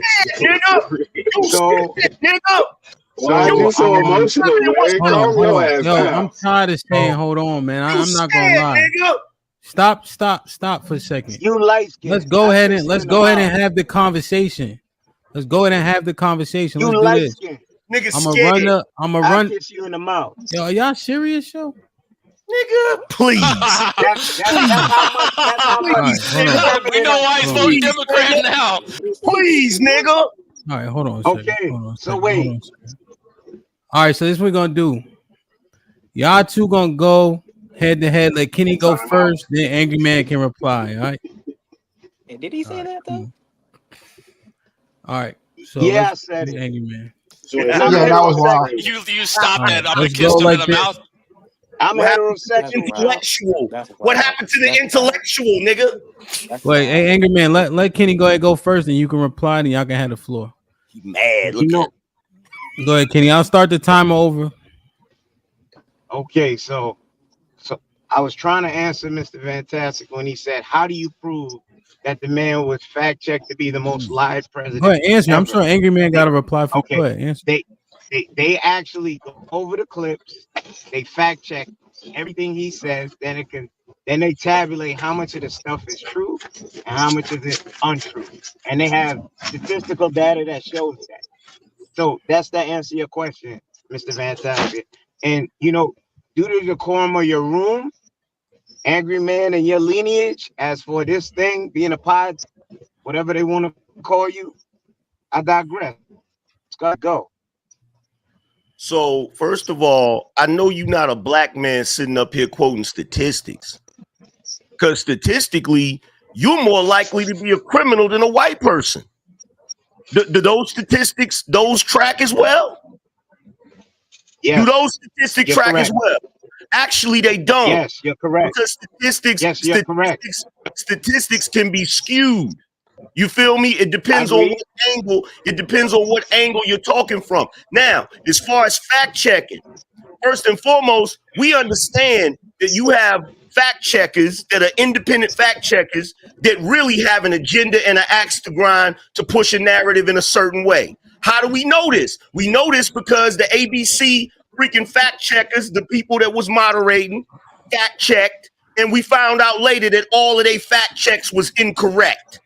There were lies. They were flat out lies. They were flat out lies. So, by who? Please cite your source. Just don't come up here. This might be risky. So Cali, I don't think it's gonna last long, but Cali kicked Angry Man and Kenny for 10 minutes each. E, I think you was trying to talk while they was in the middle. You and Odu, you want to say something? Yeah. Eric? Yeah, these things are not an issue to me at all. I don't understand where the guy was going with his points about, especially after the kissing in the mouth thing. I mean, that probably explains why he's a Democrat. But whoa. Yeah, Big facts. yeah. We know that they have a big agenda to help out the homosexual. They're all about that group. But I don't. These are not an issue to me. I don't care about him making money outside of what does that have to do with massive deportations and the price of groceries going down? I don't see the point. These are the reasons why I'm voting for him. If you want somebody to talk nice, I don't care about. In fact, I'm kind of over people who talk nice. I think that we've gotten a little bit too far with this, and I'm over the large institutions that are bashing him.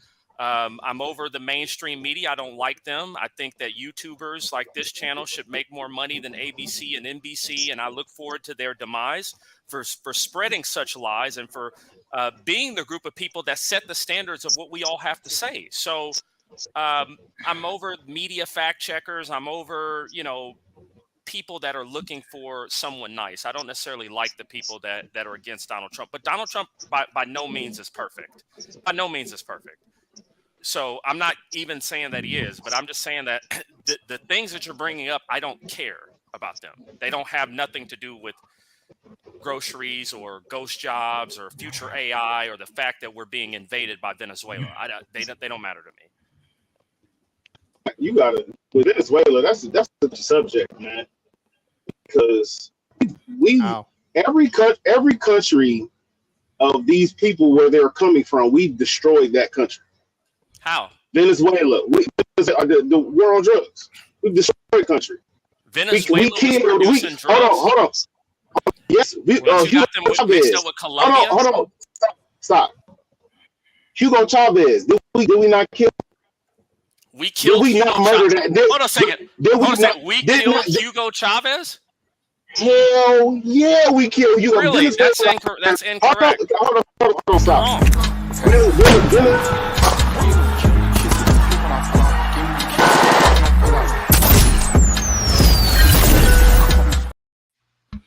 All right. It's called regime change. We didn't. Venezuela has the largest oil deposit out of any country in the Western Hemisphere. We didn't kill Hugo Chavez, bro. What are you talking about? No, yes, we did not. Did, bro. You don't know what you're talking about. Yes, we did. We destabilized the whole country. What are you talking about? Oil. Yes, it's all of it.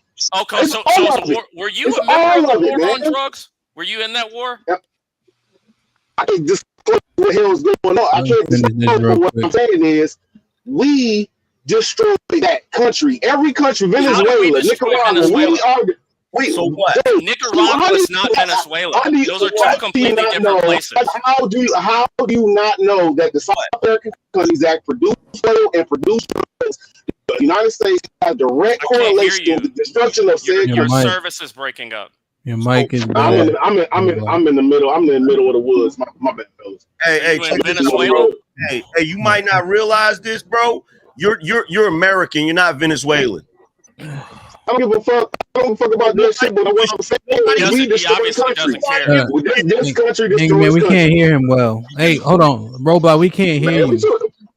Hold on, yeah, it's breaking. I want to get your points in because I think Eric wanted to rebuttal him, but it's just hard to hear you. So, when you get to a better spot, just call or just wait a second. It may clear up. Let Kenny and Angry Man finish, and then you and Eric can finish that conversation. Eric, I challenge you to do something. Can I get in too, Ham? Don't say nothing Yes, on sir. Hamp that you wouldn't say in my face, because I'm not gay. Like, you understand? kiss you? So, Angry Man, get back to what you were saying. I was listening. You were would making a tell point. another man you would kiss him? You kiss him in the mouth. Eric, let him get it on. Let him get it. Let him finish. Eric, number one, do not, man. This is man stuff that I'm getting to. Kenny, leave it. He understands. Come on. So number one, you're telling me to cite my sources.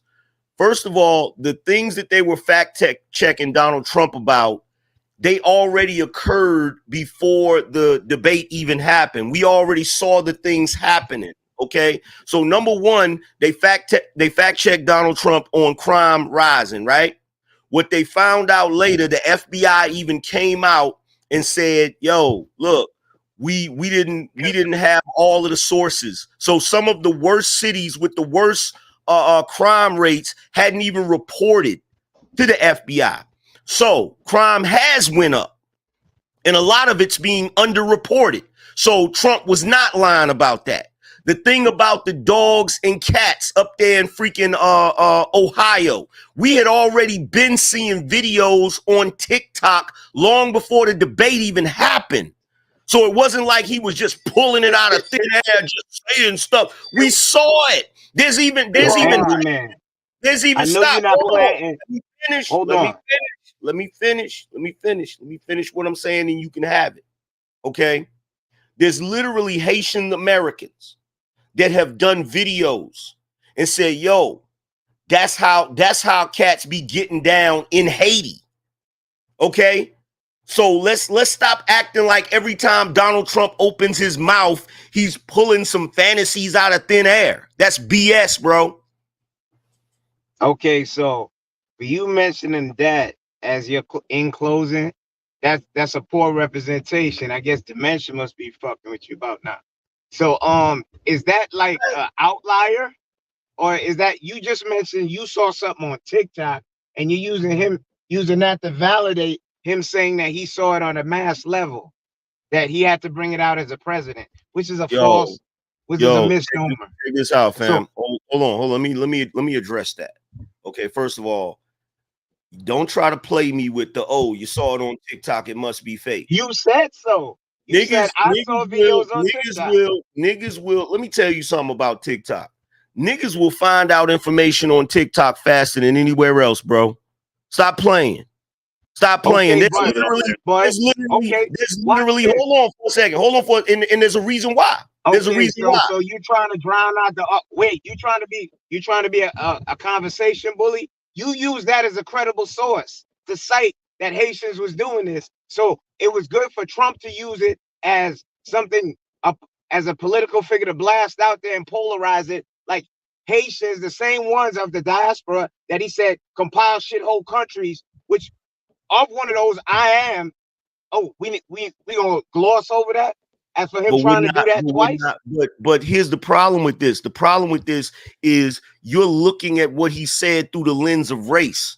That's not what that was about. What that's about is you have hold on, let me finish, bro. What is you doing? Am I sitting here saying that all Haitians do that? No. And that's what happens with these conversations. Y'all muddy it up with the racial component. No, it became disingenuous once you didn't say it was an outlier. You use it as a major talking point. You use TikTok to reference it as a periodical of note. You did. I am using your words. First of all, I don't have to say it's an outlier because it's a city in freaking Ohio. It's one city in Ohio that he was referencing. That's number one. In that particular city, say what?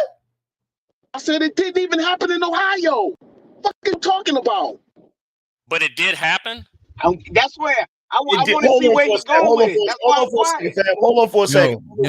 Let me be the decorum police, man. Stop trying. Let them get it out. Let them get it out, or else I'm just gonna drop you down. I'm not gonna worry about it. Yo, check this out. Let them finish. Roadblock. That was Springfield, Ohio. No, with the lady was eating the cat. You don't know what? Yo, hold on, bro. You don't know what the fuck you talking about, nigga. You don't know what you talking about, nigga. That happened in Canton, Ohio. The Canton, Ohio, where the girl was eating Hey, yo. She's American. It's Ohio. It's irrelevant to the point. Hey, yo, fam. Check this out. She's American. Check this out. Hey, yo. Pay attention to the road, nigga. That's your job. Pay attention to the road, nigga.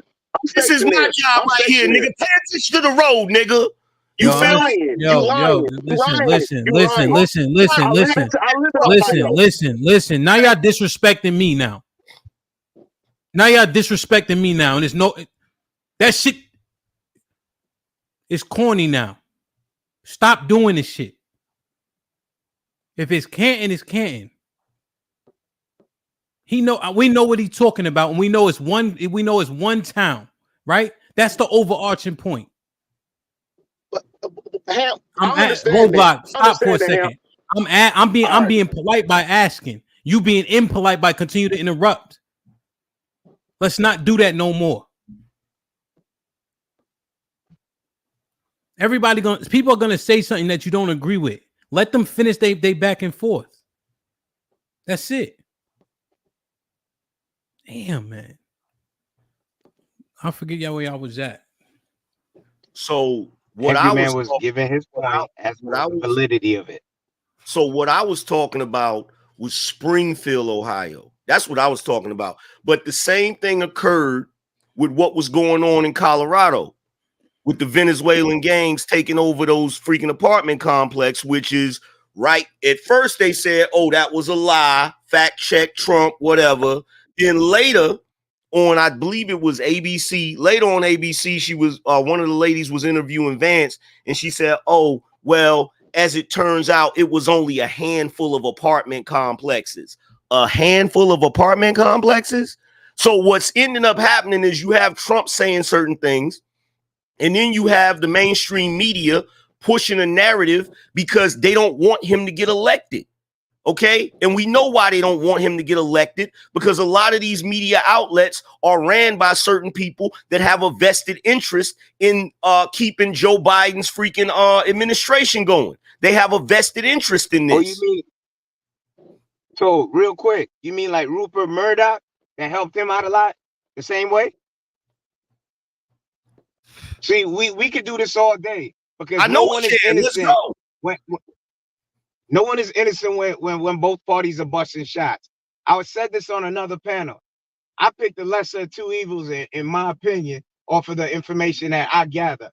I am not voting for a man that took a 2-page article from when I started getting cognizant of what this man was for the execution of 5 black youths. I am not. What did he say? What did he say in that article? For a man. What did he say in that article? What did he say in that article? In the April article in the New York Post? Yeah. Which imply he wanted them to execute these 5 black youths, but not saying it because he always skirts around words. Okay, check this out. No, what he did in the article is he said, and you know as well as I know that during that time, going to Central Park at night was like signing your freaking death warrant. You know this, right? So what he said, what he said in that article, right? This is what he said in that article. He said it's gotten to the point where families, Asian, black, Latin, white, he named everybody, can't even walk through the park no more. Okay? So now the whole thing about the Central Park 5, right? I'm not going to get into that debate. All I'm going to say is this. I went back, I watched the footage of the youth talking about it, right? Now, you know, like I know, But see, the thing about it is your blackness ain't gonna let you say it. You know what really went down that night. You feel what I'm saying? Now they may not have participated. You want me to elaborate? You want me to Hold elaborate? on. Hold on. No, I can elaborate because I seen the confessions. I seen the way they was talking. They may not, the majority of them didn't participate in what happened to the jogger, but they was there to rob niggas, beat niggas up, and do all types of other goofy stuff. You know they wasn't down there just to hang out and have a good time. Stop playing. Let's stop playing about this. Bro. So now may I speak? Go ahead, those bro. were the guys that had nothing to do with her. They pressed them to make them confess for something that they did not do. And it went all the way up in the police force. And anytime you say I'm wrong, I can provide the details because I looked over the whole thing. I got the details too. I got the actual. Okay, so now you know it was not them. So they needed to put somebody in that place. Hold on. Actually, it wasn't all of them that participated in the actual deed. I'm not gonna say the word for Hamps. Didn't one of them hold her down? Right?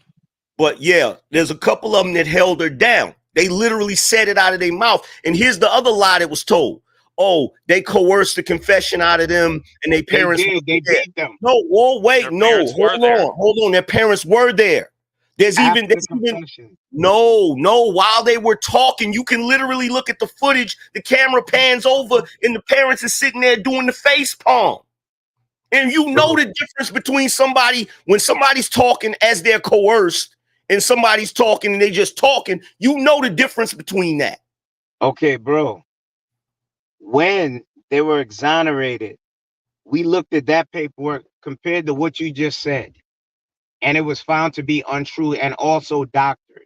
As for them being pressured into doing that, and the parents being told that this is what your children did. Well, here's the thing. We're not going to do that. Well, here's the thing. We're not going to get into a whole debate about the Central Park Five.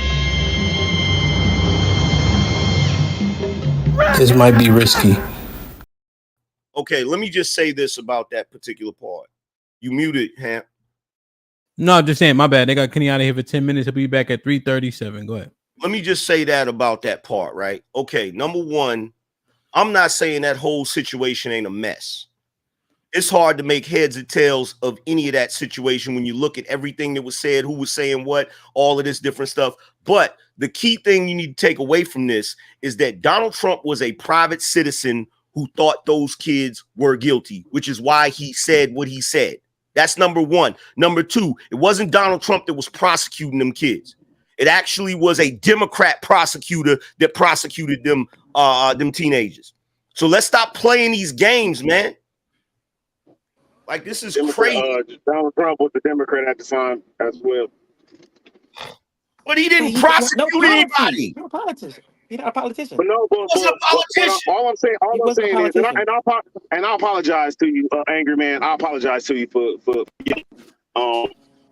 he wasn't in power, but he had power because he was one of the richest men in New York City. So him taking out that ad in the paper, it will sway public opinion either way. But I just wanted to touch on. But the disingenuous part. But the disingenuous part about the whole conversation is everybody always has the story about Donald Trump that they feel makes him look like a racist. But the stories about him that makes him not look like a racist, people want to brush those aside and say, oh, he was just pandering to black people. Because there's mad stories of him doing things for black people that prove he ain't racist. But everybody loves to ignore that. Most people don't have a definition of what racism is. Yeah, because I don't really think that Donald Trump is a stone cold racist. I think that Donald Trump moves with the flow of traffic. If something move one way, if people feel he should move this way, he'll move that way. He's like a chameleon. Just like he said, if I was to ever run for president, I would run as a Republican because I feel like I can get them. Thank you. I can get them to follow what the hell I want them to follow. So I just want to touch on the Springfield, Ohio. So I live in Ohio. I'm right down the street from Springfield. My boy is from Springfield. So That lady eating that cat in the driveway, she had a mental illness. Her name was Aubrey something. She was American, and she had been committed to a psychiatric ward after that. The dude that was pictured that was walking down the street with the geese, he was Hunter.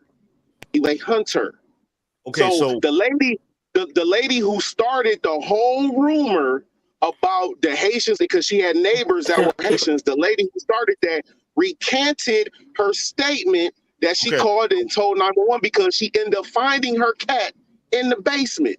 So all of these things where people was talking about, that they eating the cats, they eating this and they eating that, none of that was substantiated and none of that was true. Okay, so here's the issue. Hold on. Here's the issue, right? So now I see where me and you had the disagreement at. I wasn't talking specifically about that lady. I knew about the lady having the mental illness and all that crazy stuff. I knew about that, which is why on my show you don't really see me doing a story about that, right? Okay. That's not what I'm talking about. What I'm talking about are the citizens of that city, the brother and a few other people that went down there to complain about the problem with the immigrants. With the red shirt. Yeah, you know what I'm talking about. He running for mayor. Yeah, I know you're talking about. So you saying he got an agenda? So you saying he got an agenda? Respect, brother. Who? But no, that's what I'm saying. The same thing. Didn't that man say at the town hall that said they was eating the pets? The black dude said it. But he was lying. But he was lying. He got the rumor from the 911 call, just like everybody else. So yeah, it happened a week or so before Trump said it on stage. But what I'm saying is none of that stuff was true. Trump got backed into a corner while he was on stage. So you can tell that he thought of something real quick and he just blurted it out. And when he blurted it out, that would took it from the TikTok to the world, pretty much. Okay, but so that's one thing where Trump fucked up at. And okay, he didn't. Well, he did fuck up. Yeah, let's just roll with it, right? So one point. Okay, outside of saying that people were eating cats and dogs when they weren't really doing it. Now what? What's the next thing? Where is hold up, just real quick. Let me frame it. Yeah, go ahead. Kamala Harris superior in policy, economic planning, immigration, any of the shit that really matters? I don't want racism is never gonna end, brother. I don't give a fuck about racism. This shit is never gonna work. Okay? Oh yeah, I understand. It don't bother people because I don't really see it a whole lot like that. When it comes to policy, I don't like Trump's tariffs. I have a real issue with tariffs. Because if you think about it, when Trump put the tariffs on China, that hurts us. That don't hurt China. How? China is the biggest exporter. Yes, China is the biggest exporter in the world. But who's their biggest customer? Who's their biggest customer? Okay, so when you don't have a customer, Trump's ties is still made in China. That's because of the regulations here. You're using bro. You gotta get up to speed with your talking points. You're using 2016 arguments. It's because EPA regulations that are in the United States. I am saying that so when America had the chicken war, stop talking. When America had the chicken war with Germany, we put tariffs on they put tariffs on our chicken. Right? Those tariffs are still in place to this day. You know how hard it is to get rid of a tariff? You know how hard it is to actually get rid of a tariff? It's extremely hard to get rid of tariffs. So, and when he put that tariff on steel skyrocketed. So? That hurts the American consumer. No, it does not. Building costs. What are you talking about? How do you not understand that? Can I get in here? You're taking something very complex. When you put a tariff, you don't know what you're talking about. Steel goes up. Let's do this. Well, Eric, we already have tariffs now. So real quick, so Roadblock, you essentially made the argument that he said the cost skyrocketed. So Eric, explain to us why that doesn't affect the consumers directly. So the thing is this, right? The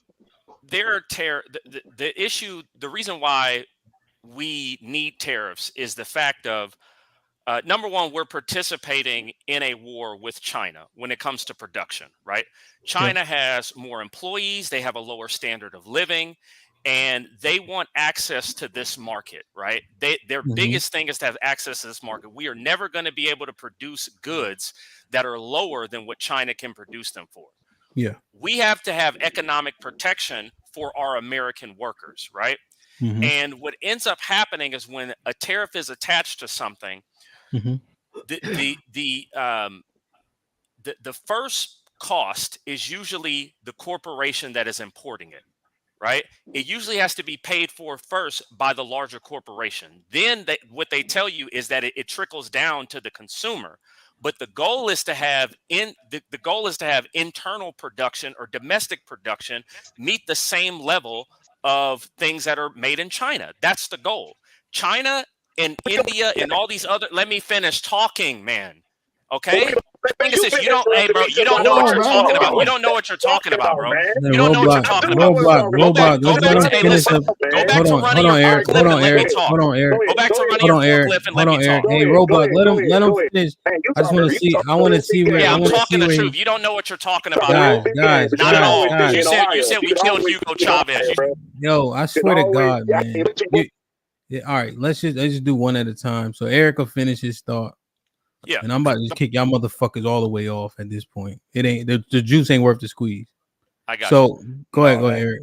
So where were you at? So the point is to have a competitive. Well, no, keep going. Yeah, you said so. Okay, the point is to have a competitive market for domestic production.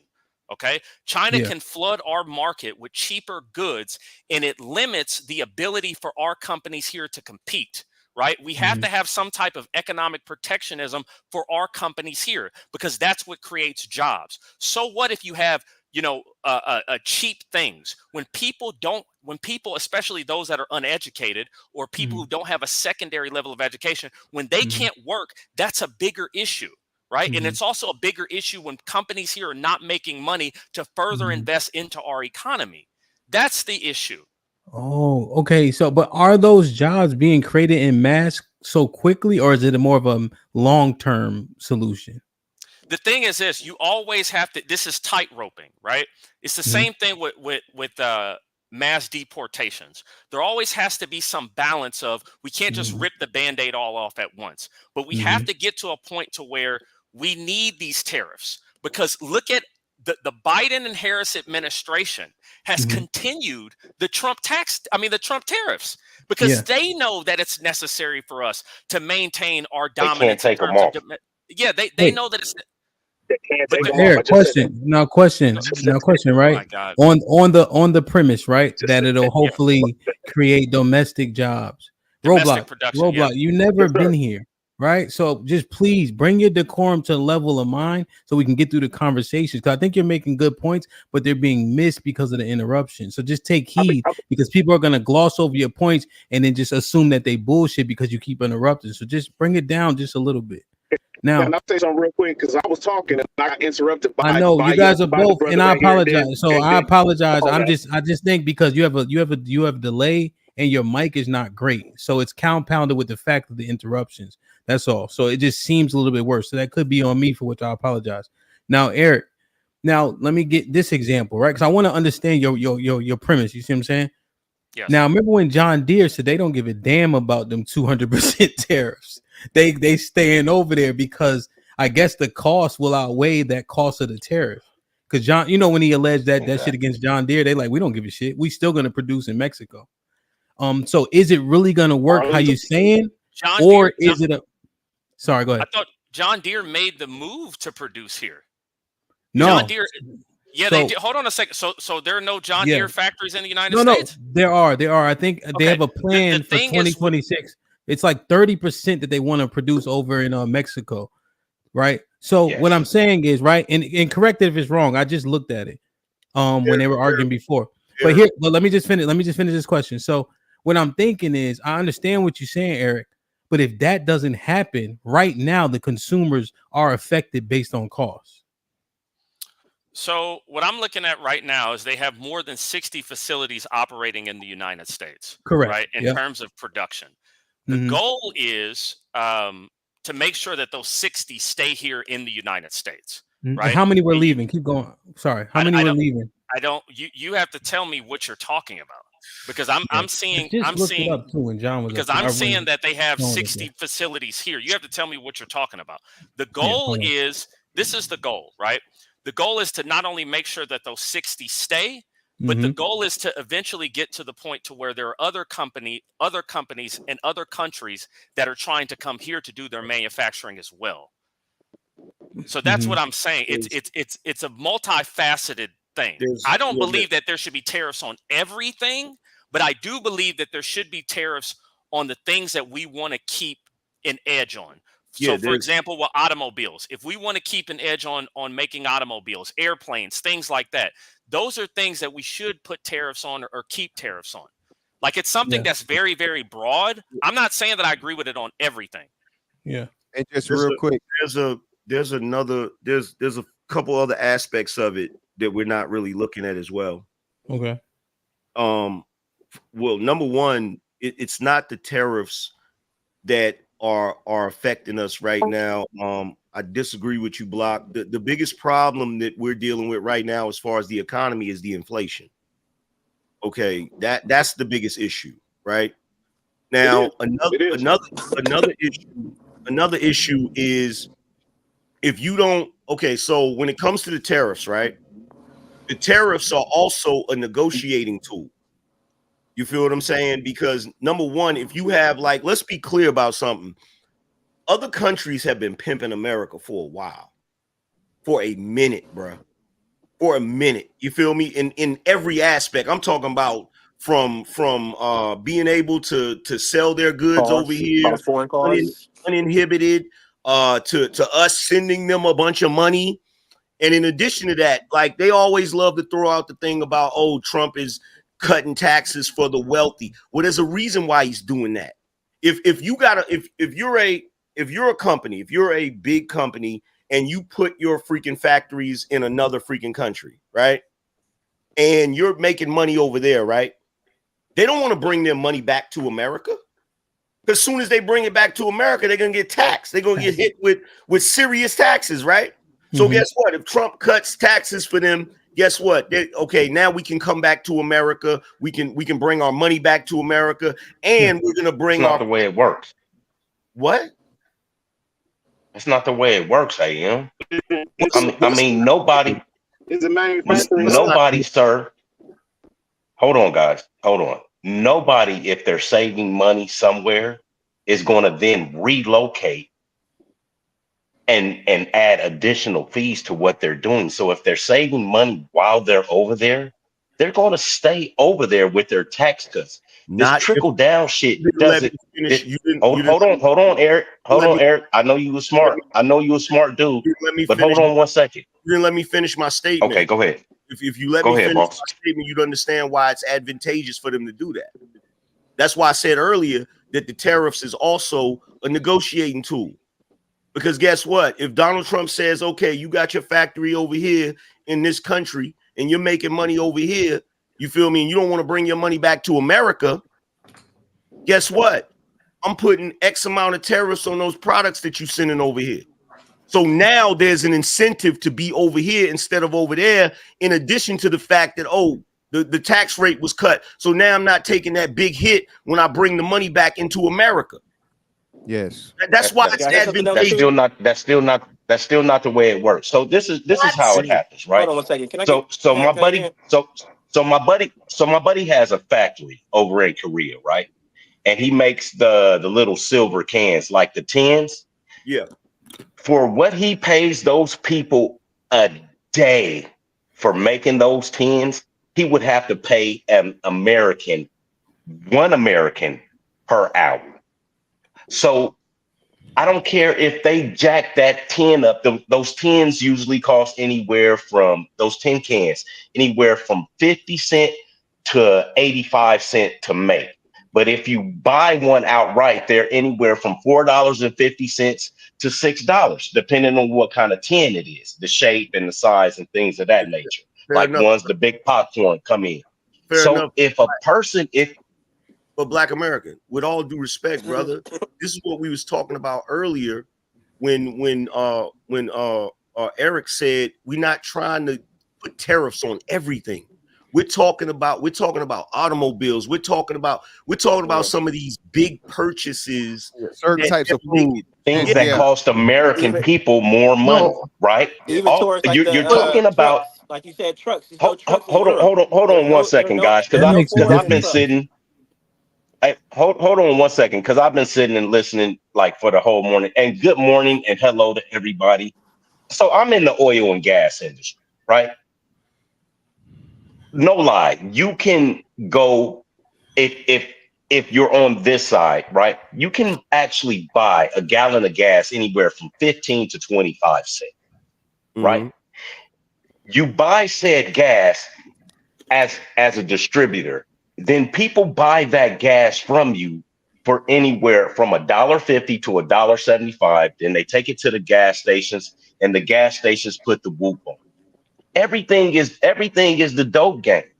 Everything is the dope game. You put every time it changes hands, you're making more money on it. So that's all these tariffs is. By the time they get to us, the gas is $4, the gas is $5.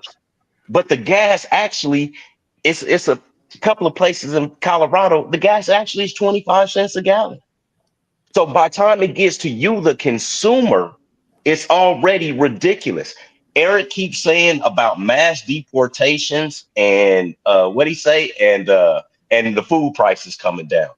Eric, I'm sorry to say, brother, I'm in the trucking industry. There are no black people. There are no white Americans in these places, in these farms, picking fruit and picking vegetables. If there is a mass deportation, you think you paying a lot for food now, you won't be able to buy a goddamn apple.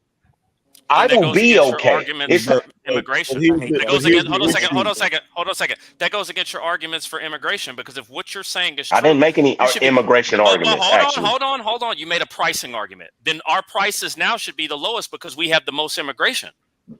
Right now, at this point in time, since we have, if what you're telling me, hold on a second. If what you're telling me is true, over the last couple years, we've had, I think, somewhere around 10 to 12 million people come in the country. If more workers equated to lower prices, why are prices still high right now?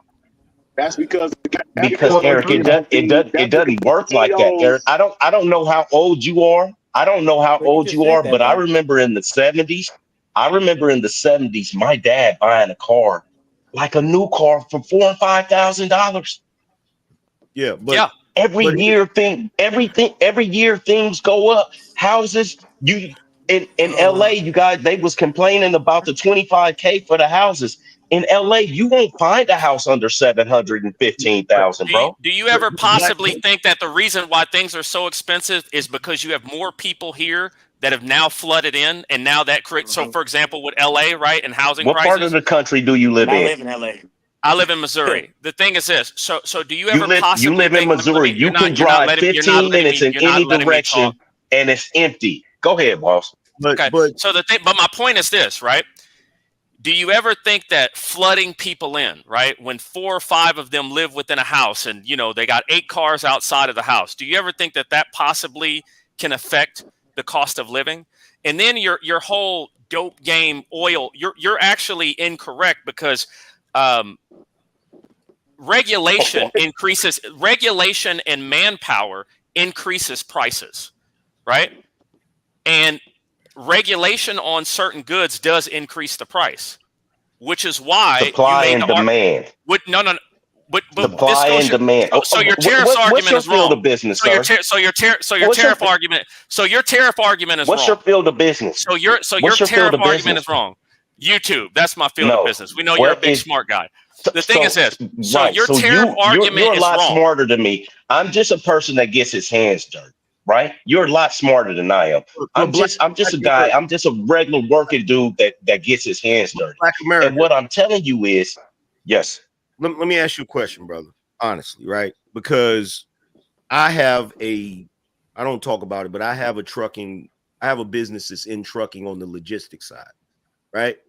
Mm-hmm. You're gonna honestly tell me that when Joe Biden got in office, it wasn't devastating and changed, was problematic for trucking?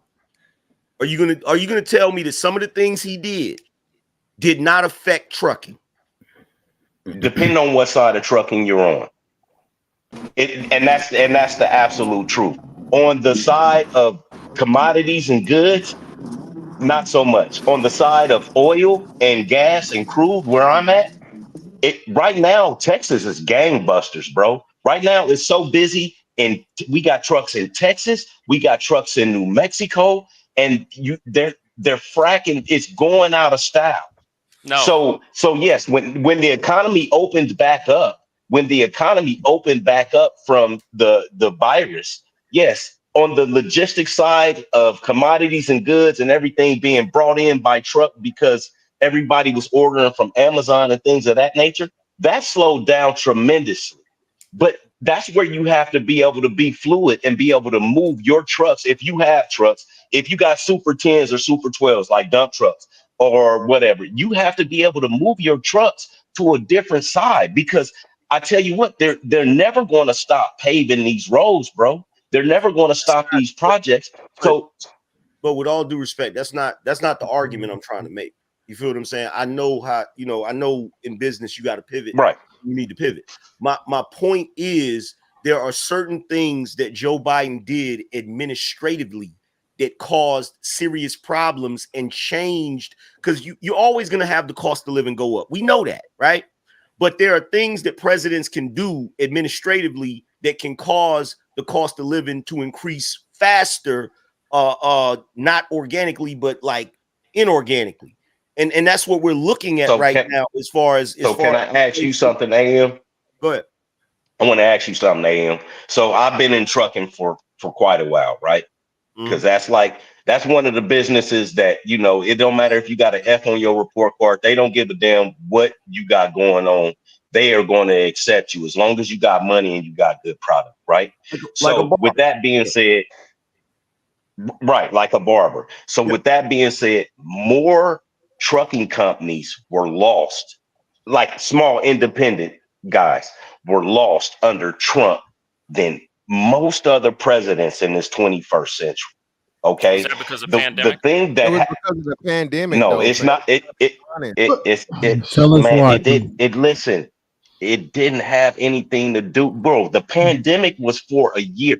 Well, Black Gas America, tell us truckers why. make- Tell us why.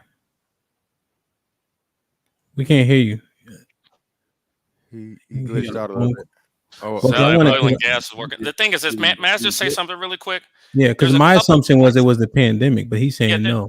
Go ahead. There's a couple points that I really want to go to on tariffs, right? While I get what you're saying, that importing things does lead to overall efficiency and cheaper goods, there's a balance with this, right? Because you're also increasing your country's risk on debt accumulation, right? Supply chain issues as well, right? The fact that you're having to rely on other countries, and the fact that you're not really independent. The fact that if another country decides to put sanctions on you, because at the end of the day, this is all about blood and warfare. We can act like economics is only a delay of those things. Trade is only a delay of those things that eventually lead to war. But sanctions and things like that are usually the first step to something like that. And I want to say that us increasing our reliance on foreign powers for production while not stimulating domestic growth, and also making other countries richer while not reinvesting back into ourselves, is an issue to me. Now, I do understand there is benefits of no tariffs, lower cost of goods, overall efficiency, having to pay less in terms of workers, but you do have to have a working class in a country. I do think a middle class is what we need in America. And so as somebody that wants to see a middle class, that I am going to fight for tariffs. I'm going to fight for the American worker. So Eric, question, yeah, because I agree. I understand your premise about the jobs coming back, but it They may seems not come back. The well, thing yeah, is to stop it from leaving even further. leaving Also, period, right? and also to increase maybe finding different sources of revenue, right? Yeah. So, for example, if our government being in debt and also being a bargain chip, if we are the biggest buyer, we should have a right to negotiate to protect our workers and to protect what we have. I mean, You should be able to anybody in leverage. this position would do the exact same thing. No, yeah, you should be able to leverage it 100%. But what I'm thinking is based on what you laid out, it seems like more of a long play, generally Yeah, you speaking, can't I don't think that this is something that you can slap on tomorrow. overnight, Number right? one, because you're going to have to analyze what you need to put tariffs on. Okay, you're going Yep. to have to analyze where do we want to be the Yep. strongest in terms of production. That was actually a So good point that Angry Man cleared up. we already do it with automobiles like Well, yeah, Mercedes and that's what all I'm of that. saying. Yeah. I'm not even sure if people understood that tariffs are like good specific. I would argue that a lot of people think when you slap a tariff on a country, they think it's just everything coming out of there. So I think that was a good clarification point. I don't think people know that. Now, They don't. I told you. I have a I think it's a question. little odd that our what I'm saying, but medication is this let coming me from China. let me get this last question, and y'all could jump right in, Angry Man. I just wanted to point out that was a good point because I don't think a lot of people realize that. This point though, well, let me just ask this point. Let me ask this question, Kenny. You can jump in. Do you think though that people can sustain that increased price while we have these tariffs, along with just the general inflation? Do you think that the middle class can actually make it through that? Hemp, we already doing it. The tariffs are still in place. That's what we keep saying. Everybody Are we keep do- acting well? Are we doing it though? I guess is the question. yes, Yeah, we. well, Well, I mean, my bad, fantastic. Go ahead. I know we're here, but are we actually? You see, I'm saying doing it. Like, are we being successful? Are people growing, or what's happening? Well, see, well again, go go ahead. ahead, Am. No, go ahead, bro. So again, like I said, man, the recession happened and we made it through that, and that was probably like one of the harshest economic times for all of us. All of us were grown, right? So we experienced, we know that, right? For comparing this to 2008, as bad as people say it is, motherfucker, this is nothing. I was born in it, okay? You know what I mean? So like I said, stuff has went up, but bro, it was literally $4 gas, $4 a gallon for gas, and everything was high, and then like you said, the cost. Think about it. So you had, and this is why this is. Like let's just walk this down. So in 2008 to like 2010, you got $4 a gallon gas, but the motherfucking cost of living ain't as high, and the earning is not as high as it is now, right? Gas peaked out at maybe what 350, whatever, so on and so forth. Cali don't count. Cali's out. Yeah, I'd say 350. Yeah, we talk. You know what I'm saying? But the standard's like maybe like $3, right? Then of course now everybody's earning way more money and all these different things. So people are making it. It's just hard in making it. Now, of course, if you're talking about poor people are going to complain and they're going to talk a whole lot more, be the loudest voices because they hit the hardest. But then at the same time, like you said, they have way more subsidies now than they did back in 2008. You see, so it's a lot of people that saying it is also hard and all these different things, but bro, people ain't out here. Even the foreclosure rate is nothing like what it was in 2008, 2010. None of that stuff. None of the numbers are the same when you compare them. Like, for a recession versus the inflation and shit that's going on now. One thing I wanted to say, and then y'all got it. The car thing is the most important thing. Elon Musk stopped sending fucking cars to China because China was hitting him in the head too heavy for fucking Teslas. Elon said, hey, no, yeah, this is ridiculous, right? And that's another thing too that I don't think anybody mentioned yet. Though not only do tariffs there, well, Eric mentioned, but he didn't say this directly. Tariffs aren't just there to help your stay here and tax the people, whatever. It's to literally cut down the competition.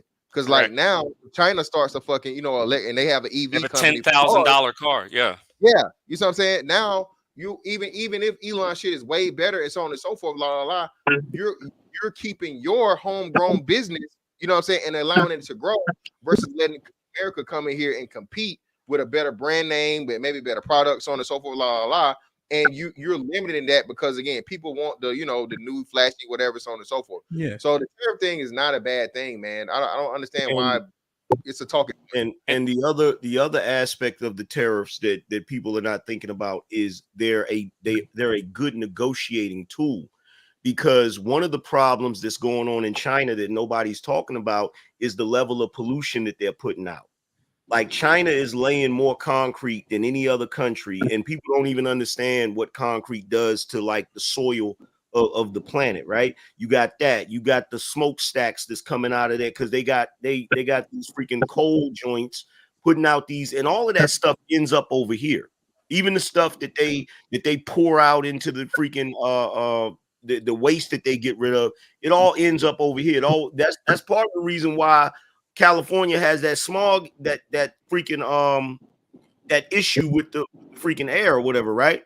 So when you have the ability to say, well, look, if you guys don't do XYZ, like tariffs is a way to keep other countries in check when they doing stuff they ain't got no business doing, because it all boils down to profit, right? So if you're saying, well, look, y'all over here doing this, like we're not gonna accept this coming over here. If we do, we're gonna charge you this, or we're gonna charge you that, and he's putting it at some ridiculous price to make them be like, oh, okay, we're gonna have to play ball with this dude because we're not gonna be able to do business like we want to do business. Because let's be real, China imports a lot of stuff, but we're their biggest customer. Like most of their stuff comes over here. This is the reason why you can get a freaking flat screen TV that's 55 inches for $100 and some dollars. You feel what I'm saying?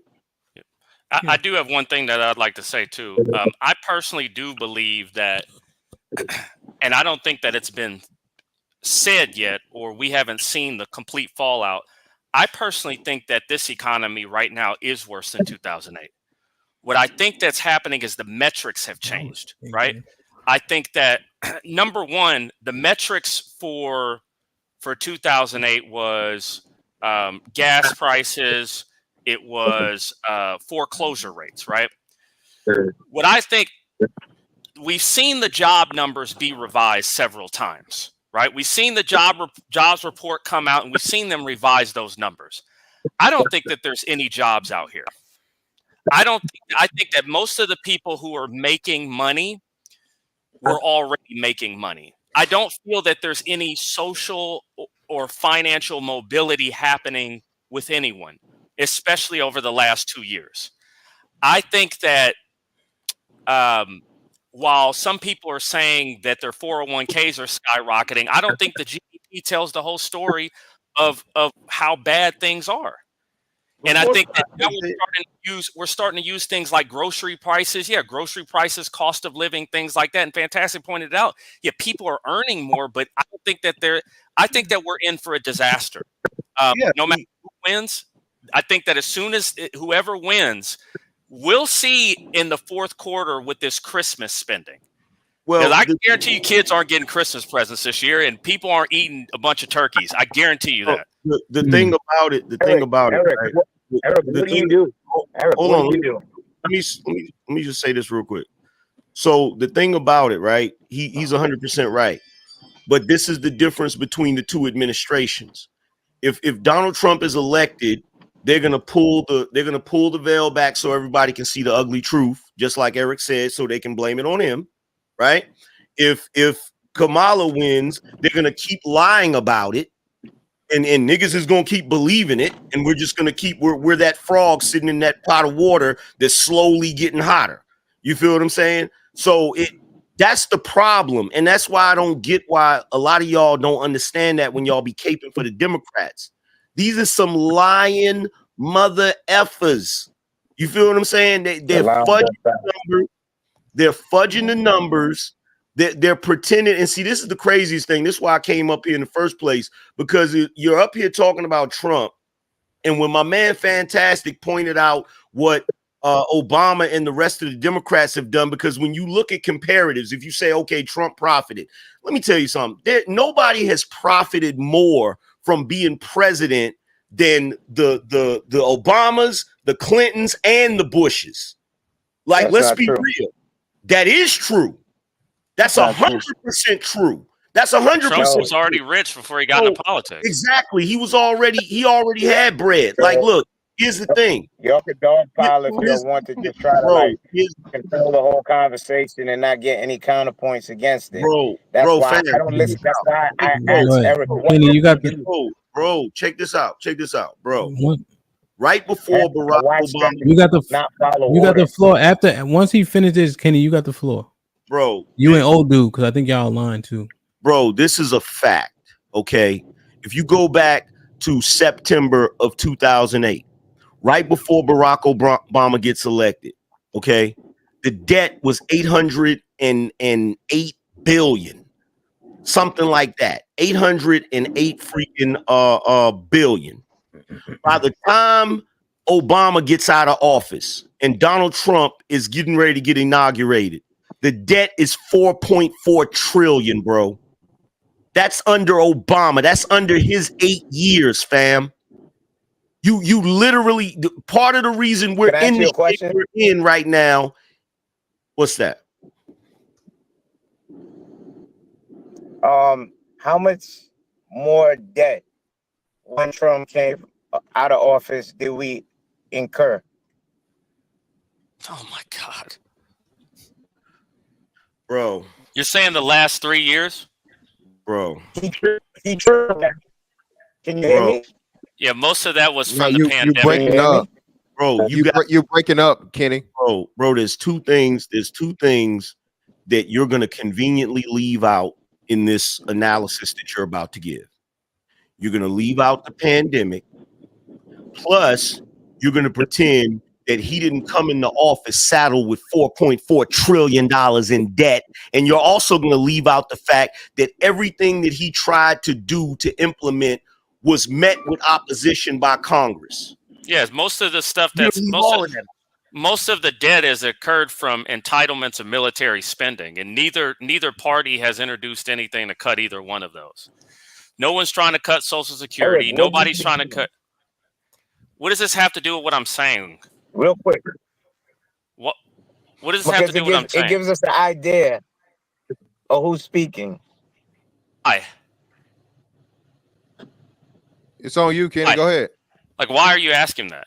Why can't you just address the point that neither party is trying to cut the entitlements we have from Social Security or the military? If you want to reduce the debt, that's how you do it. These things are concrete. They're set in stone. Military, Social Security, and all those other entitlements. That's what we spend most of our money on, and neither person's trying to cut that. I agree on the military. I don't know about Social Security. Of course, the old fella gonna say that. A nigga named old dude gonna be like, I didn't get to hear what your Eventually, you will too. If you think you getting Social Security, you are living in a fantasy world, my friend. Well, the thing is, neither party has set forth the plan to. Yeah, nobody has set. Trump didn't cut it in his last term. He's not talking about. I haven't heard anything about him cutting it. The thing is this: most of the spending is set in stone. Okay, so what is your point on Donald Trump spending? Most of that was from the pandemic. That's what we know. Okay, so we tripled that under Trump's regime. That's called the pandemic. Look at the spending by year. Yeah, okay, slow down. Do you care about government spending? Well, wait a minute. So Kenny, now remember, you got the floor, so you can go where you want to go and address what you want to address. Just because Eric asked you that last question, don't mean you have to go I'm there. about to get off here. Yeah, I know you wanted to ask me something, but I'm about to leave. I got stuff to do. So what do you do occupation-wise, if you mind? Why do you keep asking me that? What is your why do you keep asking me that? Okay, so do you want the answer, or you want to keep? Yes, I want to know what that has to do, because both you and the other guy who you look like brothers, both of you end up asking me that. And you would want to answer. Maybe you would stop doing what you're doing with the run-on. Just because you're saying things slowly doesn't mean you're saying anything important. Okay, that's what you do. So Eric, what do you do if you don't mind answering? I do mind answering, and I don't see what it has to do with the point. So it has a lot to do with the point, because a lot of the points that you broach, if you're not financially savvy, if you don't sit down with a financial advisor, despite what president's in the office, if you don't know what your is this an advertisement? Okay, so you came up here to be polarizing. Or just talk? No, I came up here to talk the truth. KDP, don't do that. So here's the truth. So allow me to speak. Your guys dominate the friggin' mic. So when I listen to him talk, you understand? People that lack the financial wherewithal to put things in place so that their financial house is in order, they can withstand Democrat, Republican, Democrat, anything Kenny, like that. Thank So you, I want to Andrew Tate. validate the young fella to see Kenny, what he had or what he Kenny, put in place, Angry We can Man. tell So you're I from think New that's York fair for the City. conversation. We can tell. No, the What? thing is this: Hey, let we him can talk, tell man. you're Let from him New. talk, dude. He's done talking. You and him probably, used Okay, to no, How you make gonna actually tell him chitlins that I'm when together. he was not, done The thing doing is it? because this: we've been we already know long-winded. both of y'all whacking each YouTube, other I don't off need on that. here. Okay, YouTube. both of Kenny, y'all. Like the Kenny, thing is this: the So, questions like I that you're said, asking have Angry nothing to Man, do the with reason I asked anything the that you're. validity, because You if don't you have ask any me a question, validity. Angry You Man, don't have I any have the validity at decorum all. to What are you answer you. talking Yo, You about? so realize that? Kenny, So You're question wearing a is Yankee cap. the I'm question, speaking Kenny. to He don't. Angry Man now. You I What see? know, you but I you're got a wearing a Yankee question. cap with a Do you beard. have a hold on, Eric? Do you have a so he doesn't want to answer that question? Do you have a follow-up question for him? Okay, that means that's not fair to the conversation. So I might as well move on to Angry Man. Someone that I know will answer a It's a question dumb and be question. upright. here's the Okay. thing, QP. Look, here's the thing. Here's the thing about Eric. I know what he does for a living. I'm not gonna say it because he's not gonna say it, but Yeah. he knows what he's talking about. I'll just put it Yeah, that way. I make some money, He knows, but the thing he is, knows you're what just he's trying to talking tell me I'm broke. We get it. That's what you New Yorkers do. That's how you end every argument. Yo, but you ain't got no So dough, Angry son. We Man, know. this is where it You're goes wearing a left. big blue cap. You have on a pair of yellow Okay, construction boots Angry right Man, now. this is where Am it I goes wrong? left. Am I wrong? Is that I not how am, New yeah, Yorkers you end are. every Yes, you argument? You are. ain't got no money. Okay, okay. What up? No, I What was you wasn't going saying? that way. So here's where we're going, because I hear him talk about certain points. I hear him talk about putting on tariffs. If you listen to most economists, they said that's very dangerous. That's like taking a grenade, pulling off the pin, and throwing it into a mathematical formula that No. they already have set. Because when they put Let me say.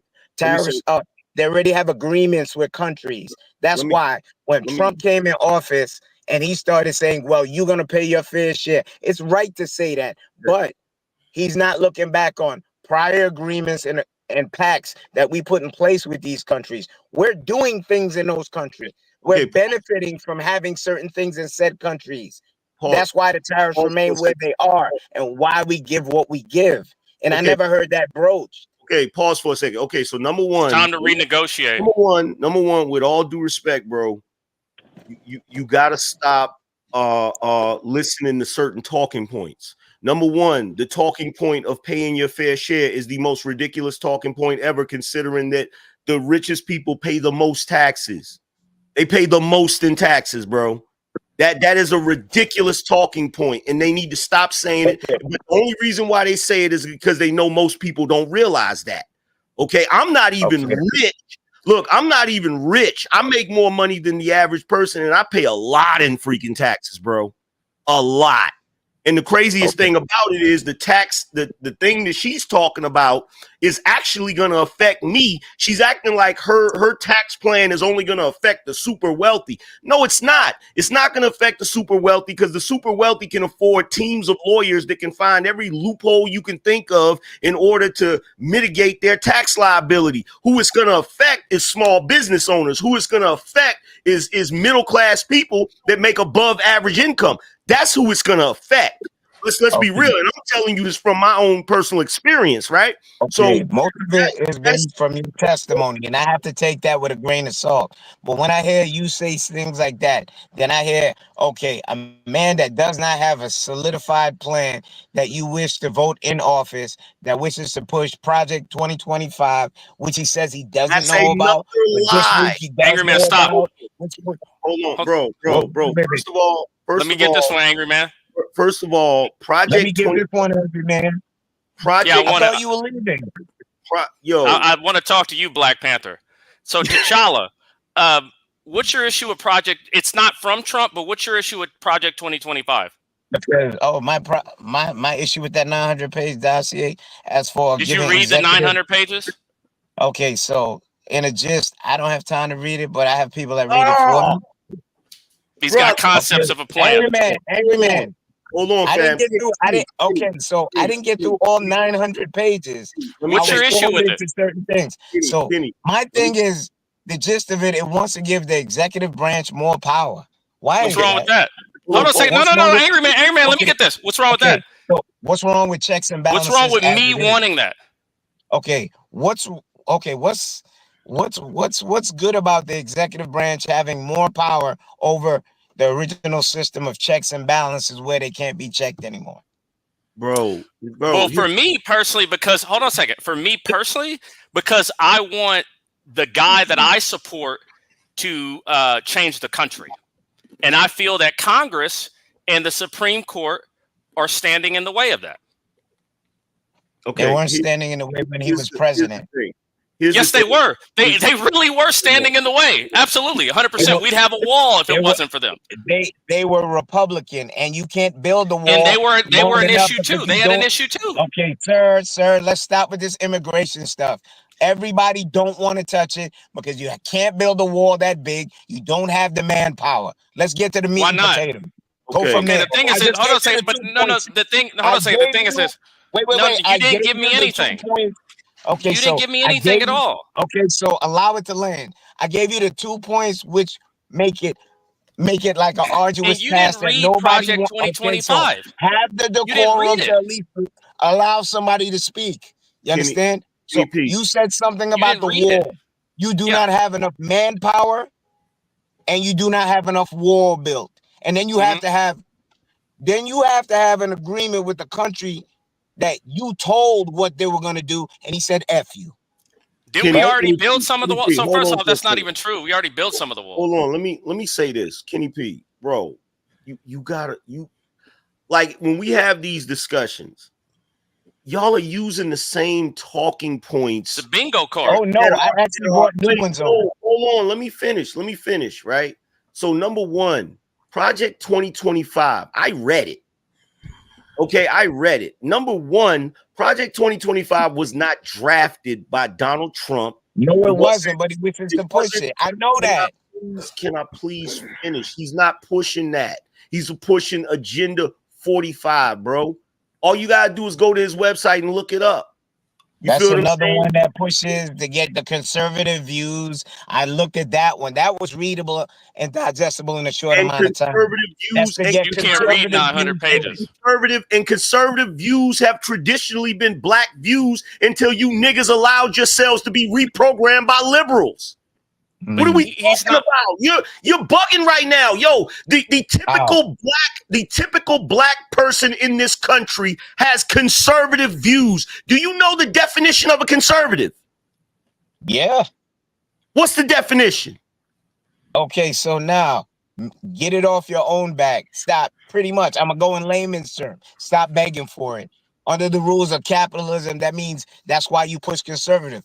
Go out off your old sweat equity and make what you want in this country. Stop looking for a handout, which is more liberal facing. Because I went to John Jay for criminal justice. I studied this. That's the basis of it. You want to get technical just to make you want to make a point just to come up polarizing like you did when you first came up. I know what it means.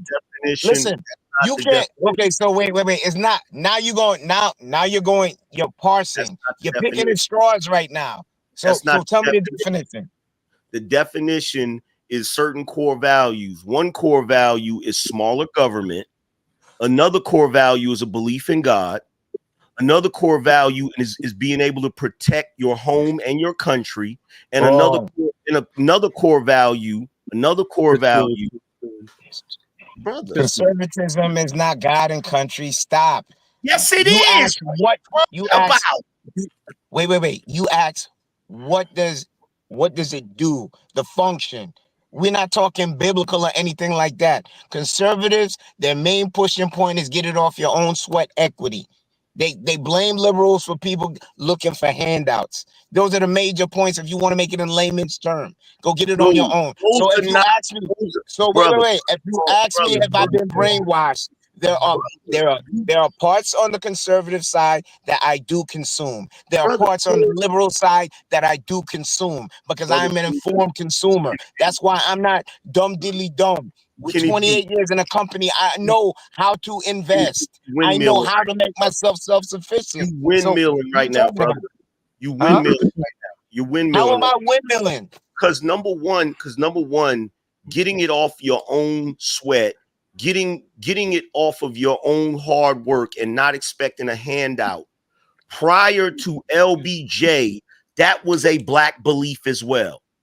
So to bring that up to try to debunk what I'm saying is ridiculous. How you asked me what conservative values are. Can you stop windmilling for a second and let me finish? Number one, traditionally, Black people have been conservative. Even once they started voting Democrat, Black people still have conservative beliefs. Period. Because the Republic actually was in favor, but the construct of it has changed over time. So I get where you're going with that. So come on, miss me with that. No, it's not the same I'm not gonna miss you with that because you still haven't. Yo, check this out. Here's the problem with your argument and many people that have this argument that you have. Your argument is not pro whatever you got going on. It's anti whatever Trump got going on. You still have not you still have not made a sufficient argument, because every time Fantastic brought up the Democrats or whatever, you was like, we're not talking about them. That's the problem. The last 4 years, hold on, I'm not finished. Hold on. The last 4 years, all y'all have talked about is Trump, and he wasn't even in office. Talk about your president.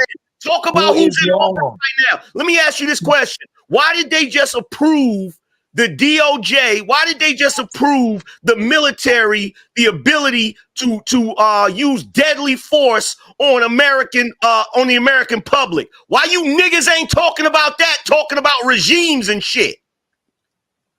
That's right now. That's not under Trump. Okay. That's right now. Why you not talking about that? Okay, because you yelling, that makes your point more valid. You know, nigga, you just got through windmilling. You just got through windmill. Don't try to tone police down. Because you're yelling. Police down, my nigga. Who's backing down to you? Nobody's backing down to you. I ain't asked you to back down. I asked you to have a legitimate argument. All you're doing is yelling so your neighbors can hear you. So now, bro, my neighbors my neighbors can't hear me, my nigga. My neighbors can't hear me, my nigga. I'm not in the city. I'm not in New York. Okay, so I'm not in New York, my nigga. I got space, my nigga. Listen, respect. So you yelling doesn't gloss over the point that there are many other things. Okay, let me try again. Let me see if you let it happen. So let me try again. So you saying that means that is the only topic of the thousands and thousands of topics that affect us as people that I should be focused on, and then you group me in with the y'all. I'm doing what I'm supposed to be doing. You understand? Okay, that's fine. Well, the reason, but all fairness, that's your opinion. That's your opinion. With all fairness, you made a statement. With all fairness, the reason why I grouped you into y'all is because I've heard the talking points that you're giving by many people on the left. So that's why I grouped you into y'all, because you're speaking those talking points. You know why that's not fair, angry man? Because you have a plethora of discussions ever so often. This is one of your fortes and jobs, so that's not fair to the conversation because you speak to more people than most. Would you right? Okay. Yeah, go ahead. So it's fair to say you would say that, and I can't disagree with it because you speak to so much people. Okay, so as for me, please don't group me into the y'all, because if you put conservative and liberal, there are things that I can consume on both sides. Not everything on both sides is right, but I am not voting for a man because I have issues that are fundamentally sound with me with moral and ethics that I will never vote for him. Well, here's the thing. Biden, 94 crime bill and all that other stuff. Yes, Obama, I've knocked him for what he didn't do. Here's the thing, brother. Here's the thing. First of all, here's the thing. Okay, you don't want me to group you in the left with the liberals or whatever. Okay, cool. That's fine. But here's the thing. You don't got to say, yo, I'm not voting for. The thing about me as a conservative, I'm not trying to force you to vote for anybody. No, we're having a conversation. That's not what I'm trying to do. See, that's what people, maybe not you, but that's what people on the left try to do. They try to tell everybody they're crazy if they're gonna vote for Trump and they're a danger to democracy and all that ridiculousness. I'm not on that type of time. What I'm on the type of time where it's like, okay, you know what? If you're advocating for Kamala, not saying that you are, but if you are, make a legitimate argument for her. It's the same thing the American public has been asking her. Make a legitimate argument for why you need to be president, because we've had Trump for 4 years. And I don't know how it was for you, brother, but it was awesome for me. I made more money under Trump than I've ever made under any freaking president. You feel me? So it is what it is, bro. So let me ask you a question. While you was making that money, 300 federal judges got put in place, 3 superior court judges, 3 Supreme Court justices got put in place. That's what we wanted. Yep. Okay. That's what I wanted. So that's not what you wanted. That's Okay. So How you gonna tell us what we want? Wait a minute. We You know want why? more judges. You know why? You Wish know all why? the That's judges why. on our side. You want to know why? That's what I wanted. can't hear you, angry man. Hold on. Yeah. Check this out. You know that's what you want to know why that's what I wanted. So I own, I exercise my Second Amendment rights, right? So I own a freaking CZ Scorpion, which has like this little stock on the back of it, right? You know what Joe Biden was trying to do? He was trying to fix it so that if you had a freaking stock on the back of that thing, you got a $10,000 fine and possibly 10 years in jail for something that you already purchased. But Trump was trying to do that too, though, a little bit. For something Short that you barrel already rifle. purpose, right? The short barrel rifle. They tried to change the definition with the ATF. The ATF tried to change the definition. Ain't nobody voted on nothing. But all of a sudden they changed the definition, and now, because they changed that definition, now you're doing something where you're not in compliance with the law, and they want you to do X, Y, Z. Guess what? Stop that. Those Supreme Court justices. So first and foremost, when you talking about, y'all didn't want that. Yes, we did. Some of us did. Not to mention the fact, your boy Joe Biden, he fought like hell back in the day. I know you remember that Anita Hill shit. He fought like hell to get Clarence Thomas to stop him from being in office. Y'all don't even realize it. Clarence Thomas was actually the deciding vote that guaranteed that we kept our right to own guns. Okay, so wait. Since you mentioned Clarence Thomas, the guy who pretty much got Anita Hill like ostracized and taken out of that political field because he did feel her up, and the good old boys protected him. How you know? That Clarence Thomas? How you know he felt up? I do have a question. Was you there? Let me say something, AM. Let me say something. Was you there? How you know he felt up? Don't you find it rather convenient? And that's sad. I'm gonna tell you what's really sad about that. The moment a black man, hold on for a second. The moment a black man becomes a conservative or Republican, exercising his freedoms that he has as a black man, all of a sudden y'all want to start ignoring the stuff that you don't ignore when the black man isn't a conservative or a Republican. So he felt her up, but R. Kelly didn't do shit, right? Okay, angry man, to answer your question regarding Anita Hill, she stood in front of, she went to court for that. She stood in front of trial people for that. If she was found lying for that charge, she could have got time.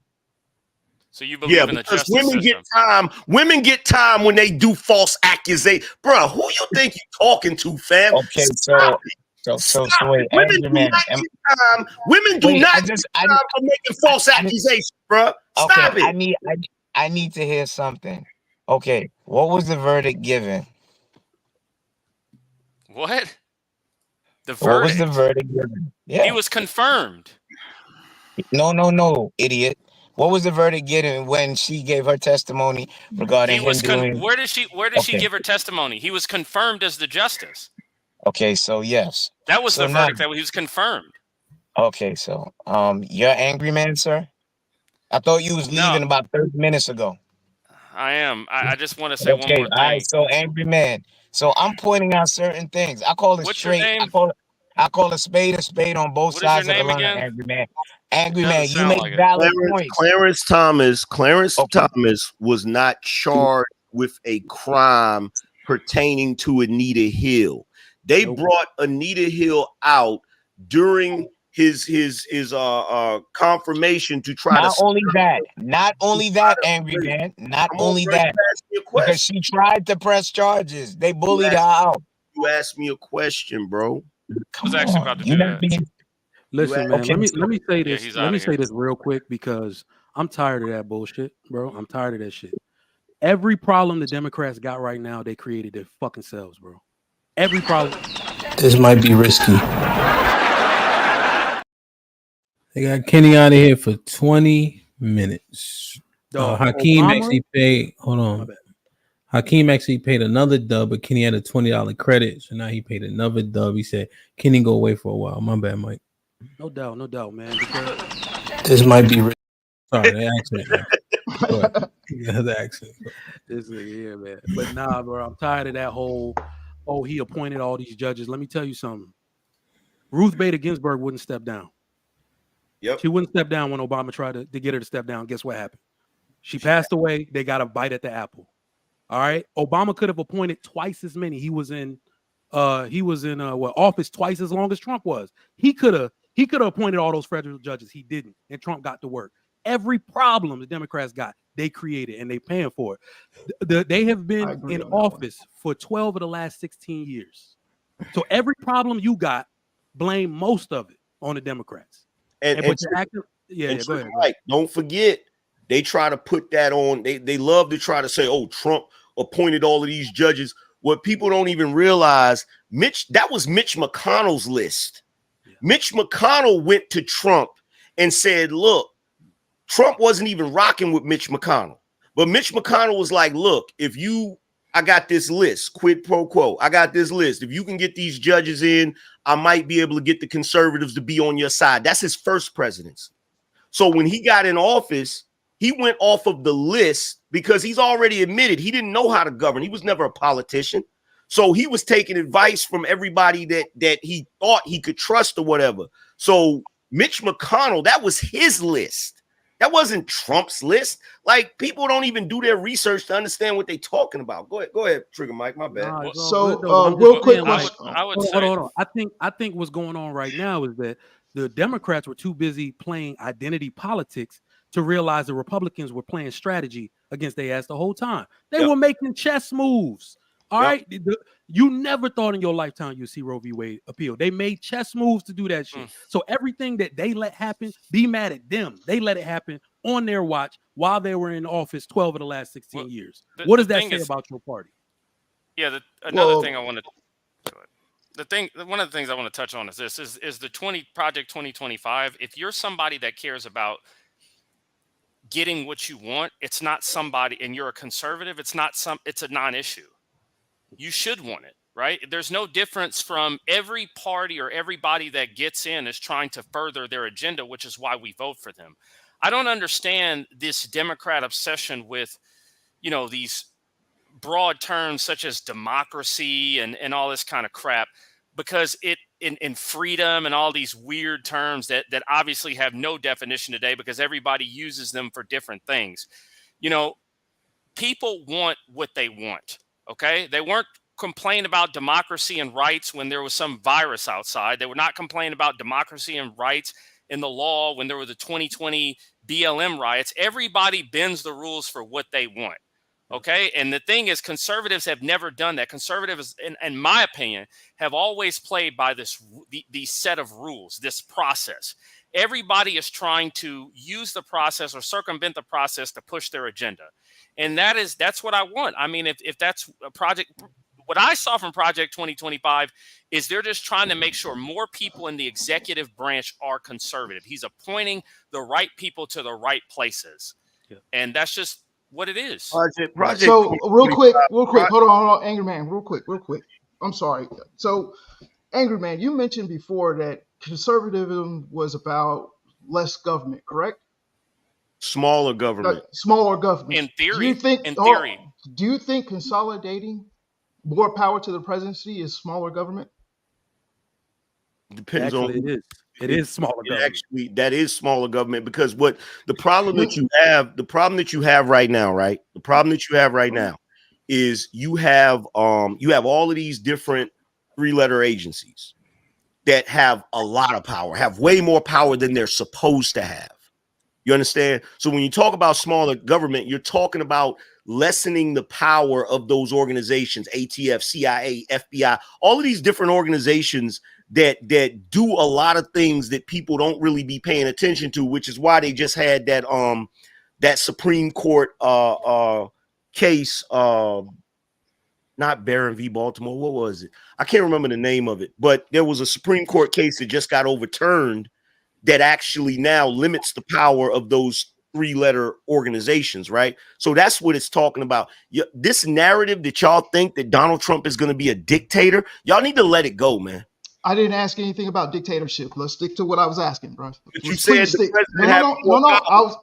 I was going off of what you said. You said I asked a simple question of that's not if where the you president had. No, it was where I was going. Trying to put whatever was going in your mouth. Stop that.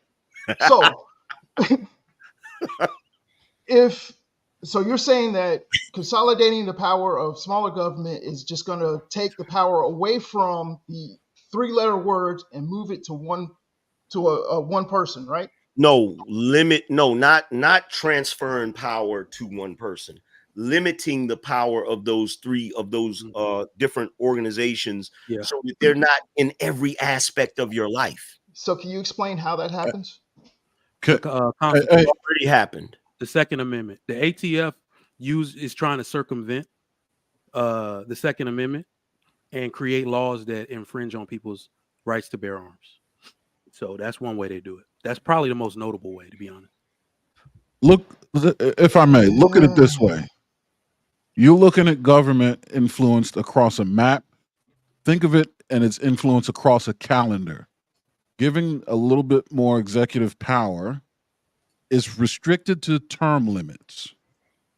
Congress can serve unlimited consecutive 6-year terms. The judicial branch is a for life appointment. So to balance that power, you give it to the guy that has a limited time at the helm, at the wheel. Yep. You're thinking about spreading, government across the landscape. Think about spreading it across the calendar. You're limiting power on the calendar by giving it to the guy that's limited. Let me read these real quick. Chevron deference. That's the name of the case. My bad. Aaron with the $2 says USA is what it is after World War II because of Nazi science. That's a fact. P. Keezy with the $5 says, which way do you think Trump will go if the white supremacists tell Trump to go one way, but the black community wants him to go the other way? Trump doesn't follow white supremacists. Stop watching CNBC and CNN, and y'all have lost y'all's minds, bro. Sway with the $2 says, for y'all that don't know politics, it's Eric shit. Sway with the $2 says, old versus old, just kidding, or am I? Cali trying to time AM and Kenny out. That brought him back. Sway with the $2 says, Hamp, where they get the I'm gonna kiss you in the mouth at? Oh, yeah, that was wild. The Democrats. That was wild. Man. Stop that. HQ with the $2 says, what about 100% immunity for police? Did you forget about Obama signing that crap that he signed for the police? Y'all didn't say nothing when he did that. Not to mention the fact that more black men got shot under Obama than Trump. But y'all was quiet then. Y'all some slave-minded ass niggas, man. I'm gonna tell you, you only have a problem with the white person that ain't your slave master. The one that's your slave master can do whatever they want. Robert Platinum with the $2 says, Democrats 2024, they gonna kiss you in the mouth. Salute the Mama Hydro for renewing that membership. Salute. Aaron with the $2 says, told you Hamp, put up the clip, show them you can fight. No, I'm good. They all right. Making the world go around with the $10 says, it's time for another Kenny break. Hey, to the people in the chat that said I didn't answer the question, the only people worried about police is criminals. Period. Aaron with the $2 says, if you admit to a crime, I'm gonna say you guilty. Moke Loke with the $2 says, eating cat or not, they supposed to be here to build the wall. Jesus Christ. Eating cat is wild. Eating cat is crazy. Salute to Lauren Mack for gifting 5. This might be risky memberships. Whoever got blessed with one, please maintain it. Welcome to the family. Gabe A with the $5 says, why do us black men always want to relate everything to, quote, the hood or, quote, the drug game? Just explain the concept without thugging up the analogies. Damn. As Abe with the $5 says, where do black men think Trump got the dollar for the PPP loans and stimulus checks with his name on them? So when did you think it would be paid back? Aaron with the $2 says, to Eric point, why this is why I brought up ghost jobs. TBE Trucking was popping with the $5 says, Eric, you're high. You need to get out the house and stop breathing in those plastic boxes. I got a question. Since they want to say Trump just put his name on the stimulus checks, why the hell didn't Obama put his name on some stimulus checks? All he gave y'all was some broke down ass cell phones. Hey, bro, they still cash them checks. We don't got to talk. They cashed every last one of them. Cashed them. Quick. Aaron L with the $5 says, tariffs also affect counterfeit parts coming from China. You end up spending more due to cheap product that you got to buy 2 or 3 times. Uncut Underground with the $5 says, neither side can fix $30+ trillion in national debt. As Abe with the $10 says, so it doesn't bother you black men that Trump says Trump says making US accept him. Oh, okay. Just file bankruptcy when you make bad deals. You men will never be entitled as Trump, just his footstool. I'm one of you now, quote unquote. Hey, tell us you're a stupid nigga without telling us you're a stupid nigga. You don't even know the purpose of bankruptcy, you dummy. Like, oh my God. Like this. Sway with the $2 says, didn't the market crash as Obama went into office? This one Kenny got timed out. So Kenny, they brought you back. You actually got a $20 credit now too. Aaron L with the $5 says, Kenny P, what do you do? Or you get a 5-minute break. As Abe with the $5 says, the richest people pay the less in taxes because the higher people to be sure of that. You're not rich, just ghetto rich. These black men are crazy and sound weak. Okay, first of all, you don't know what the hell you talking about. The tax rate is the tax rate, even if you that's the excuse. Oh, well, they can get around the taxes. That don't change the tax rate. Negro. Perfect. Shit like that. Shit like that. Crimson with the 20 ball says AM spoke facts. Shit like that. Shit like that. You make a little more money and you pay a ton of taxes. That's making the quote unquote rich pay their fair share doesn't affect them. It penalizes mid-class people who make a bit more money on average. Could agree with that one. Yeah, that's that. Yeah. Shout out to Crimson Cure. It's a fact though. Salute the Crimson, man. Uncut with the 20 ball says Trump worked with Democrats to pass the $2 trillion pork barrel infrastructure bill, and he signed the $238 billion defense bill pre-pandemic. 2019 Trump fingerprints are on the inflation too, not just for COVID. Wow. Perfect. Corey was popping with a $10 says Kenny speaking from the BLB, Beyonce Liberal Bible, LOL. Li with the $10 says angry man is right. Check. They love talking about Trump this, Trump that, but don't want to talk about nothing the Democrats have done and are currently doing. Maurice with the $5 says Trump doesn't want bigger government. He had a hand in Roe v. Wade going to the states. They kick Kenny. Rainbow Kid with the $10 says Kenny is wrong. The wall can be built and was being built under Trump. Hundreds of miles of wall completed. Also, to complete the wall costs $20 billion. The cost for illegal migrants is estimated at $400 billion. So he's trying to get Kenny back, gave him a credit. Kenny now has it's actually $15 because of what Aaron L said. Hakeem with the $5 says AM. I know we had the old head mess last week, but you still the OG. Keep it going. Pete Keezy with the 20 ball says, what would you say to someone as, quote, do you feel insulted that Trump was reluctant to slow the spread of COVID because he saw it politically as an urban, quote unquote, urban problem? After all, he took the vaccine, then told us to drink bleach. No, he did not. That is a lie. He said inject it, not drink it. He didn't even say that. Pull up the quote. He didn't even say that. That's not. You're misquoting it. He asked the question. My bad. My bad. My bad. You good? You good? You good? Misquoting it, bro. I'm just You saying. good? Yo, angry man, you are so wrong about the economy. I work and have influence on the economic narrative. I've been here at the Feds for 16 years. None of you understand or know what you talking about. I don't listen to Feds. Most of them are liars. And they never came up either. They never came up. But man, listen, bro. When I was driving, before I came back, I was very disappointed because I thought I had left a question out there to say that if anybody is not voting for Trump, if your views are not traditionally conservative, let me know why I should vote for Kamala Harris without involving anything about emotions or feelings or ethics. None of y'all really give a fuck about the ethics of either candidate if you really want to talk about their track record. We do not care. We only care about what the fuck is going on with us and how it can help our situation out or not. I keep telling y'all I'm an Asian man in a Nigerian's man body. It don't matter who the fuck is in office, I'm gonna make it, and I'm gonna get bread.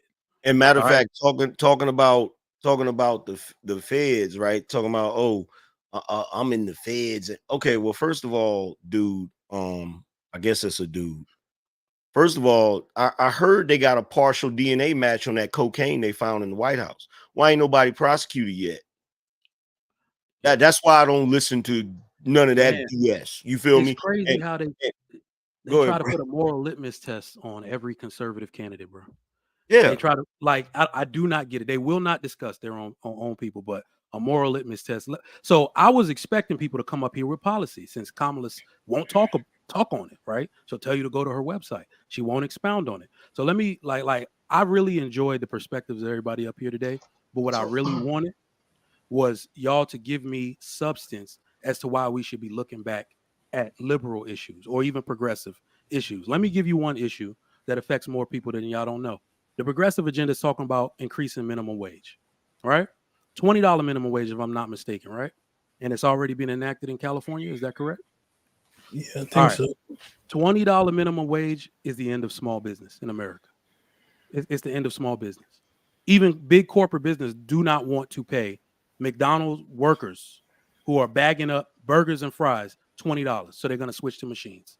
All right. You get no small business. I cannot afford to pay one of my CNAs $20 an hour when the market rate is 12. Facts. You will thank my business. Facts. You see what I'm saying? So these are what I don't like is that a lot of the liberal people up here will come up here and dismiss the substantive reasons that we have to vote conservative in favor of some trying to pull on our heartstrings and shit. Talk about you're black or listen, stop and frisk ain't got shit to do with me. It ain't got nothing to do with me. That shit ain't happening to me.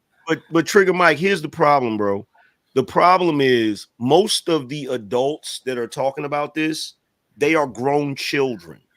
They don't understand how certain things affect the facet of every other thing. You paying a fry cook $20 an hour when they just was making 12 is the most ridiculous thing on planet Earth. If you want to make $20 an hour, get a better job. Absolutely. Go get some skills, go get a trade, do something different. You shouldn't be getting $20 an hour as a fry cook. In fact, a fry cook should be a high schooler with a freaking part-time job. Let's stop playing these games. And by the way, to the dude that said, I don't know nothing about the economy, telling somebody that's doing extremely well in a bad economy that they don't know nothing about the economy is wild. That's nasty work, bro. You want to put a button on this one, AM? Watch this.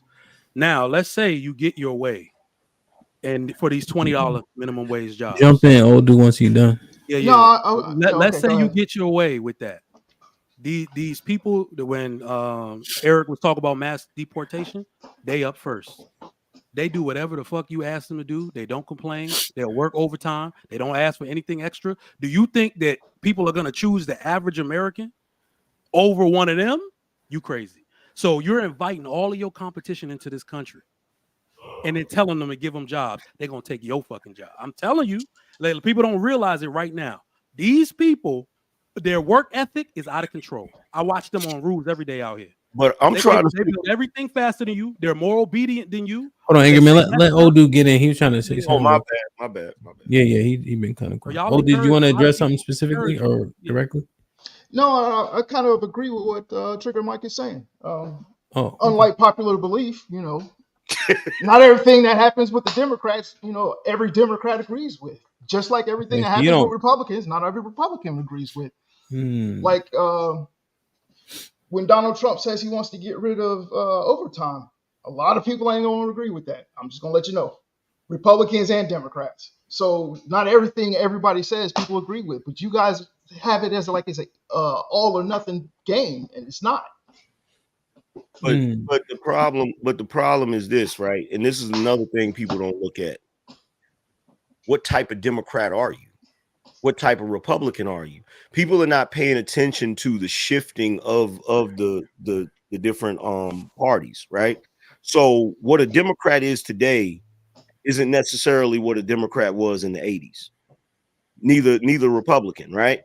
So the problem is, and this is why, somebody said something about, they keep screaming. I think it was Eric said they keep screaming democracy. The reason, anytime you hear somebody that's a politician that keeps screaming about democracy, that's a communist. Flat out.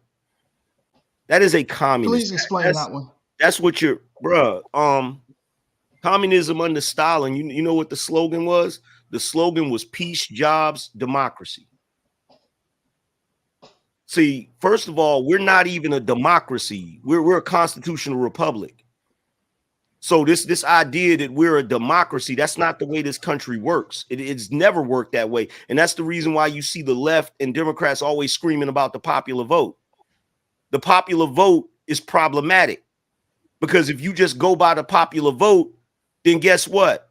Most of the candidates that are going to be backed by New York and freaking California are going to win every freaking election. Everyone. And the people that have the smaller states with less dense population, they're never going to go campaign there because they don't need to vote. Their voices get washed out. Okay, so even though the system, the way it's set up, it's not a perfect system. No system is perfect. But it's the closest you're going to get. And the direction we're going right now, if we keep going this direction, especially under Biden and then Kamala, we're going to be Venezuela before you know it. And y'all don't realize. This is interesting. I mean, it's just you. What's just gotta, interesting? You got to accept the only person that I know that both parties rebelled against was Trump. That's the fact. Because he's not part of their club. Because he's not part of their club. He's not a politician. He doesn't play the political games that they play. And what you got to realize about, you look at the parties, you look at the Republican Party under the Bushes and the Democrat Party under the Clintons. They're about the same thing. You agree to that, right? Hold up. I'm sorry. Say that one more time. I said the Republican Party under the Bushes and the Democrats under Clinton, under the Clintons, they're about the same thing. Warmongering. Yeah. That was apparent. So when you have somebody like Donald Trump, who's a businessman and not a politician, when he comes into office, he came into office with an idea of, okay, I want the country to be better than what it is right now. Yeah, he had concepts of a plan. But he doesn't play, concepts of a plan to get you far. The problem is this. It will. I've had concepts of a plan all the time. And I do 9 years? For 9 years? Remember this. You said what? For 9 years? Bro, why do y'all let me ask you this question. Why do y'all want the typical politician that plays these games and doesn't get anything done? Y'all are blaming Trump for everything. Do you realize that I'm not blaming Trump for everything? Trump was only president for, like, the Democrats have been in control for 12 of the last 16 years, bro. Listen, what does that have to do with the tea in China? I don't. Hold on. I gotta go. Explain that. I gotta go. Okay. Real quick, old dude. Let me tell you this. Go ahead. Because people keep doing that, right? remember that Donald Trump is like people keep focusing on him. Donald Trump is a figurehead. All presidents are figureheads, presidential candidates. He represents a constituency and what they believe. This person that y'all keep talking about that is unpopular and people try to kick him out got the second most votes in U.S. history. All right, those are people. Hold I on. agree. Those are I agree. people, Americans that represented him by their vote. So it's not Donald Trump. It is a move towards a more conservative country that's saying, I'm fed up with this shit. You see what I'm saying? So he's just a figurehead. So all of this, he's unpopular, he's imbecilic, his policy, he got more votes than a Barack Obama. All right. So it's like we do got to understand that there is an undertone, and because the liberal progressive own all the media networks, they own the 5 major networks, you will never hear about the problems and the problems of the other people in the country that feel dismissed. The men, the even the white dudes. People act like white dudes is rich. I know nothing but poor white dudes. Most of the white dudes I know, I agree with you on that part. You know what I'm saying? Like, you keep, hold on. You said about a figurehead though, so that means it don't matter who's in there. Telling them they the problem. Everything the Democrats do and everything they say creates another Trump voter. That's what I'm saying. So it's like every time y'all stand on identity politics, every time y'all try to pull our emotions out and say that's why we should vote your way, you're creating somebody else on his side. Hey, is that HQ right there that said McDonald's ain't a small business? Yeah. HQ, you don't understand business and you should stop talking. I gotta go, yeah. Because Be safe, Mike. All right, Mike. Because first and foremost, McDonald's can absolutely be a small business because it's a franchise. It's a franchise. You have franchise, small owners. Yeah. You'll have a person that will buy the franchise to have a McDonald's. They are absolutely a small business owner. Now, if you're talking about McDonald's Corporation, that's a brand. And see, this is why this is problematic, because you have too many one-dimensional thinkers always adding their 2 cents to this. It is never that simple. It's never that simple to say something like that. Yeah, McDonald's more of a logistics company than it is an actual restaurant. Remember the restaurant itself is the franchise. Yeah, remember it was like Ray Kroc made it like real estate. Yeah. That's how he's able to get Exhibit A with the 10 says, yo, angry man, exclamation point. You stumbling your way through a small business and equating that to understanding how the national economic policies impact average Americans is some nasty work. No, it's not. I actually understand it better than you think. And Exhibit A, if you really think I don't know what I'm talking about, I do a show every day. You can come over there. I always drop the link and we can debate about it. But you niggas never do. Interesting. P. Keezy with the $5 says, inject the Clorox or drink the Clorox. You really split hairs on Clorox? You might be bugging, angry man. Said neither one of those things. And y'all don't understand. See, here's the thing. This is what's funny about the whole Donald Trump thing. Y'all love to take everything he say seriously. Everything. Anything that you think, it's always a gotcha moment. And the only reason you think that way is because the mainstream media has programmed your ass to hate Donald Trump. Period. So did he not say it, or is he not serious about it? Point blank, period. You misquoted what he said, and even what he said, he was joking. Yeah, but you know what you do with that? What the hell? You said it didn't happen, but he was joking about it didn't happen. Bro, don't play that game. Don't play that semantics game with me. It's not semantics. If you really want to sit here and have this debate, you another ignorant nigga that's programmed by mainstream media to hate someone. You don't have any real legitimate points about him being anything. You don't. You know what you do with that? Everything you bring up about him, I can bring up something 10,000 times worse about Joe Biden, and I guarantee you voted for his punk ass. You know what you do with that? Wow. Cut it out, bro. Cut it out. You want to sit here? We not gonna play this game. So he didn't say anything about bleaching in the body system. What you gonna tell me is this is the first. So y'all running around. This is the first president in the history of the presidency that y'all have ever called racist. You niggas don't even call George Washington racist, and he owned slaves. Like, stop it, nigga. Hey, Angerman. Yeah, okay. Yeah, nothing. What? So the other 40-some presidents wasn't racist? We weren't talking about them. We talking about Yeah, Trump. we're not talking about them. We talking about Trump, right? The Trump derangement syndrome continues. You keep bringing that up, man. His whole New York thing kind of tells you where the party is. That's all I'm saying. What New York thing? The little rally he just did in New York. Oh, he did a rally, so now what? Because I already know what you're going to say, because it's the narrative that they're running with this week. What you going to say? You going to say that he's the short mustache guy because the short mustache guy had a rally, right? Shut up, That's what bro. you just said. Get your own original, get your own original thoughts. Get your own original thoughts and stop repeating what Joy said on freaking MSNBC, Negro. Who's Joy? Yeah, sure. Rainbow I Cable just seen the rally, bro. I know what he's talking about. Yeah, because small hat people, black people, Latin people were all out there because he's the short mustache guy. Do you even know your history? Do you even know your history, Negro? There wasn't a bunch. That wasn't a rally filled with just white people. You sound crazy right now. Go look up Godwin's Law. Then holler at me.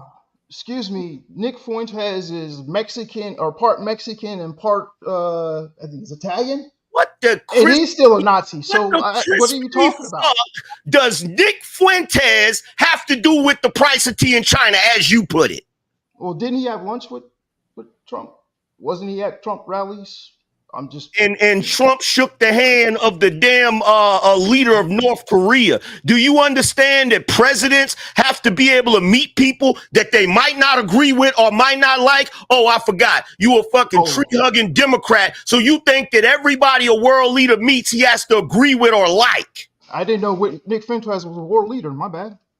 You sound crazy right now. I didn't say he was a world leader. You put him in that category, though. I didn't put nobody in that category. You made that leap. I didn't put nobody in that category. You made that leap. Dude, I said, hold on for a second, because you do some interesting. Hold on for a second. Hold on for a second, because your comprehension level is real low. So let me break it down for you. Let me break it down for you. What I did was I listed a character trait of a president, which is that he has to be able to be diplomatic with people that he might not like or might not agree with. Now, even though Nick Fuentes is far from a damn world leader, he's still somebody that Trump may not agree with or like.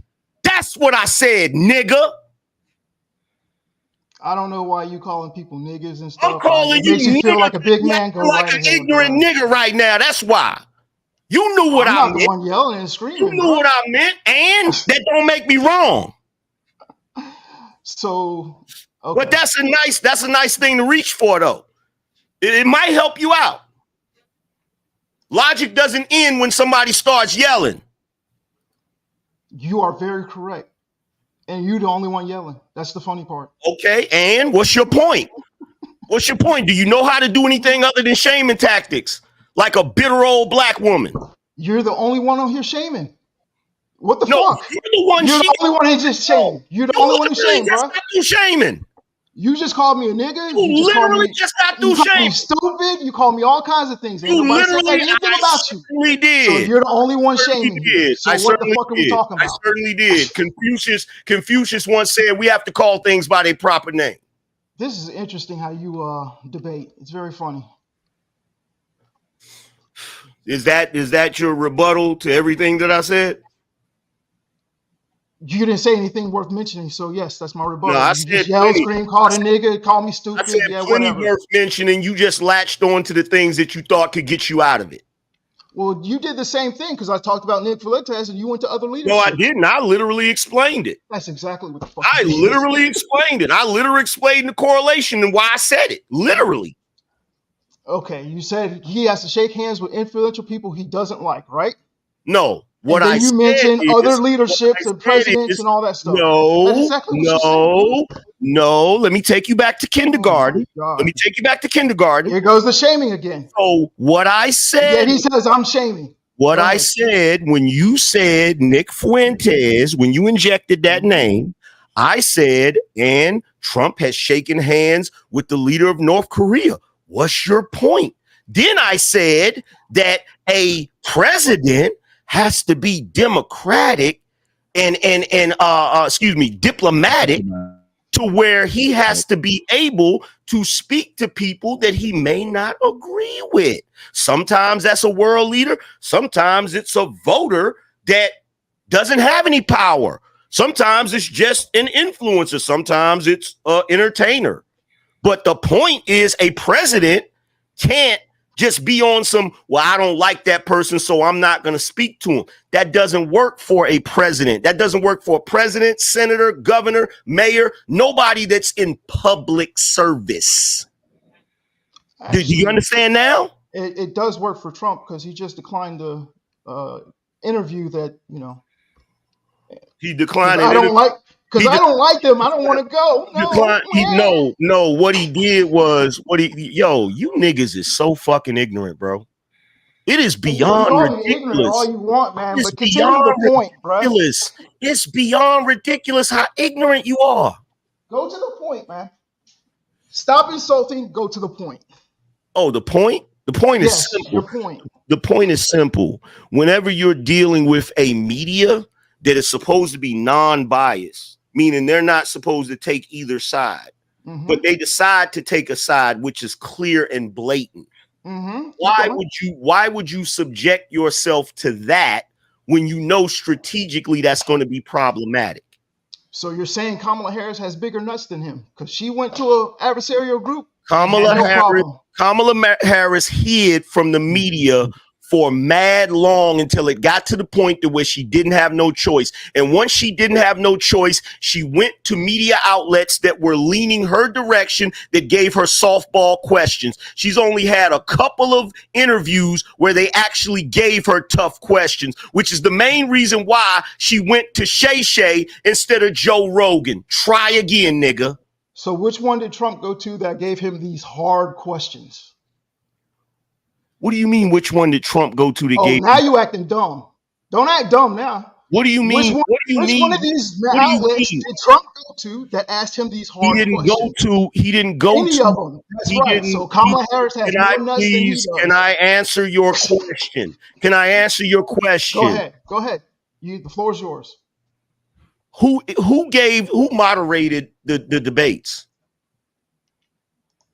That's not answering the question, but go ahead. Who moderated the debate? You tell me. Were they not media people that moderated the debates?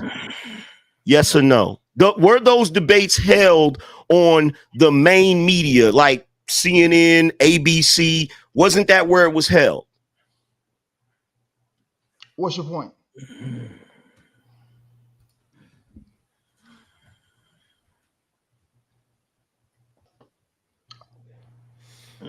This is the first time I had an angry man quiet. Shit.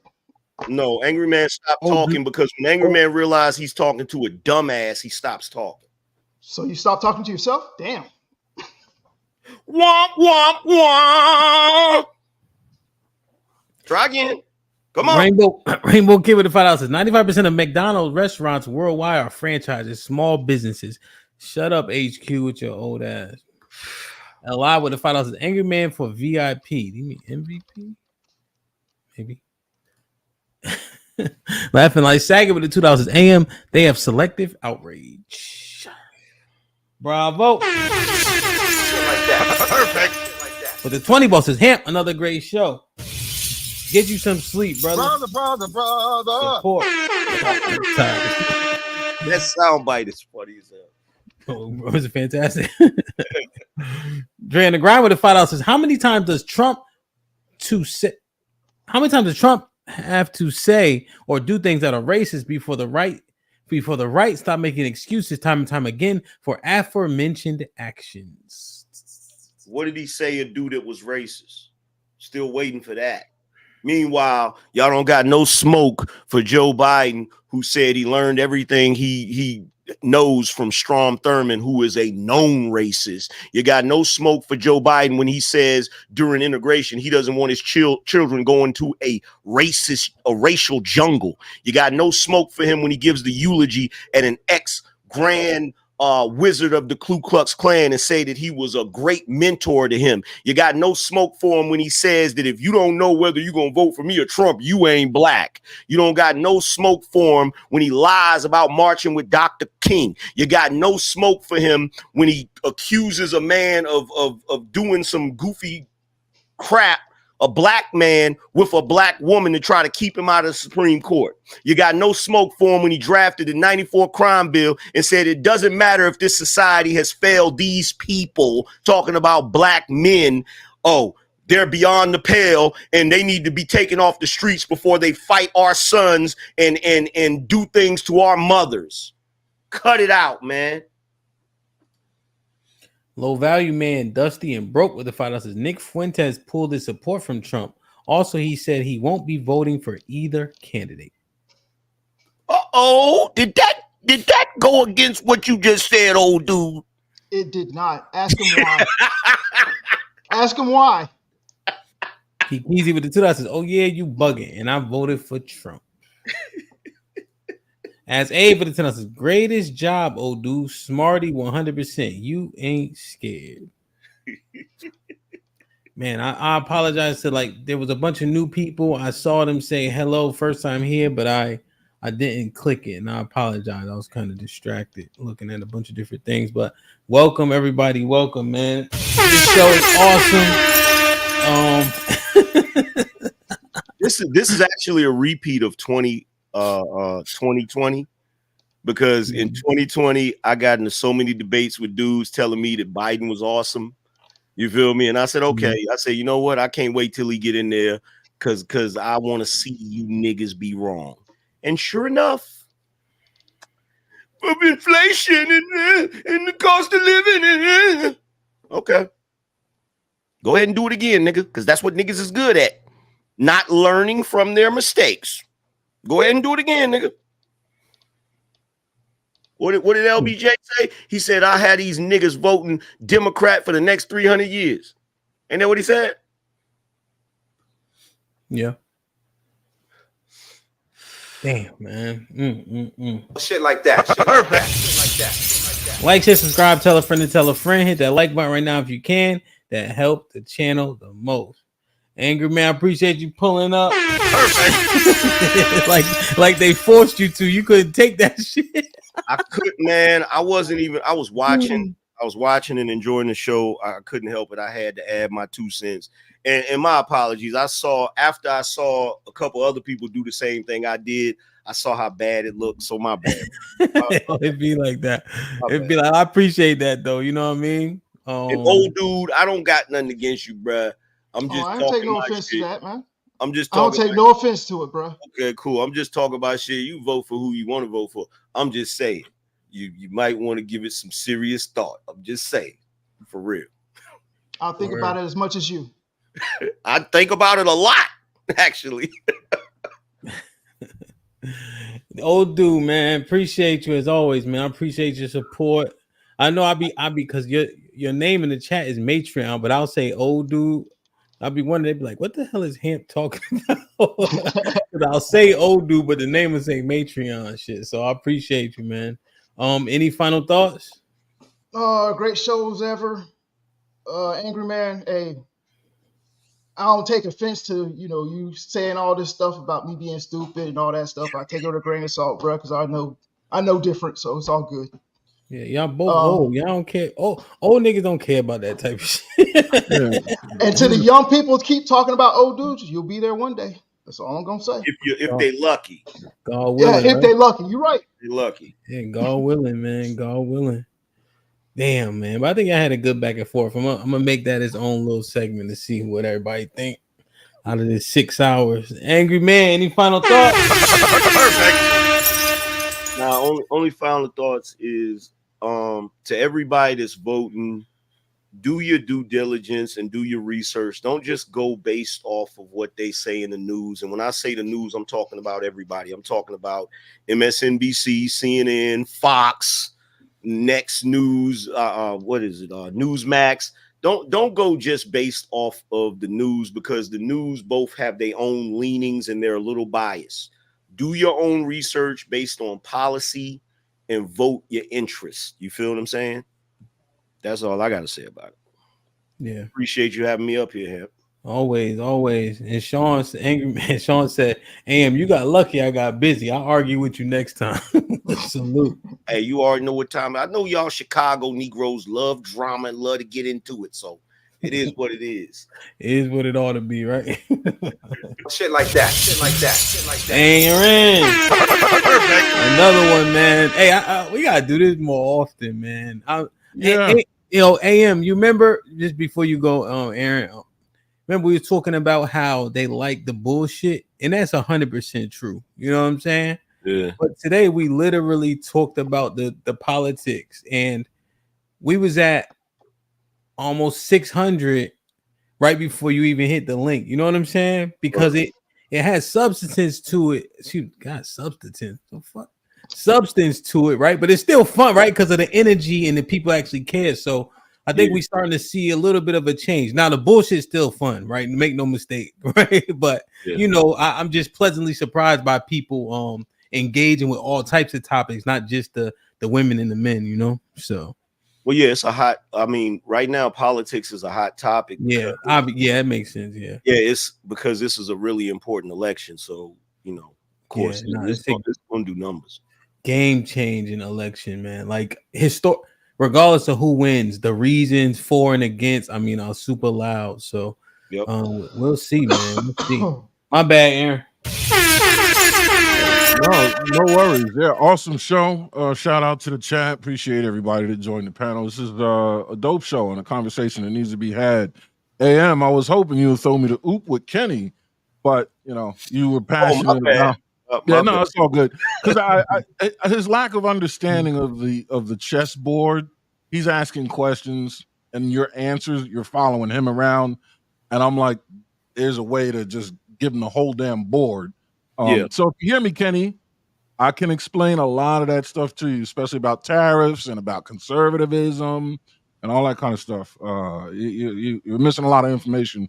I would like the chance to edify you. But not going to do it here and now. It's time for us to go. And if you don't go when you want to go, when you do go, you'll find you've gone. So DJ Hamp, appreciate and love you. Catch y'all later. Yeah, man. Nah, real shit, man. I learned a whole lot, man. What I know to be the truth in my belief system, these things just look a little bit different to me. However, the edification is amazing, you know, especially with the tariffs. And I'm looking at it from a standpoint of an entrepreneur, right? And you know, when you have different streams, you don't automatically feel the impact right away a lot of the time. So the long game seemingly makes sense. I just wonder how many people get in trouble while the long game is being had, you know? So I'm just thinking of it in different ways, man, with all the rights and just who stands on what. I've done a couple of reaction videos just to edify myself. And I'm finding that just in terms of delivery of information, I'm generally not that impressed. That's why when Eric came and said, "Hey man, who's more likely to get this shit done, even if they both lying?" I'm like, you know what? That's a great way to look at it.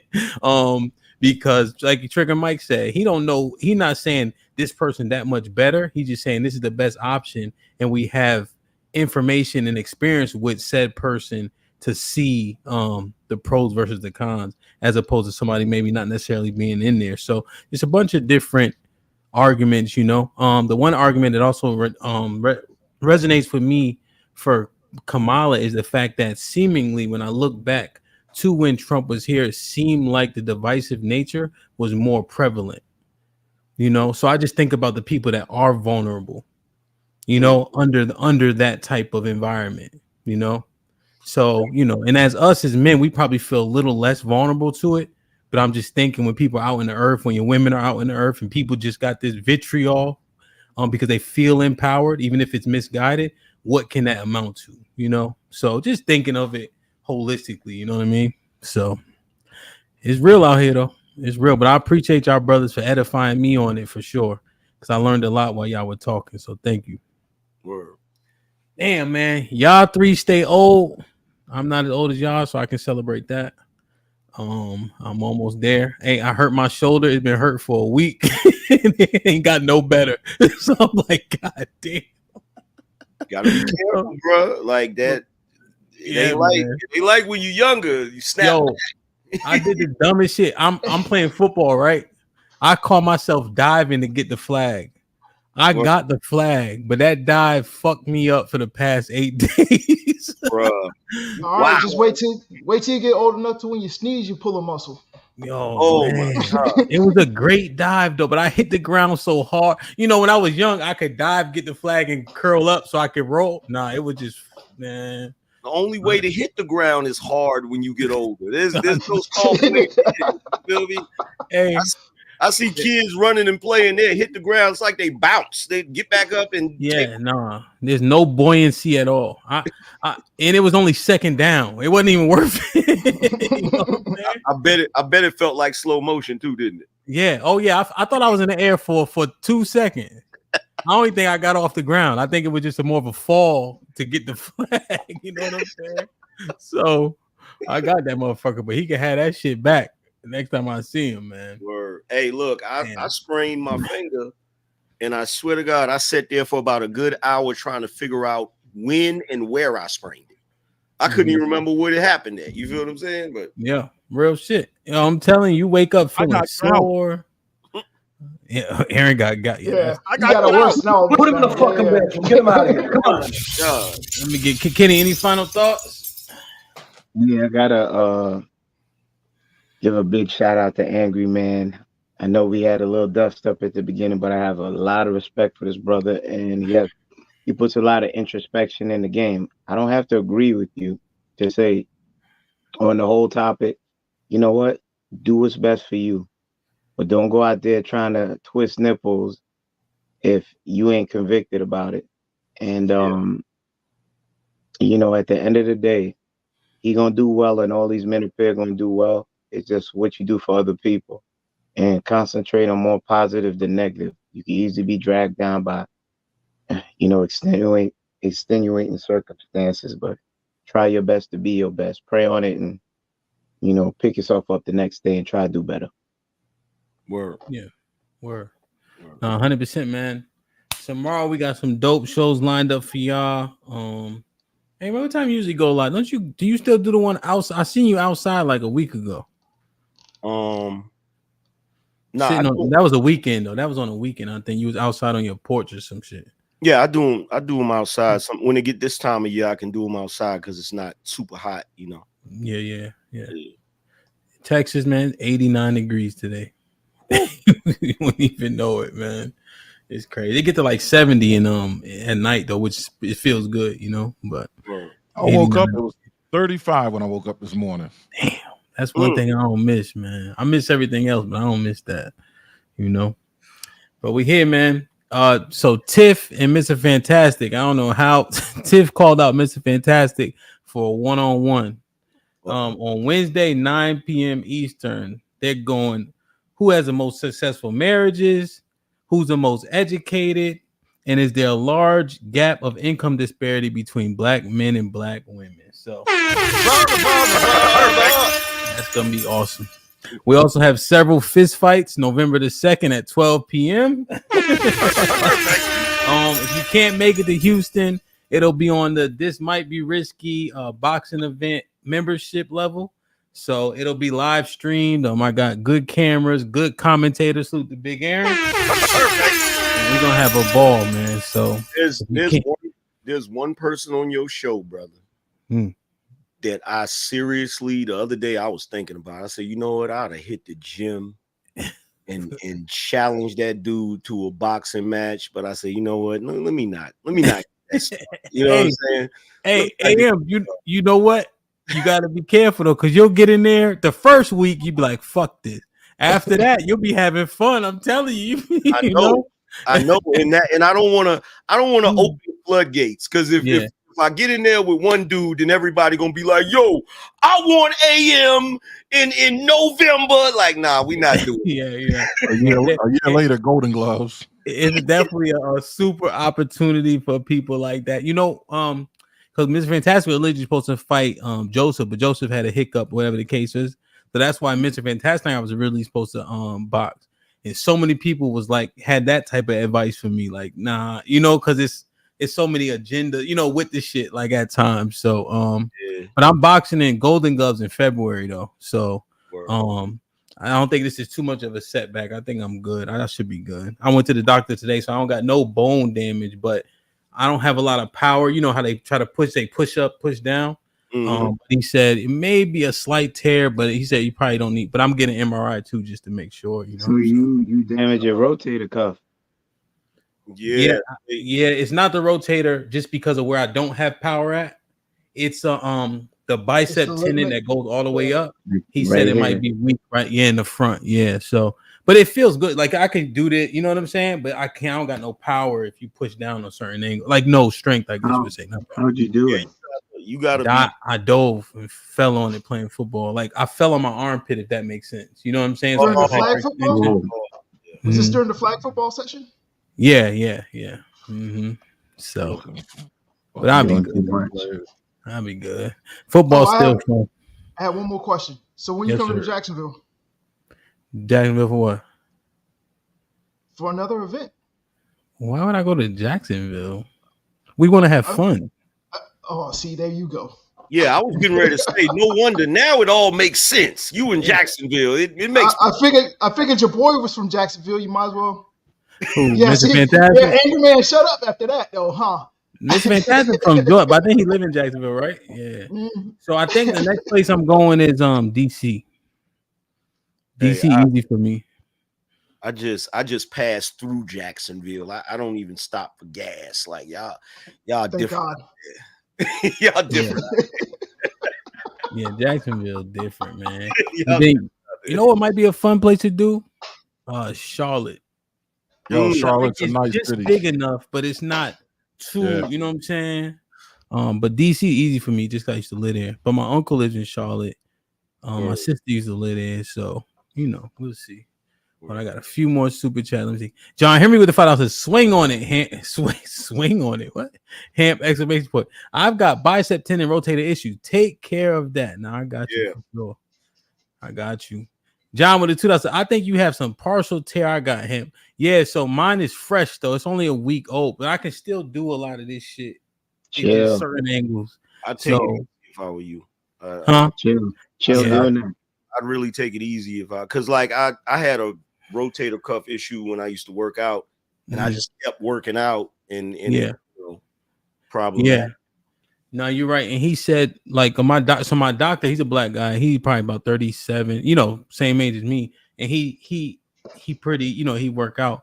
But he's like, when you tear your muscles up a lot, the healing is different too for him, because of how they used to being torn up. They're not used to that, Yeah. So the tendons and shit. But he said like the joints look like I got enough space between the bones. So you just pray for the best, right? Could always be worse. Check out glucosamine and chondroitin. Yeah, he didn't even mentioned. He said get the MRI first because it might just be strained. So I have to take those pills. I know what those are. Yeah, I don't know. I gotta look them up.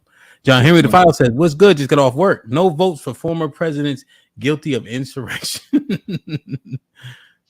Yeah, man. So this is actually Leslie. This would be the third one that we kind of did. It was Osa versus Fatty. This was a while ago, and then it was the misogynist versus Roe, and then so Tiff just like, hey, I want to smoke with Mr. Fantastic. I'm like, you picked Belrog. You should have want to start a little lower on that total poll. And actually, that was incorrect in that super chat. According to Chuck Schumer, he incited an erection, not an insurrection. I'm just saying.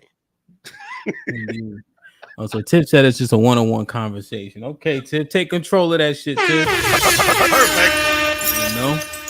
But Mr. Fantastic, brother. We're gonna see. Does he know it's just a conversation? Yeah, she knows. She know Mr. Fantastic too. So I don't know if does he know? Yeah, you know him, man. It's Fantastic. He don't make a lot of concessions.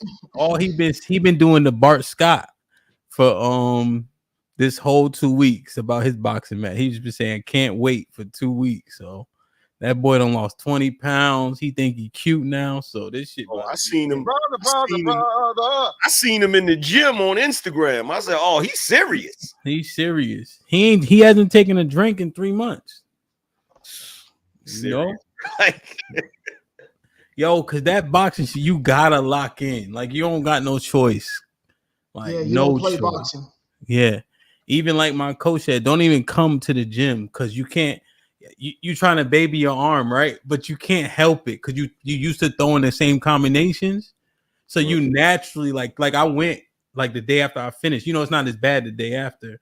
Yeah. And you throw the combination, you roll, just everything, you feel it, you know? So you know, it's good though. It's good, man. I love it here, man. We doing good. Y'all be safe. God willing, I'll see y'all tomorrow at 11 a.m. We got a dope show, the night show, and then Wednesday is gonna be dope as hell. And then we'll be streaming in person on Friday, before the fight and shit like that too. So, and me and Aaron having a cook-off. I don't know why he put himself in this trick bag, but it's his fault. Put him in the. You should have cooked something different than me, Playboy. We're not having a cook-off. You're just feeding people while I teach you how to cook. That's what this is. Wow. Shit like that. I'm gonna tell you something. How you gonna feel when there's a plethora of your chicken wings sitting there and mine are absolutely gone? You gonna feel away? No, I feel great. These ain't cheesesteaks, Playboy. No, I feel great. I'm gonna feel secure and safe knowing that I'm surrounded by tasteless niggas. Word. Niggas. That's right. Hey man, Aaron, if this happens, bro, I won't be surprised. That he set for himself and a man's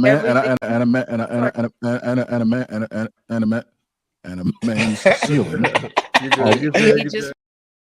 That was Sherelle's fault. It's wrong. She put one of the New Orleans roots on the Max was glitching, man. Ari said what?